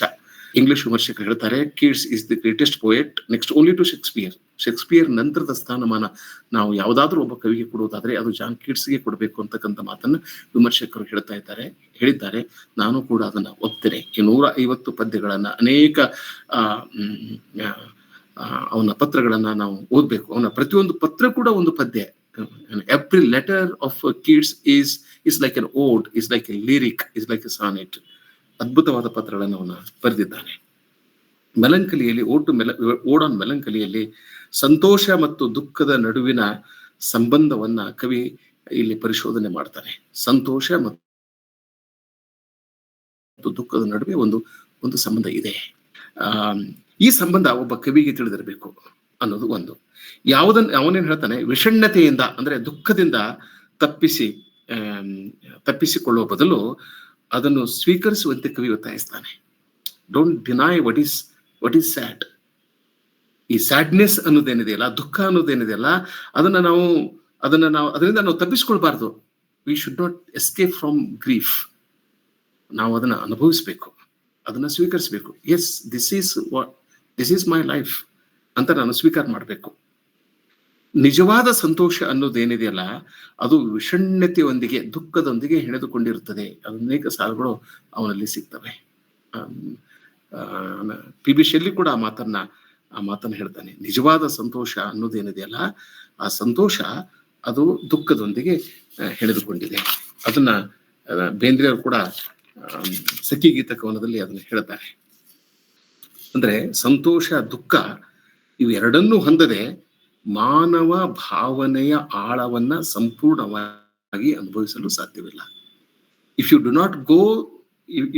Do not pass through the phases of sadness, ಈ ದುಃಖದ ದಾರಿಯಲ್ಲಿ, ತುಮ್ಮಾನದ ದಾರಿಯಲ್ಲಿ, ಕಷ್ಟದ ದಾರಿಯಲ್ಲಿ, ನೋವು ನಲಿವುಗಳ ದಾರಿಯಲ್ಲಿ, ದುಮ್ಮಾನದ ದಾರಿಯಲ್ಲಿ ನೀವು ನಡೆಯದೆ ಹೋದರೆ ನಮಗೆ ಮಾನವ ಭಾವನೆಯ ಆಳದ ಸಂಪೂರ್ಣವಾದ ಅನುಭವ ನಮಗೆ ದಕ್ಕಲಿಕ್ಕೆ ಸಾಧ್ಯ ಇಲ್ಲ. ಹೀಗಾಗಿ ಜೀವನದಲ್ಲಿ ದುಃಖ ಇದ್ದೇ ಇರ್ತದೆ. ಆ ದುಃಖನ ಸ್ವೀಕರಿಸುವ ಮನಸ್ಥಿತಿ ನಮಗೆ ಬರಬೇಕು. ದುಃಖ ಬಂದಿದೆ ಅಂದ್ರೆ ಕೆಲವೊಬ್ಬರಿಗೆ ಏನ್ ಮಾಡ್ತಾರ, ಕುಡಿಲಿಕ್ಕೆ ಶುರು ಮಾಡ್ತಾರೆ. ಯಾಕೆ ಕುಡಿಬೇಕು ಅಂದ್ರೆ ಆ ದುಃಖವನ್ನು ಮರಿಬೇಕು. ಅಂದ್ರೆ ಮರಿಬಾರದು ಅಂತ ಕೇಳಿಸ್ಕೊಳ್ತಾನೆ. ದುಃಖ ಮರಿಬಾರದು, ದುಃಖವನ್ನ ನೆನಪು ಮಾಡಿಕೊಳ್ಬೇಕು. ನಮ್ಮನ್ನ ಗೆಳೆಯನ ಕಾದಂಬರಿ ಹೆಸರು ನೆನಪು. ಅವನು ಹೇಳೋದು ನೆನಪು. ಈ ಸಪರೇಷನ್ ಮರಿಬಾರ್ದು. ನಾವೇಂತೀವಿ ಮರಿಬೇಕು, ನಾನು ಅವನನ್ನ ಮರಿಬೇಕು, ಅವಳನ್ನ ಮರಿಬೇಕು, ಯಾರನ್ನು ಮರಿಬಾರ್ದು, ಯಾವ ನೋವನ್ನು ಮರಿಬಾರ್ದು, ಯಾವ ಹತಾಶ ನಿರಾಶೆಯನ್ನು ಕೂಡ ಮರಿಬಾರ್ದು. ಅದರ ಸ್ಮರಣೆ ಇರಬೇಕು. ಆಮೇಲೆ ಹಾಗೆ ಕೂಡ ಸಂತೋಷದ ಕ್ಷಣಗಳು, ದುಃಖದ ಕ್ಷಣಗಳು ನಮ್ಮ ಜೊತೆ ಇರಬೇಕು. ಆಗ ಮಾತ್ರ ನಮಗೆ ಮಾನವ ಭಾವನೆಯ ಆಳವನ್ನು ಸಂಪೂರ್ಣವಾಗಿ ಅನುಭವಿಸಲು ಸಾಧ್ಯವಾಗ್ತದೆ, ಇಲ್ಲದಿದ್ದರೆ ಇಲ್ಲ. ಹೀಗಾಗಿ ನಾವು ಮರೆವು ಮತ್ತು ಮರಗಟ್ಟುವ ನೋವನ್ನು ಹುಡುಕುವ ಕಲ್ಪನೆಯನ್ನ ಕವಿ ಟೀಕಿಸ್ತಾನೆ. ಸೆರೆ ಕುಡಿಬೇಕು. ಅವನು ಓಟು 19 ಹೇಳ್ತಾನ. ಅವನು ಬ್ಯಾಕಸ್ ಅಂತ ಆ ಗ್ರೀಕ್ ದೇವತೆಗೆ, she is goddess of wine. ಅಂದ್ರೆ ನಾನು ಈ ನಶೆ ಮಾಡಿ ಸೆರೆ ಕುಡಿದು ನಾನು ಮರೆಯೋದಿಲ್ಲ ಅಂತ ಅವನು ಹೇಳ್ತಾನೆ. ದುಃಖದ ಅನುಭವದಲ್ಲಿಯೇ ಸೌಂದರ್ಯವನ್ನು ಕಂಡುಕೊಳ್ಬೇಕಾಗಿದೆ ಅಂತ ಕವಿ ಹೇಳ್ತಾನೆ. ದುಃಖದ ಅನುಭವದಲ್ಲಿಯೇ ಸೌಂದರ್ಯ ಎಲ್ಲಿದೆ ಅಂದ್ರೆ ಅದು ದುಃಖದಲ್ಲಿದೆ. ನೀವು ಗ್ರೀಕ್ ಟ್ರಾಜಿಡಿಯನ್ನು ಓದಿದಾಗ ನಮ್ಗೆ ಅರ್ಥ ಆಗ್ತದೆ. ಹೆಲೆನಿಸಮ್ ಅನ್ನೋದು ಬಹಳ ಅದ್ಭುತವಾದದ್ದು. ಅಂದ್ರೆ ಗ್ರೀಕ್ ಸಂಸ್ಕೃತಿ, ಗ್ರೀಕ್ ಅನುಕರಣೆ ಅಂತ ಅನ್ಬಹುದು ಕನ್ನಡದಲ್ಲಿ. ಗ್ರೀಕ್ ಸಂಸ್ಕೃತಿ, ಗ್ರೀಕ್ ಅನುಕರಣೆ. ಈ ಗ್ರೀಕ್ ಸಂಸ್ಕೃತಿ ಬಗ್ಗೆ ಕೀಟ್ಸನ್ಗೆ ತುಂಬಾ ಪ್ರೀತಿ ಇತ್ತು, ವಿಶ್ವಾಸ ಇತ್ತು. ಅವನ ಇಡೀ ಕಾವ್ಯದ ಉದ್ದಕ್ಕೂ ನಾವು ಈ ಹೆಲೆನಿಸಮ್ ಅನ್ನ ನಾವು ಕಾಣ್ತೇವೆ, ಗ್ರೀಕ್ ಸಂಸ್ಕೃತಿಯನ್ನ ಕಾಣ್ತೇವೆ. ಪ್ರತಿಯೊಂದು ಕಾವ್ಯದಲ್ಲಿ ಗ್ರೀಕ್ ಜೀವನ ವಿಧಾನ, ಗ್ರೀಕ್ ಸಾಮಾಜಿಕ ಜೀವನ ವಿಧಾನ, ಗ್ರೀಕ್ ಸಂಸ್ಕೃತಿ, ಗ್ರೀಕ್ ಪುರಾಣ, ದಂತಕಥೆಗಳು, ಗ್ರೀಕ್ ಆಧ್ಯಾತ್ಮಿಕತೆ ಅದೆಲ್ಲ ನಮಗೆ ಕಾಣ್ತಾ ಹೋಗ್ತದೆ. ಅಂದ್ರೆ ದುಃಖದ ಅನುಭವದಲ್ಲಿಯೇ ಸೌಂದರ್ಯವಿದೆ. ಅದನ್ನೇ ನಮ್ಮ ಬೇಂದ್ರೆಯವರು ಹೇಳ್ತಾರೆ, ಕಟು ಮಧುರವಾದ ಸಖ್ಯದ ಆಖ್ಯಾನ. ದಾಂಪತ್ಯದ ಗೀತೆ ಇದೆಲ್ಲ, ಅದು ಸಖಿ ಗೀತೆ. ಆ ಸಖಿ ಗೀತದಲ್ಲಿ ಬರ್ತಕ್ಕಂಥ ಈ ಸಾಲು, ಪದೇ ಈ ಸಾಲು ಆ ದೀರ್ಘ ಕಾವ್ಯದ ಉದ್ದಕ್ಕೂ ನಮಗೆ ಕಾಣಿಸ್ತದೆ. ಕಟು ಮಧುರವಾದ ಸಖ್ಯದ ಆಖ್ಯಾನ. ಈ ಸಖ್ಯದ ಆಖ್ಯಾನ ಇದೆಯಲ್ಲ, ಇದು ದಾಂಪತ್ಯ ಏನಿದೆಯಲ್ಲ ಅಥವಾ ಈ ಸಂಬಂಧ ಏನಿದೆಯಲ್ಲ, ಇಲ್ಲಿ ಬರೇ ಮಧುರ ಇಲ್ಲ, ಅಲ್ಲಿ ಕಟು ಇದೆ. ಕಟು ಮತ್ತು ಮಧುರ, ಸುಖ ಮತ್ತು ದುಃಖ ಇದೆ. ಅಂದ್ರೆ ದೊಡ್ಡ ಕವಿಗಳಿಗೆ, ಶರಣರಿಗೆ, ಸಂತರಿಗೆ ಇದರ ಅನುಭವ ಆಗ್ತಾ ಇರ್ತದೆ. ಅದನ್ನೇ ಕೀಟ್ಸ್ ಹೇಳ್ತಾನೆ, she dwells with beauty that must die. ಎಲ್ಲಿದೆ ಅಂದ್ರೆ ಈ ನೋವು ಎಲ್ಲಿದೆ ಅಂತ ಹೇಳ್ತಾರೆ, ಈ ಸೈಕಿ ಎಲ್ಲಿದೆ, ಈ ದುರಂತ ದುಃಖ ಎಲ್ಲಿದೆ ಅಂದ್ರ ಅದು ಸೌಂದರ್ಯದಲ್ಲಿದೆ. ಸೌಂದರ್ಯ ಎನ್ನುವುದು ಸಾಯುತ್ತದೆ. And Joy whose hand is ever at his lips bidding adieu ಅಂತಕ್ಕಂಥ ಮಾತು ಅಲ್ಲಿ ಬರ್ತದೆ. ಇನ್ನೊಂದು ಕಡೆ ಹೇಳ್ತಾನೆ ಅವನು, in the temple of delight veiled melancholy has her sovran shrine. ಆನಂದದ ದೇವಾಲಯದಲ್ಲಿ ಮುಸುಕಿನ ದುಃಖದ ಮೂರ್ತಿ ಇದೆ. ಈ ದುಃಖ ಅನ್ನೋದು ಮುಸುಕು ಹಾಕೊಂಡಿದೆ. Veiled melancholy has her shrine, her sovran shrine. ಎಲ್ಲಿ ಅಂತಂದ್ರೆ in the temple of delight, ಆನಂದ ಅಂತಕ್ಕಂಥ ದೇವಾಲಯದಲ್ಲಿ ದುಃಖ ಅನ್ನೋದು ಮುಸುಕು ಹಾಕಿಕೊಂಡು, ಯಾರಿಗೂ ಕಾಣಬಾರ್ದಲ್ಲ, ಮುಸುಕು ಹಾಕಿಕೊಂಡು ಒಂದು ಮೂರ್ತಿಯಾಗಿ ಕುಳಿತಿದೆ. In the temple of delight veiled melancholy has her sovran shrine ಅಂತಕ್ಕಂಥ ಮಾತು ಅಲ್ಲಿ ಬರ್ತದೆ. ಹೆಲೆನಿಸಮ್ ಬಗೆಗೆ ಇನ್ನೊಂದು 4-5 ನಿಮಿಷದಲ್ಲಿ ನಾನು ನನ್ನ ಮಾತುಗಳನ್ನ ಮುಗಿಸ್ತೇನೆ. ಒಂದು ಹೆಲೆನಿಸಂ ಬಗೆಗೆ ಆಗ್ಲೇ ಪೂಜಾ ಹೇಳಿದ್ರಿಂದ ನಾನು ಅನೇಕ ಟಿಪ್ಪಣಿ ಮಾಡಿಕೊಂಡು ಬಂದಿದ್ದೆ, ಅದ್ರ ಬಗ್ಗೆ ನಾನು ಮಾತನಾಡಲಿಕ್ಕೆ ಹೋಗೋದಿಲ್ಲ. ಆದ್ರೆ Keats was not A classical poet. ಅವನು ಶಾಸ್ತ್ರೀಯ ಕವಿ ಅಲ್ಲ. ಇಂಗ್ಲಿಷ್ ಲ್ಯಾಂಗ್ವೇಜ್ ಕ್ಲಾಸಿಕಲ್ ಅಲ್ಲ. ನೀದರ್ ಇಂಗ್ಲಿಷ್ ಲ್ಯಾಂಗ್ವೇಜ್ ನಾರ್ ಇಂಗ್ಲಿಷ್ ಲಿಟ್ರೇಚರ್ ಇಸ್ ಕ್ಲಾಸಿಕಲ್. ಅವ್ರಿಗೆ ಕ್ಲಾಸಿಕಲ್ ಸೆನ್ಸೇ ಇರಲಿಲ್ಲ. ಈ ಮೊನ್ನೆ ಹುಟ್ಟಿದಂತ ಸಾಹಿತ್ಯ ಅದು. ಅದಕ್ಕಾಗಿ ಅವರು ಎಲ್ಲಿ ಮುಖ ಮಾಡ್ತಾರೆ ಅಂತಂದ್ರೆ ಗ್ರೀಕ್ ಸಂಸ್ಕೃತಿಯೆಡೆಗೆ, ಗ್ರೀಕ್ ಮಹಾಕಾವ್ಯಗಳೆಡೆಗೆ, ಗ್ರೀಕ್ ಆಧ್ಯಾತ್ಮಿಕ ಶಕ್ತಿಯೆಡೆಗೆ ಅವರು ಮುಖ ಮಾಡ್ತಾರೆ. ಅಂದ್ರೆ ಅಲ್ಲೇ ಅವರಿಗೆ ಆ ಪರಂಪರೆ ಅಲ್ಲಿಂದ ಅವರು ಪಡ್ಕೋತಾರೆ, ಸ್ಫೂರ್ತಿಯನ್ನು ಅಲ್ಲಿಂದ ಪಡ್ಕೋತಾರೆ. ಹೀಗಾಗಿ ಕೀಟ್ಸ್ ಅನ್ನ ಕಾವ್ಯದ ಪ್ರತಿಯೊಂದು ಕವನದಲ್ಲಿ ನಾವು ಹೆಲೆನಿಸಂ ಅಂತೀವಲ್ಲ, ಹೆಲೆನಿಸಂ ಅಂದ್ರೆ ಗ್ರೀಕ್ ಅನುಕರಣೆ ಅಥವಾ ಗ್ರೀಕ್ ಸಂಸ್ಕೃತಿಯ ಒಂದು ಪ್ರೇರಣೆ ಅಥವಾ ಪ್ರಚೋದನೆ ಅನ್ನಬಹುದು. ಅದು ಅವನ ಕಾವ್ಯದುದ್ದಕ್ಕೂ ಇದೆ. ನೀವು ಓಡ್ ಟು ಸೈಕಿ ನೋಡ್ಬೋದು, ಓಡ್ ಆನ್ ಗ್ರೇಸಿಯನ್ ನೋಡ್ಬೋದು, ಎಂಡಿಮಿಯನ್ ನೋಡ್ಬೋದು. ಎಂಡಿಮಿಯನ್ ಅಂದ್ರೆ ಒಬ್ಬ ಕುರಿಗಾರ, ಶೆಫರ್ಡ್. ಅವನು ಚಂದ್ರ ದೇವತೆಯನ್ನ, ಅವ್ರಿಗೆ ಚಂದ್ರ ಪುರುಷ ಅಲ್ಲ, ಸ್ತ್ರೀ, ಗಾಡೆಸ್ ಆಫ್ ಮೂನ್, ಅವಳನ್ನ ಅವನು ಪ್ರೀತಿ ಮಾಡ್ತಾನೆ. ಅವಳ ಹೆಸರು ಸಿಂಥಿಯಾ ಅಂತ ಇರ್ತದೆ. ನೀವು ಆ ಕವನ ಓದ್ರಿ, ಬಹಳ ಚೆನ್ನಾಗಿದೆ. ಲಾಮಿಯಾ ಅನ್ನೋದು ನಾಗಕನ್ಯೆ, ನಾವಂತೀವಲ್ಲ ಅದು ನಾಗಕನ್ಯೆ ಅವಳು ಮನುಷ್ಯನನ್ನ ಪ್ರೀತಿ ಮಾಡಿರ್ತಾಳೆ. ಈ ಮಿತ್ ಕೂಡ ಅಲ್ಲಿಂದಲೇ ಬಂದಿರೋದು. ಆ ಓಡ್ ಆನ್ ಗ್ರೇಸಿಯನ್, ಓಡ್ ಅನ್ನೋದು ಕೂಡ ಅದು ಗ್ರೀಕದಲ್ಲಿ ಇರ್ತಕ್ಕಂಥದ್ದು.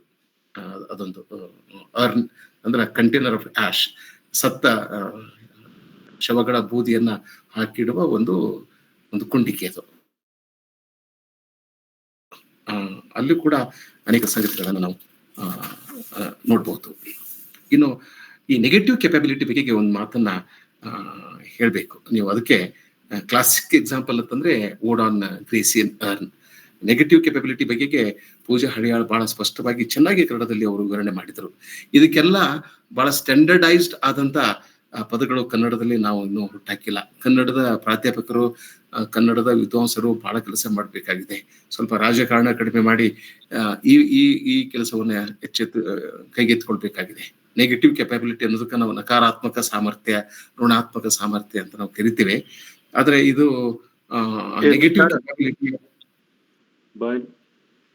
ನೆಗೆಟಿವ್ ಕೆಪಾಬಿಲಿಟಿಯ ಎಲ್ಲ ಸಂಗತಿಗಳನ್ನು ಅದು ಸಮರ್ಥವಾಗಿ ಅಭಿವ್ಯಕ್ತಪಡಿಸುವುದಿಲ್ಲ. ಕಾವ್ಯ ರಚನೆಯಲ್ಲಿ ಅಸ್ಪಷ್ಟತೆ ಮತ್ತು ಸಂಕೀರ್ಣತೆಯೊಂದಿಗೆ ಕವಿಯಾದವನು ಸಹಜವಾಗಿ ಬೆರೆಯಬೇಕು ಅನ್ನೋದು ಅವನ ಕಲ್ಪನೆ ಆಗಿತ್ತು. ಬಹು ವ್ಯಾಖ್ಯಾನಗಳಿಗೆ ಅಂದ್ರೆ ಮಲ್ಟಿಪಲ್ ಮೀನಿಂಗ್ಸ್, ಮಲ್ಟಿಪಲ್ ಡೆಫಿನಿಷನ್ಸ್ ಮತ್ತು ಸಾಧ್ಯತೆಗಳಿಗೆ ಕವಿಯಾದವನು ತನ್ನನ್ನು ತಾನು ತೆರೆದುಕೊಳ್ಬೇಕು ಅಂತಕ್ಕಂಥ ಮಾತನ್ನು ಹೇಳಿದನು. ಒಟ್ಟಾರೆಯಾಗಿ ಏನಂದ್ರೆ ಕವಿಯಾದವನು ಹಲವು ವೇಷಗಳನ್ನ, ಹಲವು ರೂಪಗಳನ್ನ ಧಾರಣ ಮಾಡಿಕೊಡುವ ಶಕ್ತಿ ಅವನಿಗಿರಬೇಕು ಅನ್ನೋದು. ಆಮೇಲೆ ಇನ್ನೊಂದು, ಕವಿಯಾದವನಿಗೆ ಈ ನೆಗೆಟಿವ್ ಕೆಪಾಬಿಲಿಟಿಗೂ ಮತ್ತು ಇದು ನಮ್ಮ ಟ್ರೆಡಿಷನ್ ಅಂಡ್ ಇಂಡಿವಿಜುವಲ್ ಟ್ಯಾಲೆಂಟ್ ಅದಲ್ಲಿ ಬರ್ತಕ್ಕಂಥ ಇಂಪರ್ಸನಲ್ ಥಿಯರಿಗೂ ಒಂದು ಸಂಬಂಧವಿದೆ. ಟಿ ಎಸ್ ಎಲಿಯಟ್ ಅನ್ನ ಸಂಬಂಧ ಇದೆ.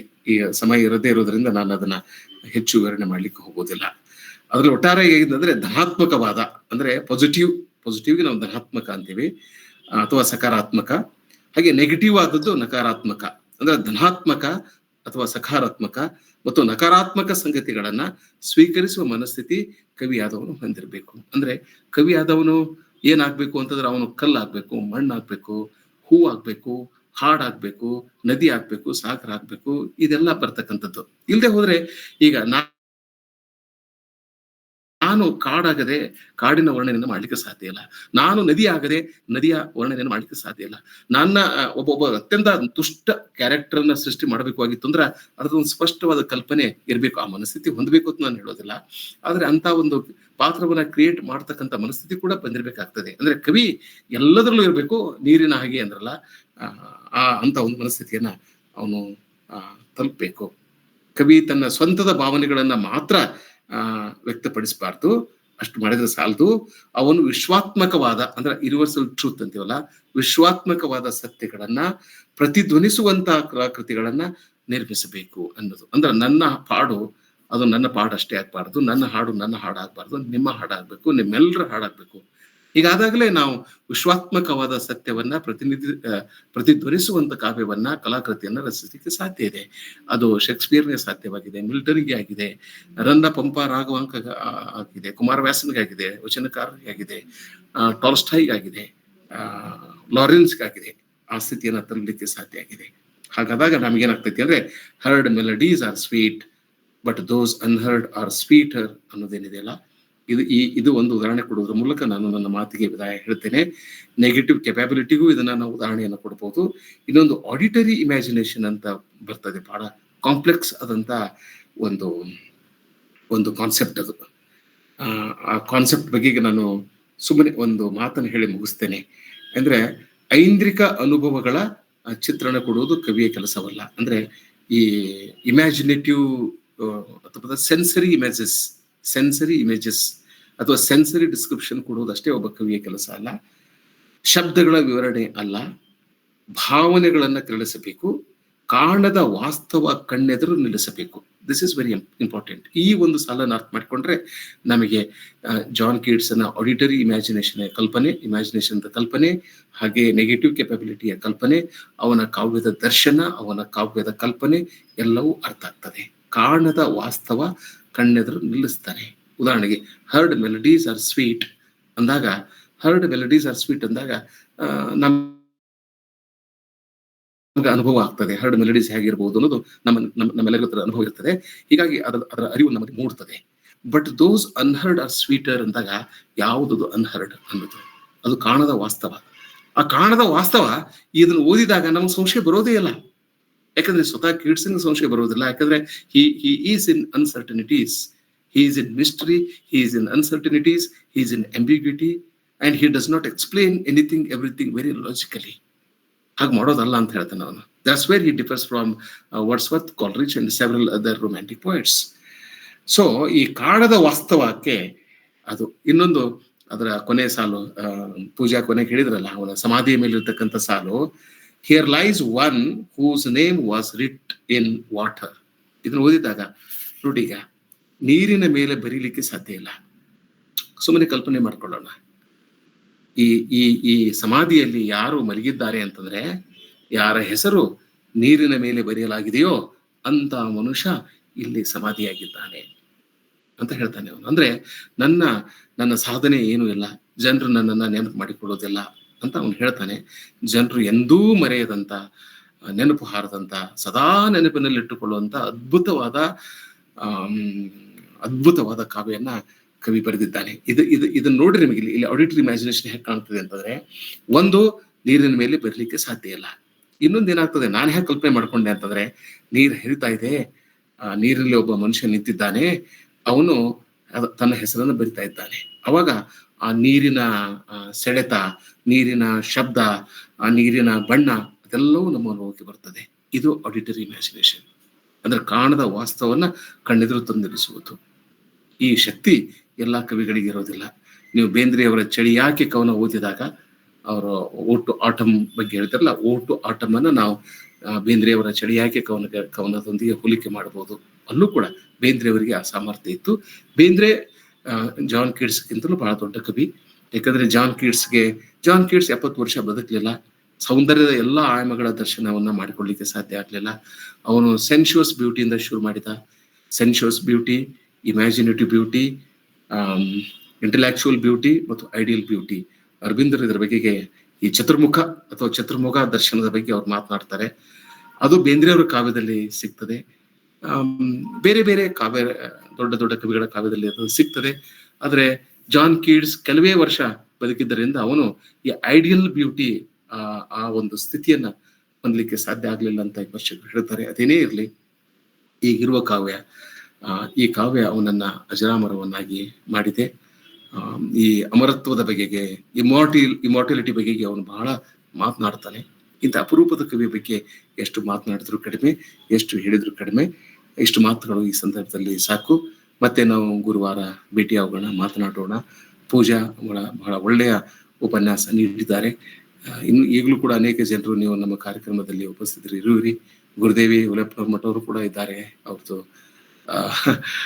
ನೀವು ಸಂವಾದವನ್ನ ಚರ್ಚೆಯನ್ನು ಮಾಡಬಹುದು, ಅಥವಾ ಈ ಈ ನಮ್ಮ ಮಾತುಗಳಿಗೆ ಪೂರಕವಾಗಿ ಸಂಕ್ಷಿಪ್ತದಲ್ಲಿ ಕೆಲವು ಮಾತುಗಳನ್ನ ಯಾರಾದ್ರೂ ಕೂಡ ಆಡ್ಬೋದು.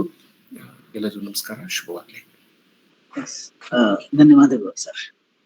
ಜಾನ್ ಕೀಟ್ಸ್ ಅವರ ಬಗ್ಗೆ, ಅವರ ಕಾವ್ಯ, ಅವರ ವಿಮರ್ಶೆ ಮತ್ತು ಅವರನ್ನ ಹೇಗೆ ಓದಬೇಕು ಅಂತ ಹೇಳಿ ನಮಗೆ ತಿಳಿಸಿಕೊಟ್ರಿ. ತುಂಬಾ ಧನ್ಯವಾದಗಳು ಸರ್. ಈಗ ಚರ್ಚೆಗೆ ಅವಕಾಶವಿದೆ. ತಮ್ಮ ಪ್ರಶ್ನೆಗಳೇನಾದ್ರೂ ಇದ್ದರೆ ಅಥವಾ ಪೂರಕ ಮಾತುಗಳೇನಾದ್ರೂ ಇದ್ದರೆ ತಮ್ಮ ಮೊಬೈಲ್ ನಲ್ಲಿ ಅನ್ಮ್ಯೂಟ್ ಅನ್ನ ಮಾಡಿಕೊಂಡು ಯಾರಾದ್ರೂ ಮಾತಾಡಬಹುದು, ಪ್ಲೀಸ್. ಹಲೋ, ನಮಸ್ತೆ. ಕೇಳಿ ಸರ್. ಕೇಳಿಸ್ತದಲ್ರಿ? ಕೇಳಿಸ್ತಾ ಇದೆ, ಕೇಳಿ ಸರ್. ನೆಗೆಟಿವ್ ಕೆಪಾಬಿಲಿಟಿ ಅನ್ನೋದ್ರ ಬಗೆಗೆ ಆಡು ಭಾಷೆ ಒಳಗ ಬಂದದ್ದು ಬಂದಂಗ್ ತಗೊಂಡ್ರೆ ಬಂಧನ ಇಲ್ಲ ಅಂತ ಒಂದು ಮಾತಿದೆ. ಆದ್ರೆ ಪ್ರಚಲಿತವಾಗಿ ಜನಸಾಮಾನ್ಯರೊಳಗೆ ಬಂದದ್ದು ಬಂದಂಗ್ ತಗೊಂಡ್ರೆ ಬಂಧನ ಇಲ್ಲ ಅಂತ ಹೇಳ್ಕೊಂಡು, ಅಂದ್ರೆ ಯಾವುದೇ ಬರ್ಲಿ ಅದನ್ನ ನಾವು ಬಂಧನ ಅಂತ ತಿಳ್ಕೊಂಡು ತಗೊಳ್ಳಿಲ್ದಾನೆ ಯಥಾಸ್ಥಿತಿಯಾಗಿ ನಾವು ತೆಗೆದುಕೊಂಡು ಹೋದಪ್ಪ ಅಂತಂದ್ರೆ ದಟ್ ಈಸ್ ಕಾಲ್ಡ್ ಅದ ನೆಗೆಟಿವ್ ಕೆಪಾಬಿಲಿಟಿ ಅಂತ.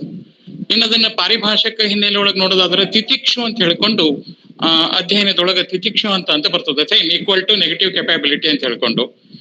ಹೀಗಾಗಿ ಈ ರೀತಿಯಾದಂತ ಒಂದು ಸ್ಪಿರಿಚುವಾಲಿಟಿ ಹಿನ್ನೆಲೆ ಒಳಗ ಕೀಟ್ಸ ಬರೆದದ್ರ ಬಗೆಗೆ ದೋಣೂರವರು ಹೇಳಿದ ಹಾಗೆ ಶ್ರೀ ಅರವಿಂದರು ಕೀಟ್ಸನ್ ಬಗೆಗೆ ಬಹಳ ಚಂದ ವಿಮರ್ಶೆ ಬರೀತಾರ ಅವರು. ಅಂದ್ರೆ ಇದು 4 senses beauty, imaginative beauty, intellectual beauty and ideal beauty ಒಳಗ ಉದಾಹರಣೆಗಳನ್ನು ಕೊಡ್ತಾ ಕೀಟ್ಸನ್ ಬಗೆಗೆ ಬಹಳ ವಿವರವಾಗಿ ಅವರು ಶ್ರೀ ಅರವಿಂದ್ರ ಅದನ್ನು ಬರೀತಾರೆ, ತಮ್ಮ ಫ್ಯೂಚರ್ ಪೋಯಟ್ರಿ ಒಳಗೆ ಬರೀತಾರೆ.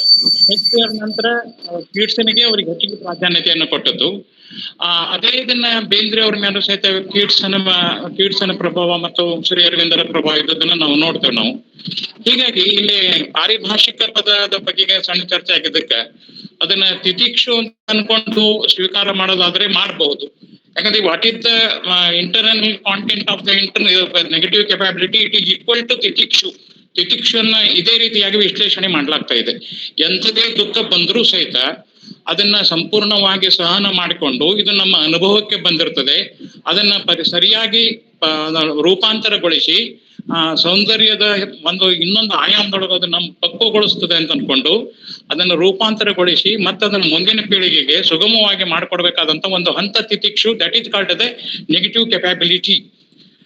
ಈ ಹಿನ್ನೆಲೆ ಒಳಗ ಕೀಟ್ಸನನ್ನ ನಾವು ಇತ್ತೀಚಿನ ವಿಮರ್ಶಕರು ಹೇಗೆ ಅದನ್ನ ಗಮನಿಸಿದ್ದಾರೆ ಅಂತ ಅನ್ನೋದು ನೋಡಿಕೊಂಡು ಮತ್ತೊಂದು ದೋಣರ್ ಅವರು ಹೇಳಿದಾಗೆ ಕೀಟ್ಸನನ್ನ ಈ ಆಯಾಮದೊಳಗೆ ನಾವು ಅಧ್ಯಯನ ಮಾಡಬಹುದೇನಂತ ನನ್ನ ಆಶಯ ಉಂಟು. ನಮಸ್ಕಾರ. ಥ್ಯಾಂಕ್ ಯು ಪುಟ್ಟು ಕುಲಕರ್ಣಿ ಅವರೇ. ತಿತಿಕ್ಷು ಅನ್ನೋದು ಒಳ್ಳೆಯ ಪದ, ಅದು ಒಳ್ಳೆಯ ಶಬ್ದ. ನೋಡಿ, ನಮಗೆ ಈ ಅನೇಕ ಇಂಗ್ಲಿಷ್ ಪಾರಿಭಾಷಿಕ ಪದಗಳಿಗೆ ಕನ್ನಡದಲ್ಲೂ ಪದಗಳಿವೆ, ಜೊತೆಗೆ ಸಂಸ್ಕೃತದಲ್ಲೂ ಪದಗಳಿವೆ. ನಮ್ಮ ಸಂಸ್ಕೃತ ಅಧ್ಯಯನವನ್ನ ನಾವು ನಿರ್ಲಕ್ಷ್ಯ ಮಾಡಿದ್ರಿಂದ ನಾವು ಅದಕ್ಕಾಗಿ ಸ್ವಲ್ಪ ಬೆಲೆಯನ್ನ ತೆತ್ತಬೇಕಾಗಿದೆ. ಯಾಕಂದ್ರೆ ನಮ್ಮ ಪರಂಪರೆಯನ್ನ, ಸಾಹಿತ್ಯಿಕ ಸಾಂಸ್ಕೃತಿಕ ಪರಂಪರೆಯನ್ನ ನಾವು ಅದ್ರ ಬಗ್ಗೆ ನಮ್ಗೆ ಗೌರವ ಇರಬೇಕು, ಅದನ್ನ ತಿಳ್ಕೊಂಡಿರ್ಬೇಕು. ತಿರಸ್ಕರಿಸುವುದರಿಂದ ಇಂಥ ಸಮಸ್ಯೆಗಳಾಗ್ತವೆ. ಒಳ್ಳೆ ಪದ ನೀವು ಹೇಳೋದು. ಹೌದು. Instead of attending the only appreciation of the poetry, ಈ ಮೀಮಾಂಸೆ ದೃಷ್ಟಿ ಒಳಗೆ ಮಾಡ್ಲಿಕ್ಕೆ ಆಗ್ಬಹುದು ಅಂತ ನಂದಿದು. ಮೀಮಾಂಸೆ ಒಳಗೆ ಅಂತಂದ್ರೆ ಇವು ಅನಿವಾರ್ಯವಾಗಿ ಬೇಕಾಗ್ತದೆ. ಓಕೆ, ಪಬ್ಲಿಕ್ ನಲ್ಲಿ ನಾವು ಮಾತಾಡ್ಬೇಕಾದ್ರೆ appreciation of the poetry is important, ಒಪ್ಕೊಳ್ಳುವ, ನಾವು ಅದನ್ನ ಇಂಟ್ರಡಕ್ಷನ್ ಮಾಡ್ಬೇಕಾಗ್ತದೆ. ಬಟ್ ಇಲ್ಲಿ ಅಧ್ಯಯನದ ಒಂದು ಲೇಬಲ್ ನಲ್ಲಿ ಇದನ್ನ ಮೀಮಾಂಸೆ ಹಂತದೊಳಗೆ ನಾವು ತಗೊಂಡ್ವಿ ಅಂತಂದ್ರೆ ಅವಾಗ ಭಾಷೆ ಅಡ್ಡಾಗೋದಿಲ್ಲ. ಎಲ್ಲಿ ಯಾವ ಗ್ರೀಕ್, ಬೇಕಾದಷ್ಟು ಗ್ರೀಕ್ ಶಬ್ದಗಳಿವೆ ಕೀಟ್ಸ್ ನಲ್ಲಿ, ಆ ಗ್ರೀಕ್ ನಿಂದ ಪ್ರಭಾವಿತವಾದಂತ ಒಂದು ಇದು ಅದೇ. ಹೀಗಾಗಿ ಮೀಮಾಂಸಾ ದೃಷ್ಟಿಯಿಂದ ನಾವು ಮತ್ತೊಂದು ಡೈಮೆನ್ಷನ್ ದೊಳಗೆ ನಾವು ಯೋಚನೆ ಮಾಡಬಹುದೇನೋ ಅಂತ ನನ್ನ ಅನಿಸಿಕೆ ಉಂಟು. ಮೇಡಮ್, ನಿಮ್ಮ ಅಭಿಪ್ರಾಯ? ಸರಿ ಇದೆ ಸರ್, ನಾನು ಒಪ್ಕೊಳ್ತೇನೆ. ದೊಣ್ಣೂರ್ ಸರ್ ಹೇಳಿದಂಗೂ ಕೂಡ, ಆಮೇಲೆ ಅದು ನನ್ನ ಲಿಮಿಟೇಷನ್ ಕೂಡ. ಯಾಕಂದ್ರೆ ನಾನು ಕಂಪ್ಲೀಟ್ ಆಗಿ ಕಾನ್ವೆಂಟ್ ಎಜುಕೇಟೆಡ್ ಇರೋದ್ರಿಂದ ನಾನು ಹೆಚ್ಚಾಗಿ ಕನ್ನಡದ ಪರಿಭಾಷೆ ಅಥವಾ ಅದರ ವಿಮರ್ಶೆಯನ್ನ ನಾನು ಓದಿದ್ದೆ. ಸೊ ಇದು ನನ್ನ ಲಿಮಿಟೇಷನ್ ಅಂತ ನನ್ಗೆ ಅನ್ಸುತ್ತೆ. ಬಟ್ ಇದ್ರ ಪೂರಕವಾಗಿ ನಾವು ಮಾಡ್ಬೋದು. ಆಮೇಲೆ ಇನ್ನೊಂದು ಆಯಾಮ, ಬೇಂದ್ರೆ ಮತ್ತೆ ಕೀಟ್ಸ್ ಅನ್ನ ಇಟ್ಕೊಂಡ್ ಮಾಡುವಂತ ಒಂದು ಕಂಪ್ಯಾರಿಟಿವ್ ಸ್ಟಡಿ ಐ ಥಿಂಕ್ ಬಹಳ ಇಂಟ್ರೆಸ್ಟಿಂಗ್ ಆಗಿ ಯಾರ್ಯಾರು ಕೂಡ ಇದನ್ನ ಮಾಡ್ಕೊಳ್ಬಹುದು. Okay thank you thank you. ನೀವು ಹೇಳೋದನ್ನ ಒಪ್ಕೊಳ್ತೇನೆ ಸರ್. ಇದು ಹೊಸದಾದ ಒಂದು ವರ್ಡ್ ಅನ್ನೇ ಕೊಟ್ರಿ ನೀವು, ತಿತಿಕ್ಷು ಅಂತ ಹೇಳಿ. It's an addition of knowledge. Negative capability 100% equal to ತಿತಿಕ್ಷು ಅಂತ ಹೇಳ್ಕೊಂಡು. ನನಗೆ ಇದು ವರ್ಡ್ ಪರಿಚಯನೇ ಇರಲಿಲ್ಲ ಸರ್. ನಾನು ಫಸ್ಟ್ ಟೈಮ್ ಒಪ್ಕೊಳ್ಳೋಣ್ರಿ. I am not allegating. It's welcome sir. I am very happy. I am very happy. Trying to bridge ಅಂತ. ಎಸ್ ಇದು ಬೇಕಾಗಿದೆ ಸರ್. ಆಕ್ಚುಲಿ ಅದೇ ನಮ್ಗೊಂದು ಗೊತ್ತಿರುತ್ತೆ, we don't know how to put it in Kannada. They don't know where it is applicable in English. ಮಾತ್ರ I think ಇದು bridges ಗಳ ಕಟ್ಟುತ್ತೆ. ಈ ದಿನನಿತ್ಯದ ಭಾಷೆ ಒಳಗ ಬಂದದ್ದು ಬಂದಂಗ್ ತಗೊಂಡ್ರೆ ಬಂಧನ ಇಲ್ಲ ಅಂತ ಎಷ್ಟು ದೊಡ್ಡ ವ್ಯಾಪ್ತಿ ಇದೆ ಅದಕ್ಕಂತಂದ್ರೆ. ಅದು ಬಹುಶಃ ಈ ಬಯಲುಸೀಮೆಯವರಿಗೆ ದೋಣೂರವರಿಗೆ ಕ್ಲಿಯರ್ ಅರ್ಥ ಆಗ್ತದೆ. ಬಂದದ್ದು ಬಂದಂಗ್ ತಗೊಂಡ್ರೆ ಬಂಧನ ಇಲ್ಲ ಅಂತ. ನಮ್ಮ ತಾಯಿಯವ್ರು ಹೇಳ್ತಿದ್ರು ನನಗೆ ಅದನ್ನ, ಬಂದದ್ದು ಬಂದಂಗ್ ತಗೊಂಡ್ರೆ ಬಂಧನ ಇಲ್ಲ ಅಂತ ಹೇಳಿ. ಹೌದೌದು, ನಮ್ಮಲ್ಲೂ ಇದೆ. ನಮ್ಮಲ್ಲೂ ನಾಣ್ಣುಡಿ ಚಾಲ್ತಿಲಿದೆ, ಇದೆ. ಗ್ರಾಮೀಣ ಭಾಗದಲ್ಲಿ ಇದ್ದವ್ರಿಗೆ ಕ್ಲಿಯರ್ ಅರ್ಥ ಆಗ್ತದೆ ಅದು. ಸರಿ ಸರಿ. ಮತ್ತೆ ಯಾರಿಗಾದ್ರೂ ಏನಾದ್ರು ಕ್ವಶನ್ ಇದೆಯಾ? ಹಲೋ, ಮತ್ತೆ ಯಾರಿಗಾದ್ರೂ ಏನಾದ್ರು ಪ್ರಶ್ನೆಗಳಿದೆಯಾ?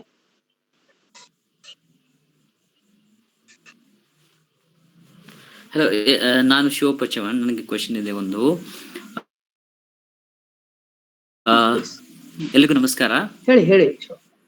ಇದು ನೆಗೆಟಿವ್ ಕೆಪಾಬಿಲಿಟಿ ಅಂತ ತಕ್ಷಣ ನಾವು ಅನ್ಸರ್ಟನಿಟಿ ಬಗ್ಗೆನೇ ಇದು ಮಾಡ್ತೀವಿ, ಡಿಸ್ಕಷನ್ ಮಾಡ್ತೀವಿ. ನನ್ನ ಕ್ವಶನ್ ಏನಂದ್ರೆ, ನೆಗೆಟಿವ್ ಕೆಪಾಬಿಲಿಟಿಗೆ ಮತ್ತು ಅಬ್ಸರ್ಡಿಟಿಗೆ ಏನಾದ್ರು ಸಂಬಂಧವಿದೆಯಾ? ಯಾಕಂದ್ರೆ ಅಬ್ಸರ್ಡಿಟಿ ಅಂದ ತಕ್ಷಣ ನಾವು ಅನ್ಸರ್ಟನಿಟಿ ಬಗ್ಗೆನೇ ಮಾತಾಡ್ತೀವಿ. ಹಾಗೆ ಅದ್ರ ಬಗ್ಗೆ ಯಾರಾದ್ರೂ ರಿಫ್ಲೆಕ್ಷನ್ ಕೊಡ್ಬೋದು ನನಗೆ. I have that doubt. Sir ಇಲ್ಲ ಸರ್, ಇದು ಕಂಪ್ಲೀಟ್ ಎರಡು ಡಿಫ್ರೆಂಟ್ ಕಾನ್ಸೆಪ್ಟ್ಸ್ ಇದಾವೆ. ನೆಗೆಟಿವ್ ಕೆಪಾಬಿಲಿಟಿ ಇಷ್ಟೋ ತನಕ ನಾವು ಡಿಸ್ಕಷನ್ ಮಾಡಿದ್ವಿ. ಬಂದದ್ದನ್ನ ಬಂದಂಗ ತಗೊಳ್ಳೋದು ಅನ್ನುವಂಥದ್ದು ವೆರಿ ಕ್ಲಿಯರ್ಲಿ ಅದು ಬಂತು ನಮ್ಮ ಆಡಭಾಷೆಯಲ್ಲಿ. ಆದ್ರೆ ಅಬ್ಸರ್ಡಿಟಿಯಲ್ಲಿ ಮೀನಿಂಗ್ಲೆಸ್ನೆಸ್, ಅಂದ್ರೆ ಏನನ್ನೂ ವಿಚಾರ ಮಾಡಿದ್ರು ಕೂಡ ಅದು ಮೀನಿಂಗ್ಲೆಸ್ ಆಗಿ ನಮ್ಗೆ ಕಂಡು ಬರುವಂಥದ್ದು, ಅಥವಾ ಅದನ್ನ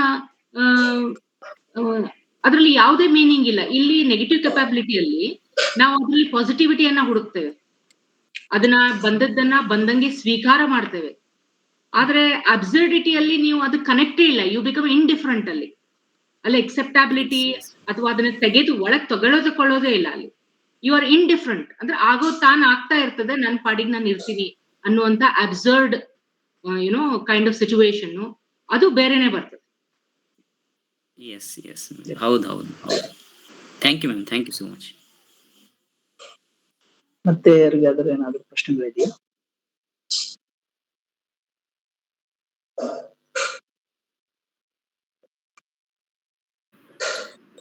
ಪ್ರಶ್ನೆಗಳು ಇರದೇ ಇದ್ರೆ ಎಸ್ ಅಂತ ನೀವು ಕಾರ್ಯಕ್ರಮವನ್ನ ಮುಗಿಸ್ಬೋದು. Yes okay. ಅವ್ರಿಗೆ ಮತ್ತೆ ಹೇಳುದಿದ್ರೆ ಹೇಳಬಹುದು. ಮೇಡಮ್ ಅವ್ರೆ, ನೀವ್ ಹೇಳಿದ ಪ್ರಕಾರ ಅಂದ್ರೆ ಕವಿ ಇಂಡಿವಿಜುವಲ್ ಸೆಲ್ಫ್ ಇರೋದಿಲ್ಲ.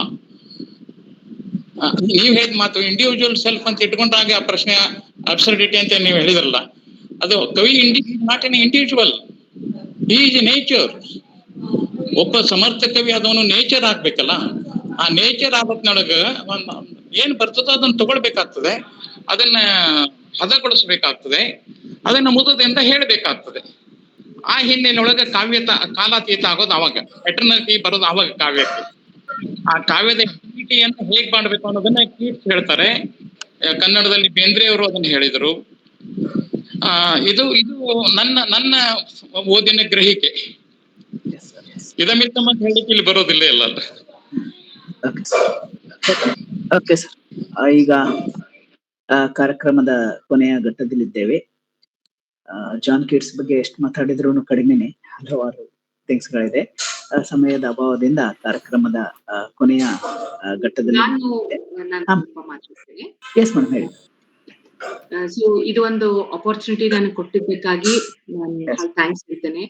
ಇನ್ಫ್ಯಾಕ್ಟ್ ಇದು ಡೋನೂರ್ ಸರ್ ನನಗೆ ಕನ್ನಡದಾಗ ಮಾತಾಡೋಕೆ ಎನ್ಕರೇಜ್ ಮಾಡಿದ್ರು.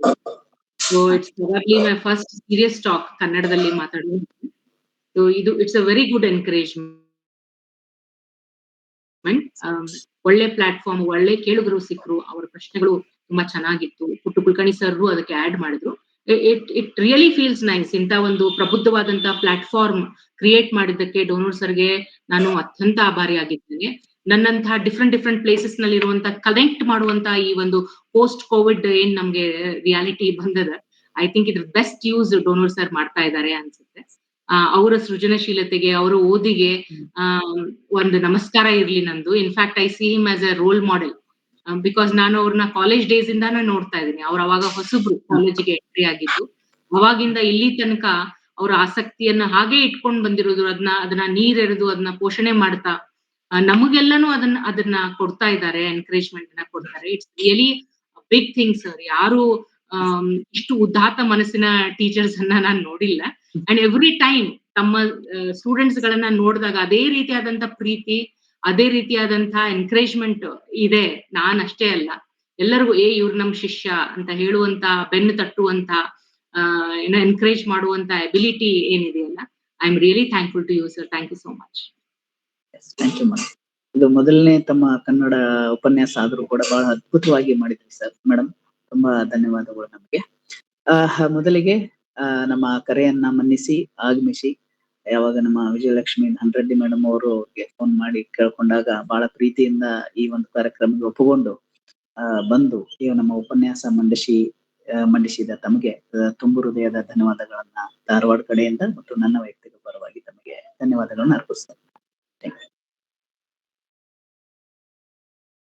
ಹಾಗೇನೆ ನಮ್ಮೆಲ್ಲರ ಪ್ರೀತಿಯ ಬಸವರಾಜ್ ಡೋನೂರ್ ಸರ್ ನಮ್ಮಂತಹ ಎಲ್ಲ ಈಗಿನ ಕಾಲದಂತಹ ಬಹಳ ಜನರಿಗೆ ಅವಕಾಶಗಳನ್ನ ಕೊಡ್ತಾ ಇದ್ದಾರೆ. ತುಂಬಾ ಈಗ ನಾವು ಅಂಬೆಗಾಲ ಇಡ್ತಾ ಇದೀವಿ ಟೀಚಿಂಗ್ ಫೀಲ್ಡ್ ನಲ್ಲಿ ಅಥವಾ ಉಪನ್ಯಾಸಗಳಲ್ಲಿ, ಅಂತವ್ರಿಗೆಲ್ಲ ಸಹಾಯವನ್ನ ಮಾಡಿ ನಮ್ಗೊಂದು ವೇದಿಕೆಯನ್ನ ಒದಗಿಸಿ ಒಂದು ಪ್ಲಾಟ್ಫಾರ್ಮ್ ಅನ್ನ ಕೊಡ್ತಿದ್ದಾರೆ. ಹಾಗಾಗಿ ತಮಗೆ ತುಂಬ ಹೃದಯದ ಧನ್ಯವಾದಗಳು ಸರ್. ಇಂತಹ ಒಂದು ಧಾರವಾಡ ಕಟ್ಟೆಯನ್ನ ಕಟ್ಟಿ ಎಲ್ಲರಿಗೂ ಕೂಡ ಒಂದು ಪ್ಲಾಟ್ಫಾರ್ಮ್ ಅನ್ನ ಕೊಟ್ಟಿರೋಕೆ, ತಮ್ಮ ವಿಚಾರಗಳನ್ನ ಮಂಡಿಸ್ಲಿಕ್ಕೆ ಇದೊಂದು ದೊಡ್ಡ ಕೆಲಸ ಸರ್. ಕರ್ನಾಟಕದಲ್ಲಿ ಆಗ್ಬೇಕಾಗಿತ್ತು, ತಾವು ಮಾಡ್ತಾ ಇದ್ದೀರಿ. ತುಂಬ ಹೃದಯದ ಧನ್ಯವಾದಗಳು ಸರ್ ಅದಕ್ಕೆ ತಮಗೆ. ಇದೇ ರೀತಿ ಈ ಎಲ್ಲಾ ಕಾರ್ಯಕ್ರಮಗಳು ಸಕ್ಸಸ್ ಆಗ್ಬೇಕಂತಂದ್ರೆ ನಮ್ಗೆ ಸಾಹಿತ್ಯಾಸಕರು ತುಂಬಾ ಇಂಪಾರ್ಟೆಂಟ್. ಕರ್ನಾಟಕದ ಎಲ್ಲ ಸಾಹಿತ್ಯಾಸಕ್ತರಿಗೆ ಗೌರವಪೂರ್ವಕ ನಮನಗಳನ್ನ ಈ ಮೂಲಕ ಸಲ್ಲಿಸ್ತೇನೆ. ಕಾರ್ಯಕ್ರಮ ಇಷ್ಟು ಸರಾಗವಾಗಿ ನೆರವೇರಲು ಕಾರಣೀಕರ್ತರಾದಂತಹ ಧಾರವಾಡ ಕಟ್ಟೆಯ ಎಲ್ಲ ಪದಾಧಿಕಾರಿಗಳಿಗೆ ಮೊದಲು ವಂದನೆಗಳನ್ನ ಸಲ್ಲಿಸಿ ಈ ಕಾರ್ಯಕ್ರಮನ ಇಲ್ಲಿಗೆ ಕೊನೆಗೊಳಿಸ್ತಾ ಇದ್ದೀನಿ. ಬರುವ ಗುರುವಾರ doctor professor BV Ram Prasad ಅವರು ಅಗತಾ ಕ್ರಿಸ್ಟಿ ಅವರ ಕುರಿತು ಮಾತನಾಡಲಾಗ್ತಿದ್ದಾರೆ. ಹೀಗಾಗಿ ಇದೇ ಒಂದು ಲಿಂಕ್ ಅನ್ನ ಬಳಸಿ ತಾವು ಗುರುವಾರವೂ ಕೂಡ ಈ ಕಾರ್ಯಕ್ರಮ ಹಾಜರಾಗಬೇಕು ಅಂತ ಹೇಳಿ ತಮ್ಮಲ್ಲಿ ಕೇಳಿಕೊಳ್ಳುತ್ತಾ ಈ ಕಾರ್ಯಕ್ರಮವನ್ನ ಇಲ್ಲಿಗೆ ಮುಗಿಸ್ತಾ ಇದ್ದೇನೆ. ಧನ್ಯವಾದಗಳು. ಶುಭರಾತ್ರಿ.